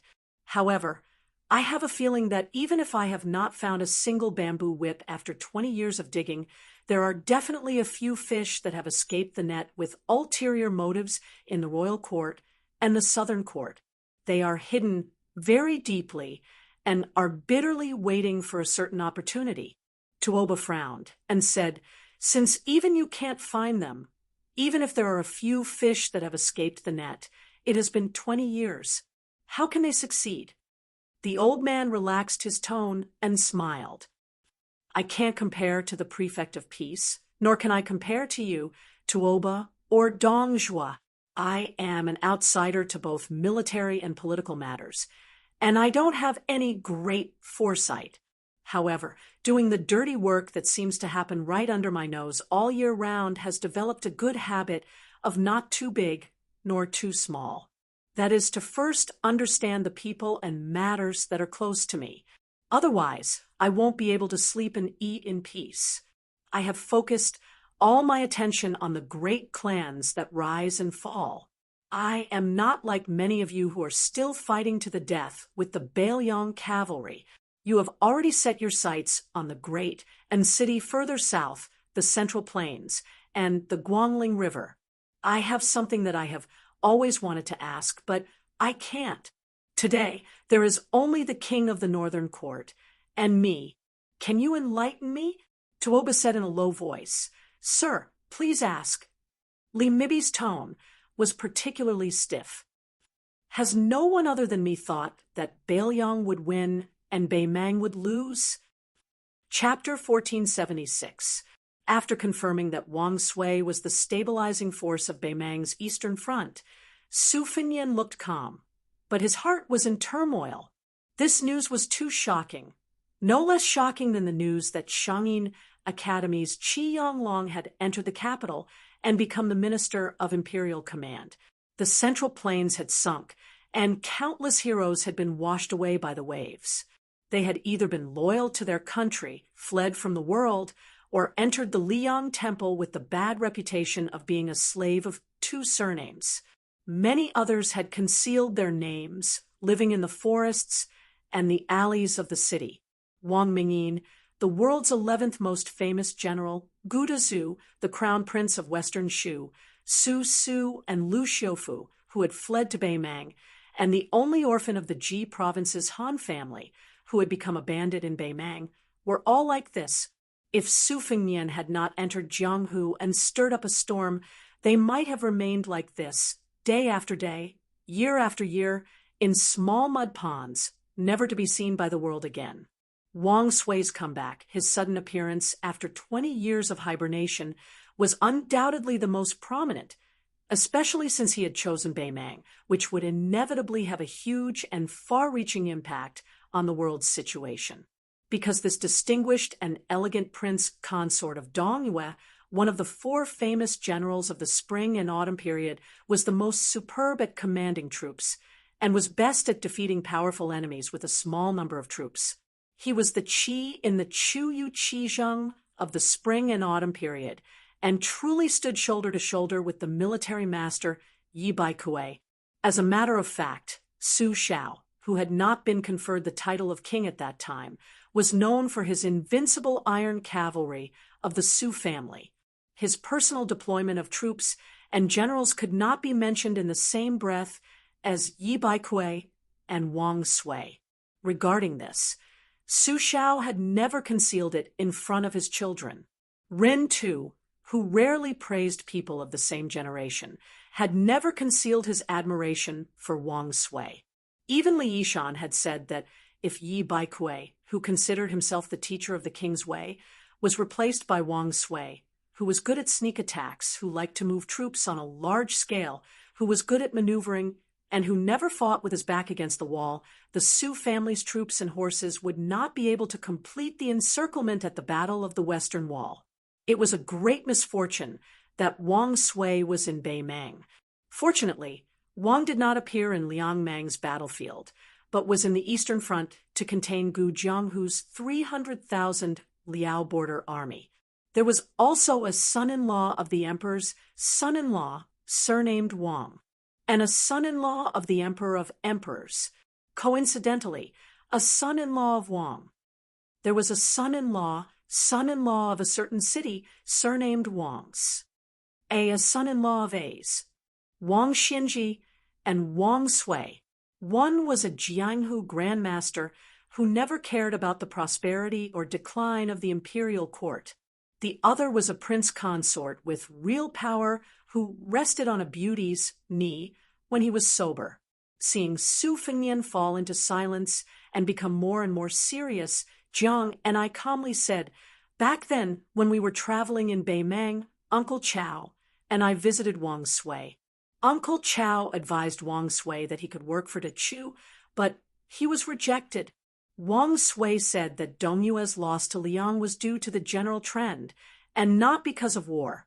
As for the destruction of Dongyue, there was no knot in his heart that couldn't be untied.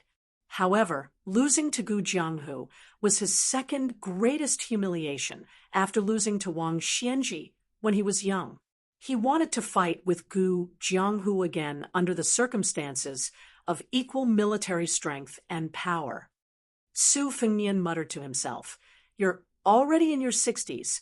How can you still be so childish?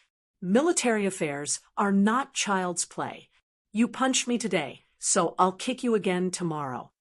Jiang and I had a strange expression. "Wang Sui mentioned you before. After he heard that you were practicing the saber, he made a bet with Uncle Chao. Wang Sui bet that you would definitely become a martial arts grandmaster in the future." Su Fengnian smiled and said, "What's there to bet on? Isn't it obvious that it's a done deal? Your uncle is also willing to place a bet. Isn't he just a spendthrift who is willing to spread wealth? What's the bet?" Jiang and I said, "Unhappily, Uncle Chao didn't say that you couldn't become a grandmaster. He only put your achievements at the same level as his own. However, Wang Sui said that you could fight with Wang Xinji." Su Fengnian touched his prickly stubble that hadn't been shaved for more than half a year. "Wang Sui has a unique foresight. If there's a chance, I'll definitely treat this old fellow to a drink. Just based on his foresight, I'll toast him 3 big cups first." Jiang and I smiled for the first time. "Do you know why Wang Sui thought so highly of you when you were just a first-tier Vajra realm martial artist?" Su Fengnian couldn't guess what Wang Sui, a 1,000-year-old tortoise, was thinking. He casually replied, "Appearance?" Jiang and I seemed to have suffered a heavy blow and was speechless. Su Fengnian was astonished. Wang Sui really judged people based on appearance. Jiang and I was in a bad mood and didn't want to talk anymore. Su Fengnian started to ponder on it. Wang Sui was born in a noble family. When he was young, he abandoned all restraints and was a chivalrous person. He only turned over a new leaf when he was 20 years old. He had only practiced martial arts for 5 years and was proficient in all kinds of martial arts. His swordsmanship was especially outstanding. Even sword pools Song Nianqing and Chai Qingshan had praises for him. When Wang Sui was young, he was also publicly recognized as a handsome man in Dongyue. Those ladies with outstanding backgrounds in the imperial court all liked to call him Sandalwood. In that case, he is a kindred spirit like me. No wonder. Jiang and I couldn't help but want a kick. Su Fengnian had expected this and turned his head to glare. Probably because she was used to being bullied in her early years. Even though she was a female sword immortal who could travel thousands of miles in the wind, she still instinctively pulled her foot back. Su Fengnian was still angry. "Speak, who did you learn this from? Chao Chongqing or old Grand Preceptor Sun Shiji?" Jiang Ni's face was cold as she muttered, "Why do you care?" Su Fengnian rubbed his butt. That kick in the small alley not long ago had destroyed the air of an expert that he had worked so hard to cultivate. His face was suddenly filled with anger as he snorted strangely. "I heard that there is a young, pretty boy in your West Chu temple. His surname is Song, and he is so famous that even in Great Peace City, It is said that his face is white, his appearance is beautiful, and he is as solemn as the wind under the pine trees, tall and gentle. Many people have nothing better to do and say that this guy often travels the mountains and rivers and is mistaken by the village woodcutter as an immortal who has come down to the mortal world. Even Qi Yanglong praised him in front of Zhao Zhuan, saying that the one surnamed Song has outstanding literary talent. Among the young scholars in the world, his poems and essays are like the dragon in the dragon palace. Only this person has obtained a pearl. The rest are just the claws of a dragon. So now, Li Yang has the saying of dragon and phoenix poise, which is to say this guy's literary talent, and Jiang and I pretended to be confused and interrupted Su Fengnian's chatter. I have heard of the dragon and phoenix poise. As for Song Maolin, he is the youngest Hanlin scholar in the history of Dechu. If it wasn't for Uncle Chow, he would also be the youngest chessman waiting for the imperial decree. But as for Dragon and Phoenix Poise, Northern Sioux and Southern Song, or Song Maolin's essays reflecting the beauty of so-and-so, I don't know anything about them. Su Fengnian laughed angrily. That pretty boy dares to be ranked with me? I can take down 1,000 Song Maolins with one hand. Didn't he just write a careless declaration? I think it's just that. Immortal my ass. Jiang and I still had that innocent look in her eyes. So it's like this. If I remember correctly, Grand Preceptor Sun once praised him for writing a declaration that was equivalent to 100,000 soldiers. Then she lowered her head and started counting with her fingers. Li Yang's secretary Qi Yanglong said that his literary talent is good, and he has the style of an immortal. Tananon said that this person's imperial examination writing skills are not inferior to Sun Yin's. The Imperial College's left chancellor, Yao Baifeng, said that he is knowledgeable and reasonable. In addition, our Dechu's Grand Preceptor Sun said that his declaration writing is imposing. Uncle Chow said that his chess skills are only slightly inferior to Fan Zhangho's. Out of the 10 most knowledgeable people in the world, 5 of them said good things about him. Let me count again. There seems to be... Su Fengnian rolled her eyes. Stop. That pretty boy only has a little bit of fame in the scholarly world. Look at your so-called so-and-so again. Jiang and I deliberately looked left and right, but she didn't look at Su Fengnian. Who is it? Where is it? Why can't I see it?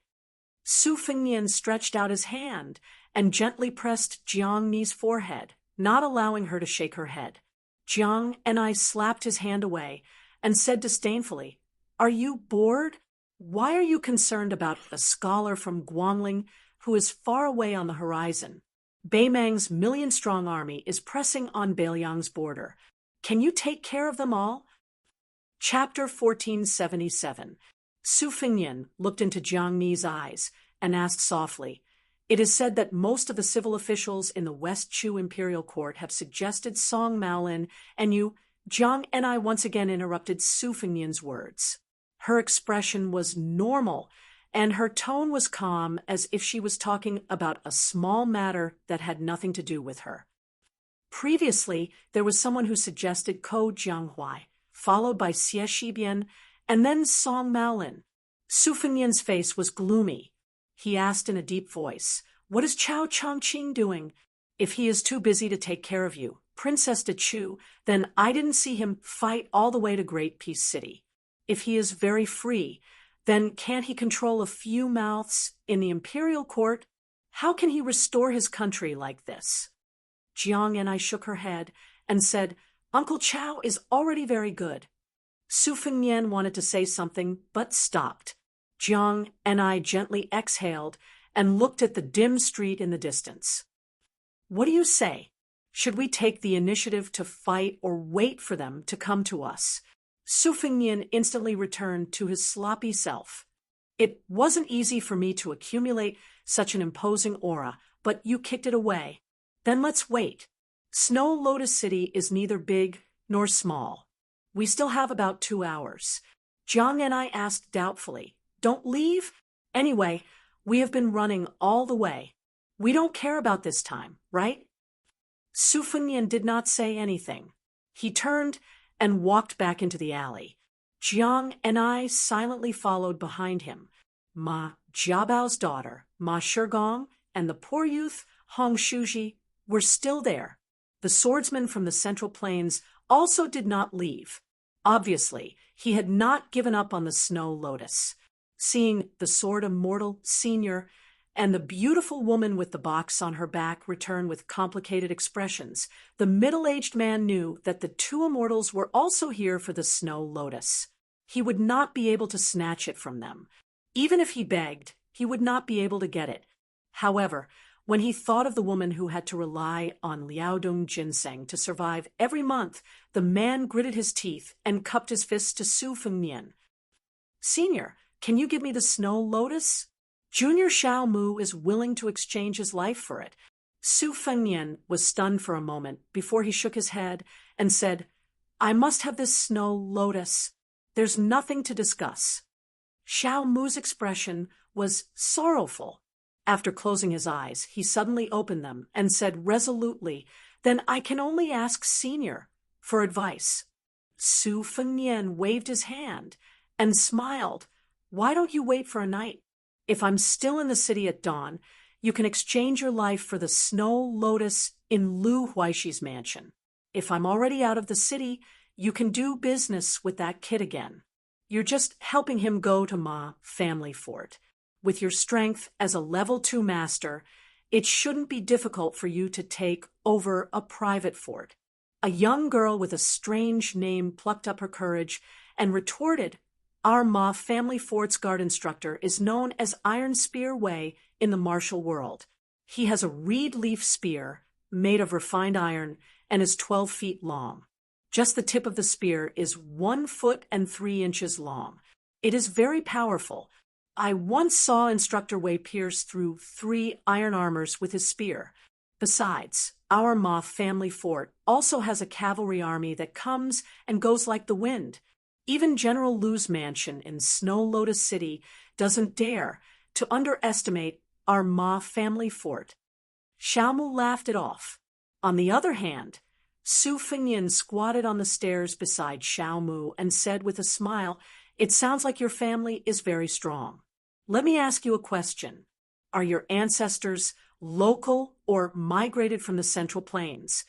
The young girl carefully said, "Why are you asking this?" Su Fengnian saw that she didn't want to answer, so he didn't ask anymore. He began to concentrate and rest. Xiao Mu hesitated for a long time and finally couldn't help but ask curiously, "Senior, do you really want to compete with Tuoba Bodhisattva of Beimang?" Su Fengnian nodded. Even Xiao Mu, who was used to seeing all kinds of storms, was speechless. Since he was able to fight with Beimang's military god, he should at least be a level 1 mysterious finger. He might even be able to touch the legendary threshold of celestial state, right? Jiang and I didn't want to see this guy pretending to be profound, so he snorted and said, "Has the fight been going on for more than half a month? The winner hasn't been decided yet." Xiao Mu's eyes almost popped out of their sockets. He swallowed his saliva. Su Fengnian smiled and didn't say anything. Although Xiao Mu had stayed in Snow Lotus City, which was far away from the Central Plains, he couldn't figure out who had such a great ability. Was he blind? Was the senior sitting beside him the peach blossom sword god Dong Tai? Otherwise, among the experts who used the sword, Song Nianqing of the Sword Pool and the #1 swordsman in the southeast, Chai Qingshan, were both old men. Tangxi sword goddess Lu Baijia didn't have such ability. Their ages didn't match. While Xiao Mu was rushing to Snow Lotus City from the Central Plains, he heard that Wu Luding, the sword crown of the Wu family's sword tomb, was traveling with a female sword servant. The old man who died under the sword of the senior also guessed the same and mentioned the sword nurturing and the flying sword. However, Xiao Mu didn't think that Wu Luding could reach the level of fighting with Tuoba Bodhisattva for more than half a month in just a few years. No matter how amazing a martial arts genius was, it wasn't difficult for him to reach the first level without many life-threatening battles and the feeding of many top grandmasters. However, it was still difficult for him to reach the level of one of the top 10 martial artists. An hour later, the girl was sleepy, and the boy forced his eyelids open. Su Fengnian raised his arm, and the 6-year phoenix fell from the night sky. Su Fengnian took out the secret letter in the slender bamboo tube and felt relieved. Jiang and I looked at him inquiringly. Su Fengnian said happily, Su Yanbing left everyone behind and killed his way to Snow Lotus City alone. He can enter the city in an hour at most. Jiang and I said, then I'll wait for an hour. Su Fengnian shook his head and said, no need. Since Su Yanbing arrived earlier than I expected, you can return to Guangling Road without worry. Then Su Fengnian turned his head and said to the boy, and Xiaomu, Hong Shuji, go and get that snow lotus. I'll help you fulfill your wish. Xiaomu, I'll be able to get Lu Huaishi's snow lotus for you by tomorrow morning at the latest. Remember to rush to Beiliang immediately after you deliver the snow lotus. You can protect your name in any of the relay stations in Yuzhou or Lingzhou. Someone will bring you to me when the time comes. In short, I'll take your life. The boy was half excited and half nervous. He blushed and asked, really? Su Fengnian gently waved his arm and made the gerfalcon return to the night sky. He nodded and said, you've seen how good my swordsmanship is with your own eyes. The boy jumped up and down happily. He hurriedly went into the house and took out an iron box. The box was filled with ice, and the snow lotus was wrapped in ice. Su Fengnian took the box and handed it to the puzzled Jiang and I. This is for you. Su Fengnian pointed at the wound on her neck, and then at his cheek. He said with a smile, Snow lotus is probably the best thing for a girl to maintain her beauty. Without giving Jiang and I a chance to refuse, Su Fengnian looked at her and said calmly, also pass a message to Chao Chongqing. Tell him not to worry. There are some places that the Beiliang cavalry are familiar with. Su Fengnian blinked. If you don't mind passing a message for me, please tell that pretty boy surnamed Song that I'll beat him up until his parents can't recognize him. Jiang and I hugged the box and didn't say anything. Su Fengnian said with a smile, it's only an hour. I actually need to fight Tuoba Bodhisattva and leave Mibi alone. I want Tuoba Bodhisattva's state of mind to be completely damaged so that I'll have a better chance of winning the next time we fight. Don't worry. Once the situation turns bad, it'll be easy for me to run away. I've been recuperating all this time. It's enough for me to play cat and mouse with them for an hour. Jiang and I was still silent. Su Fengnian joked, what, you don't want to leave? Jiang and I spat. Su Fengnian waved his hand. Go, go. Jiang Ni's expression was stiff and cold. She turned around, and the great Liang dragon sparrow flew out of the red sandalwood sword box and floated in front of her. She gently jumped on it and disappeared like a rainbow in an instant. Xiao Mu was dumbfounded once again. Another goddamn sword immortal. When did the streets of Liang become so full of sword immortals? The young man grinned at the girl. I told you, she's really a fairy sister. The girl stepped on the back of the young man's foot. The young man stood on one leg and bared his teeth. About half an hour later, the girl looked at the man standing on the steps and looking in the direction where the fairy disappeared. She asked softly, you lied to her, didn't you? Su Fengnian smiled and turned to Xiaomu. Take the 2 children to the Snow Lotus parlor and tell them that I promise to give you a stalk of snow lotus. Madame Song will help you ask Lu Huaishi for it at all costs. Then let the Snow Lotus parlor settle them down. Let's go through the back door. When Xiao Mu left with the boy and girl, they vaguely heard the sound of horse hooves coming from a distant alley.